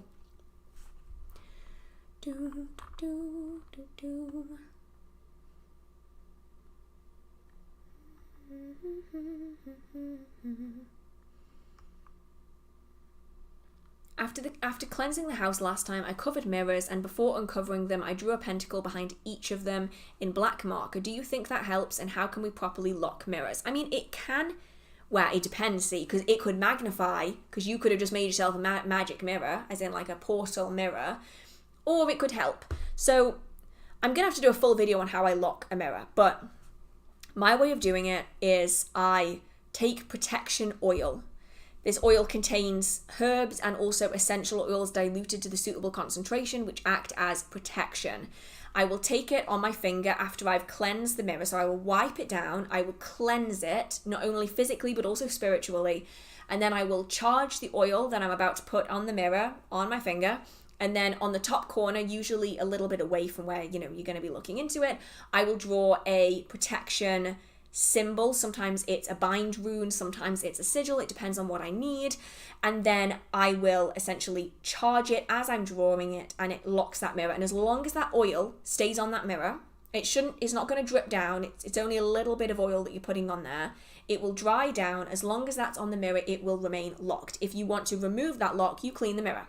If you want to lock it again, you have to put the oil back on again. That's how I personally lock mirrors, because I find that drawing things like pentagrams and pentacles on the back of them could have an either or approach. Sometimes it might energize that mirror, which is probably the opposite of what you want. Sometimes it might protect, but it's one of those where it's kind of, unless you fully draw it with your intention in mind and charge it with energy, it could go either which way. So I typically prefer locking the mirror from the front, but you can do this from the back if you were to charge like you would a sigil. You are charging that protection symbol as you're drawing it on the back of the mirror. But then you're going to have to keep recharging that over time. Otherwise, the energy is going to run out and that mirror is going to unlock itself, even though that symbol is still there. Yeah, eyes, this is in relation to staring into a mirror for too long. Kaya said, eyes also dry out and cause a swirl effect, distorting the view. Yeah, so a lot of people do get kind of unnerved when they look in a mirror for too long because it does cause that. But yeah, I will try and do a video on locking mirrors. I'm going to have to do it on a little mirror though. I'm going to have to find like a little one that I can like point upwards so you aren't just seeing yourself, because there's nothing weirder to me than watching a video and seeing a camera in a mirror. Like you're seeing the camera, it's weird. So it's like breaking the fourth wall, you know what I mean? So I'll find a way to do a video on that. I'll probably try and do that in the coming weeks. Hopefully I have a spell video that's already ready to go out basically. I just need to edit a bit. And then after that, I'll probably do the locking video and see if I can get that done.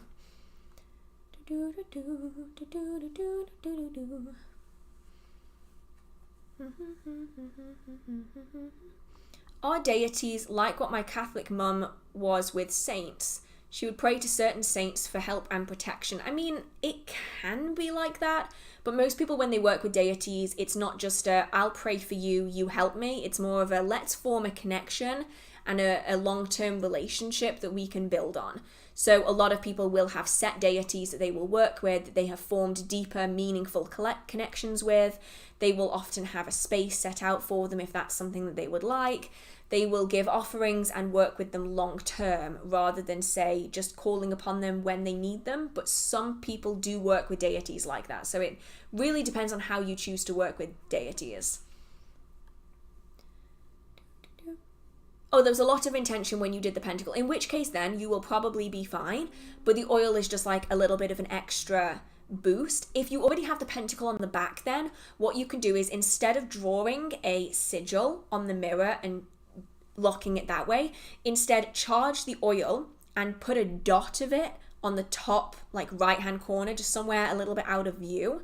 And that way, that's how you can recharge it. You recharge it by putting another dot on the mirror. When you feel like the energy is dipping, you put another dot on the mirror. And that way you can recharge it without having to constantly take the mirror off the wall and do all that kind of stuff.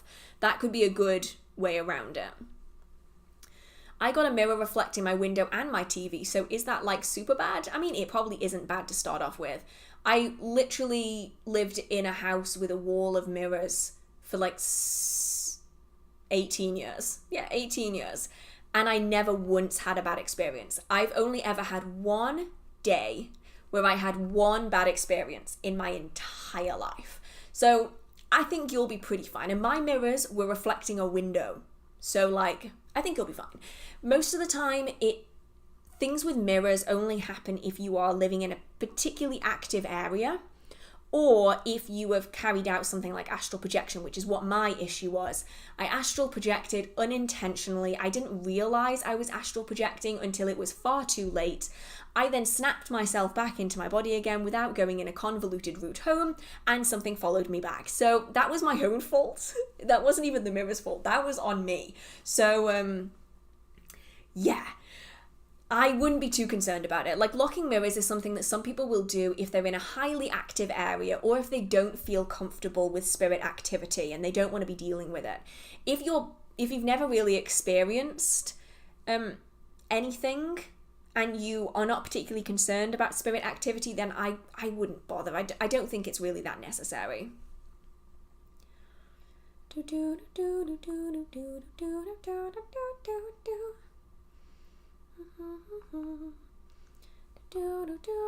Do you do simmer pots? I actually don't. I've never looked into them, so I might have to watch. I think, was it Olivia who did a video on simmer pots? I don't know. I feel really bad. Okay, I don't watch anyone in the witchcraft community. I will watch their Instagram. I love watching they're like internet friends. Like, I don't know any of them in real life, but I'm like, I will watch all of your Instagram stories, like all of them. So I will watch like witchcraft YouTuber Instagram stories, but I don't watch the actual videos. So if it was an Olivia video, I'll have to go and check if Olivia did a simmer pot video. But I've never looked into them. I've never even heard of them until I saw that video pop up. So I'm gonna have to look into that a little bit more. Do you have a video on hedge riding? I don't actually, but I am looking into doing a video on astral projection hedge riding, so that will be something that I'm definitely going to do in the future. I say this knowing that there are lots of videos that I've said I'm going to do and then I never ended up doing, so let's hope that I can get that done.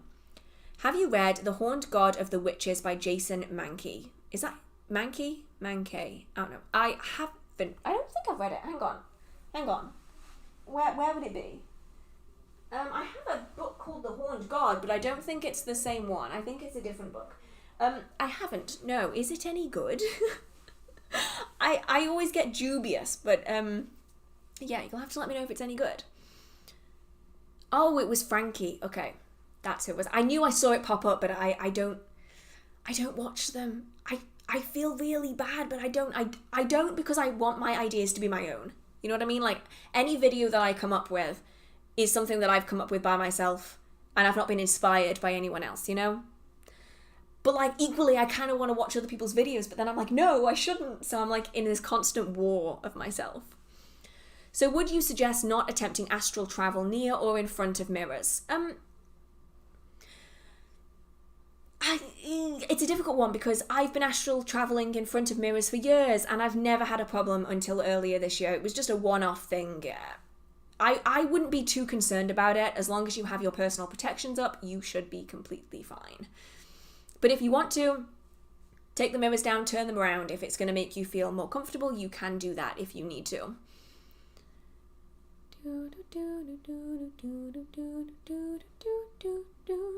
Shadow people, do they typically like to appear at specific times or near your altars? I have two. They don't bother anyone, but they kind of just stand there.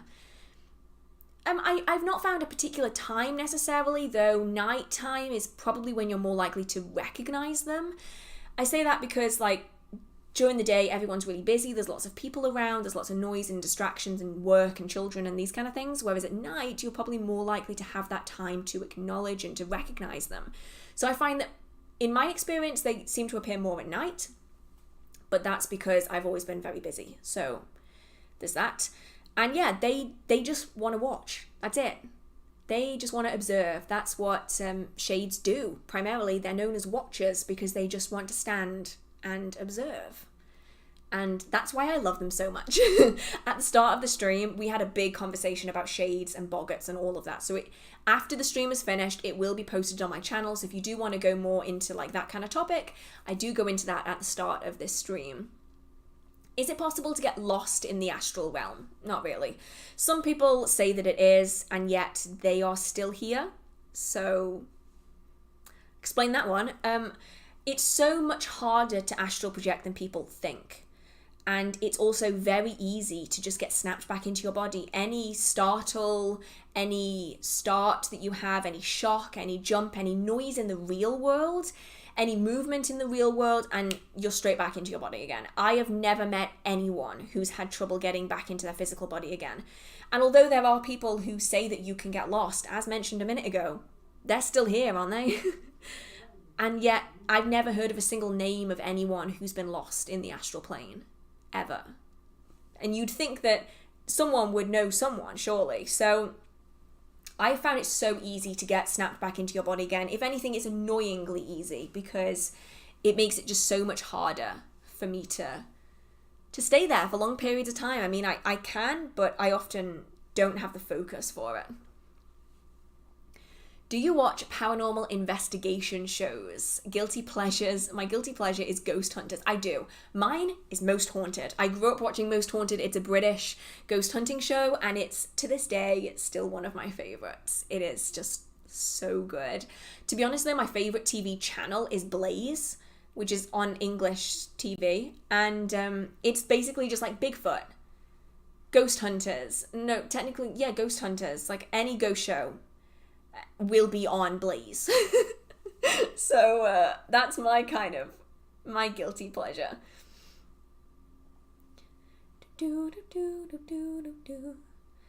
I heard a voice when I was crying in front of a mirror in the dark in a school saying he got me in his control. Should I be concerned? I mean, I wouldn't be concerned. How long ago was this? Because like, if it was a long time ago, or even a while ago, I wouldn't be concerned. The thing is, right, trickster spirits are largely all talk. If you were going to do something, why would you tell someone that you were going to do it first? That's what I always think. Like, if he really had you under his control, why would he tell you? Because that just gives you something to focus on so that you can get rid of it. So I wouldn't be concerned about it. I like Shane and Ryan's Ghost Files. I love Shane and Ryan. I watch like every single episode. I also loved Garrett Watt's ghost hunting shows, like ghost hunting episodes. They're always really good. And then like Glam and Gore a few years ago did a bunch of ghost hunting that was really good as well. I really enjoy that genre. It's something I would love to do, but I don't have anyone to go with that would probably take it seriously. I don't know, like, I think some people that I know would be absolute wusses and would refuse to go. Some people would just antagonize the ghosts like Shane. And I'm not sure I want to deal with that. So, maybe one day, who knows. Question from my husband. He always has seen shadow people around him in his life. He has predicted a few events as well from them. He is not a witch or anything, but should he be using protections? It sounds like shades. And shades are sweethearts. They are probably just trying to help. And I mean, he can use protections if that's something that would make him feel more comfortable, but shades are pretty much just observers. They're just going to watch you. And the fact that they have been helping with predicting events and potentially trying to help resolve issues, perhaps, makes me think that they are actually looking out for him anyway. So I wouldn't be too concerned. I would only be concerned if they started acting in a negative way, but shades are typically pretty chill. On a scale of shade to boggart, they're pretty chill. Is it okay for me to have an unlocked mirror in my bedroom? Yeah, it's completely fine. I wouldn't be too concerned about it. Unless you've had an experience that would make you concerned, I wouldn't be concerned about it. I used to have a big mirror on my altar and I worry I was casting spells on myself because of my reflection. What do you think? I mean, that is one of the ways that you can easily cast spells on yourself. And so maybe not a good idea, because some people don't find it easy to link spells to themselves if they aren't using a tag lock. So you essentially cast a spell aiming it at your reflection, which is a part of you, which acts as a tag lock, which links it to you. So potentially spells that you were casting for other people or for situations might have partially been linking onto you if you have been looking into the mirror while you were doing that working. Is it ever okay to dig on an ancient hill fort? I'm thinking of digging up a route there. I would ask, and I would leave an offering of stronger alcohol, preferably. That's if you get a positive response. If the response makes you feel sick or dizzy or uncomfortable or like you're being watched, then maybe not. But if you get a positive response, a happy feeling, then leave an offering and then do it. Otherwise, anything other than a firm yes, take it as a no.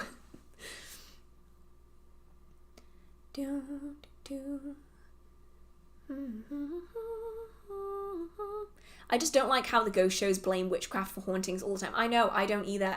A few years ago, I did a video on this exact topic after I watched an episode of Ghost Adventurers. I don't actually say the name of the show in the episode, but it was Ghost Adventurers. And, or was it Ghost Adventures? I always say it wrong. Anyway, they basically were saying that like a bunch of witches were sacrificing people in the basement with a bonfire, and I couldn't stop myself from just laughing, because it's like, you do realize that you're in the basement of a wooden building, right? And like having a fire in the basement of a wooden building is a bad idea, right? And then they went to the house of this man who lives in England, who said that he lives in like one of the oldest houses in England. And he found a horseshoe in his chimney, and he said that it belonged to the devil. And I'm there like, or you live in an old house and you found an old protection charm that was hidden in the chimney, a liminal space that is often protected in the early modern period. And he was just like so adamant. He was like, no, it's the devil's shoe. I'm like, is it though? Is it really though? And then they had like a witch come on to undo a working that was carried out by a witch, and it was just the weirdest episode. I got to the end of that episode and I was like, what am I watching? What is happening here? And that was when I gave up Ghost Adventures. I was like, you know what? I'm good. I'm done here. I'm gonna find a different one to watch instead. Will an unlocked mirror prevent me from sleeping? No. I guarantee that 90% of people, maybe even more, who have an unlocked mirror next to them will never notice a single thing. Like, you only ever have to worry about an unlocked mirror if you've experienced something negative. And even then, it's very likely just a fleeting issue.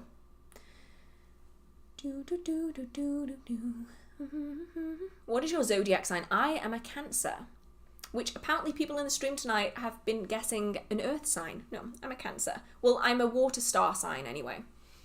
No, sun sign. Water sun sign was what I meant to say. Technically, though, the sun is a star, so I wasn't wrong.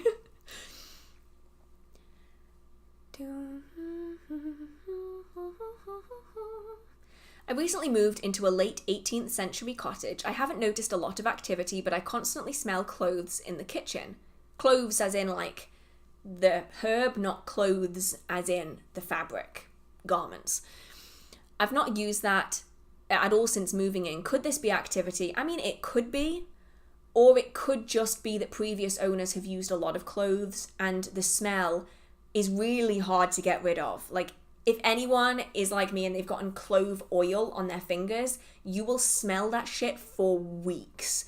So if someone has used a lot of cloves in that kitchen over a long period of time, it's quite likely that it's simply in the plaster and in the walls and all of that.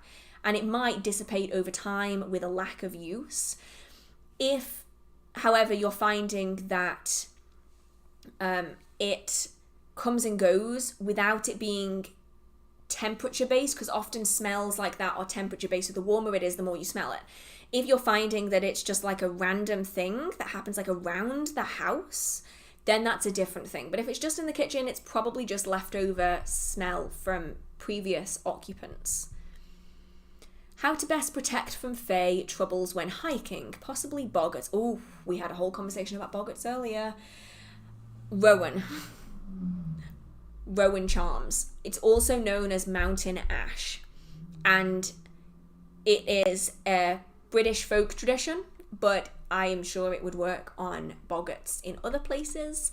But it is a tree that is used to protect against fae and fair folk spirits. So I will often use it in the parts of my house that I do not want fae to be interacting with. You can also carry it in you, like not in you, but in your clothes. Do not put Rowan in you. And you can have it as charms and stuff. So you often find that Rowan crosses and also Rowan berries are good for protecting against Bogarts. It's something that I started using after my incident in 2016 and I have never stopped.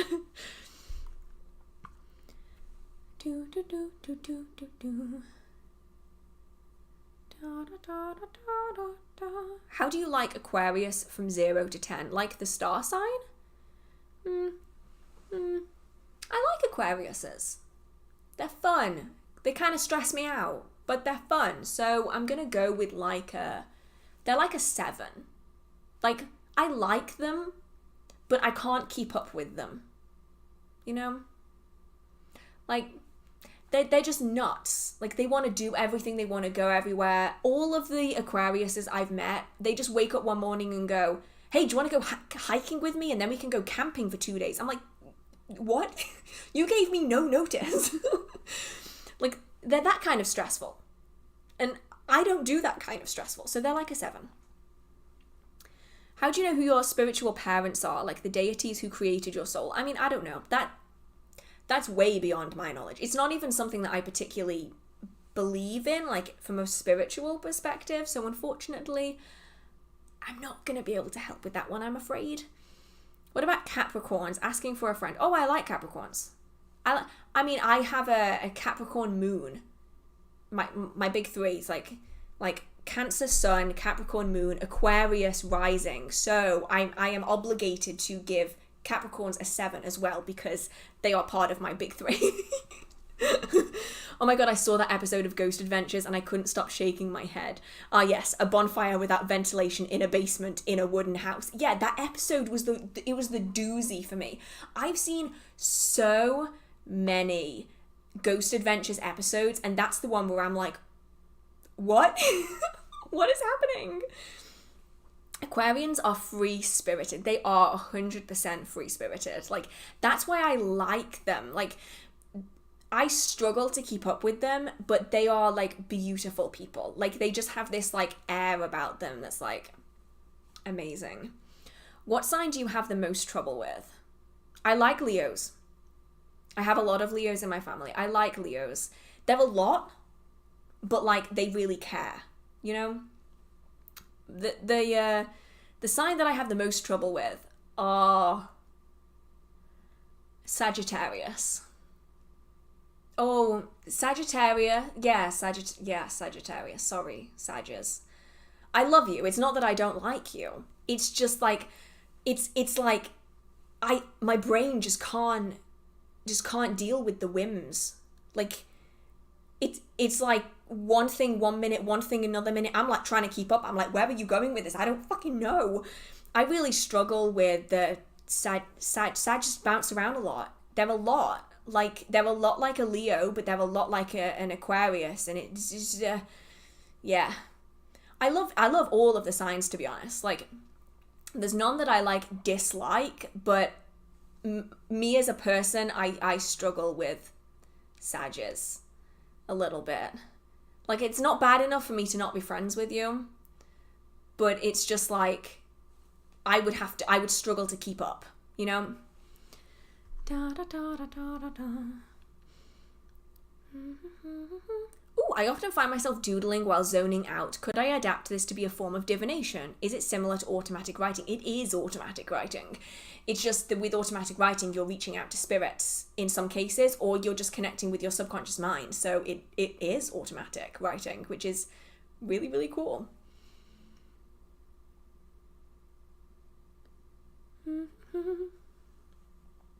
Do late pets have to be counted as familiars, or can they be ancestors? They don't have to be familiars. They can be ancestors if you want. It's only a familiar if they've entered into a familial contract. Like, they have entered into an agreement to be your familiar. a passed over pet is not a familiar simply by existing. It's that contract that makes a familiar spirit, like a familial contract.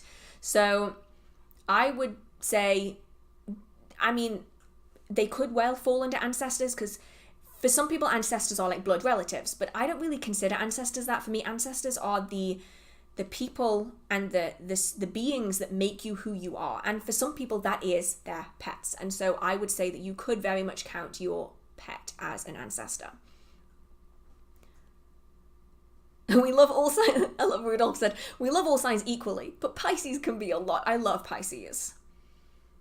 Yeah, see, that's the thing, Christopher. It says, as a Sag, I totally understand. My brain can go 5,000 ways simultaneously. That is what I struggle with. It's not that I don't like Sages. It's just that as a Cancer, I'm very much like, give me a plan. Like, I want to know what's going to happen, when it's going to happen, how long it's going to take, how long the journey is going to be. Whereas like Sages, they're like, hey, do you want to go skating this afternoon? I know you've never been on a skateboard in your entire life, but I want to go skating, so we're going to go skating. And it's like, what? You gave me no warning. I want at least 3 to 5 business days. I want to be able to look at 1,000 YouTube videos and learn how to skate in advance. Like, I struggle with that. Whereas like Pisces and Taurus, I can firmly get behind because they're very emotional and sensitive in some cases, and they like planning, and I like planning. And that's why I get along with Virgos as well, because they like planning.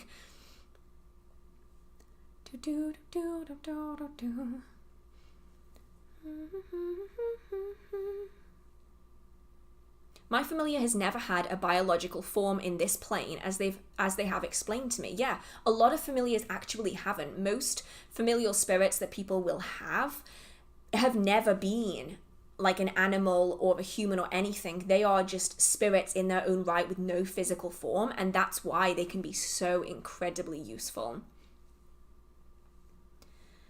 Da, da, da, da, da, da.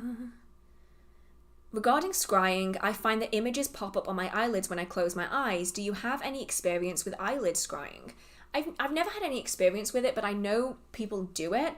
And ultimately, scrying is just the ability to tune in to your psychic understanding of the world. It's just that we're using tools to do that, whether that is a bowl of water, whether that's a mirror, whether that's a candle flame.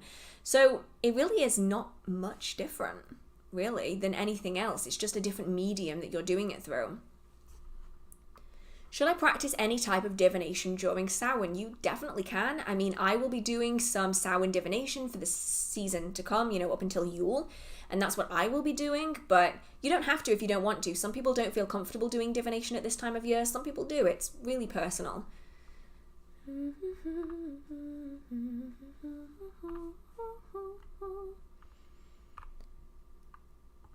I'm sure I missed a question here, and I cannot remember what it was. Oh, what branch of witchcraft do you practice? I primarily focus on folk magic, but it kind of varies depending on what it is that I'm doing. Have you had water recently? I haven't. I don't like drinking on camera, so I will just drink like a litre of water when I get off the live stream. That's basically what's going to happen. I did have a lot to drink beforehand though, so it'll balance out in the end.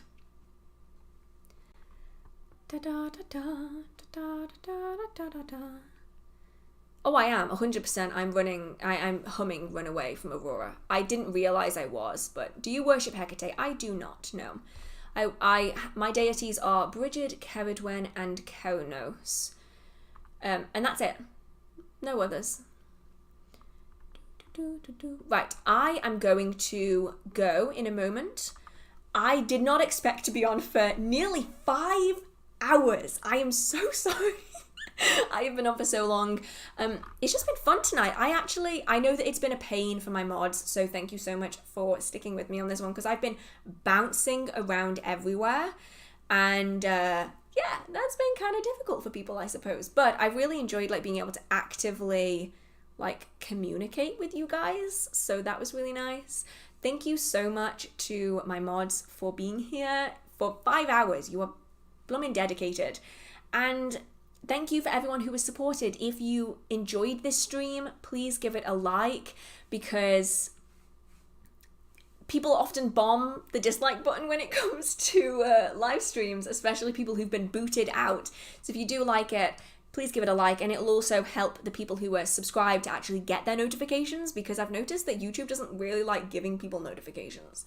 Thank you to everyone who's given donations and asked questions and all of that stuff. It really means a lot. If you do have any further questions or questions that you didn't want to share on the stream, you can contact me via Instagram. There's no guarantee that I will give you an instant response because I'm really bad at responding to people, but you can send me a message on Instagram and I will do what I can to get back to you on that one.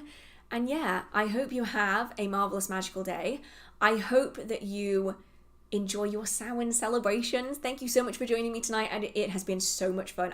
This is probably my favorite stream ever, honestly, so thank you so much for all of your love and support, and I will see you next week for another video. I'm not sure what it's going to be yet, so it's going to be a surprise. Yeah, unfortunately some of the questions got lost during the stream. I unfortunately cannot help that. That is a YouTube problem. It does that sometimes. Oh, thank you so much, Kelly. You're so lovely. Thank you so much.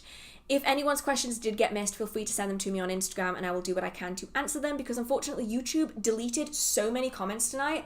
Like, a ridiculous number of comments just vanished. So anyway, thank you so much, and I will see you in next week's video. Have a marvelous magical day. I know I already said that, and I will see you soon. Okay.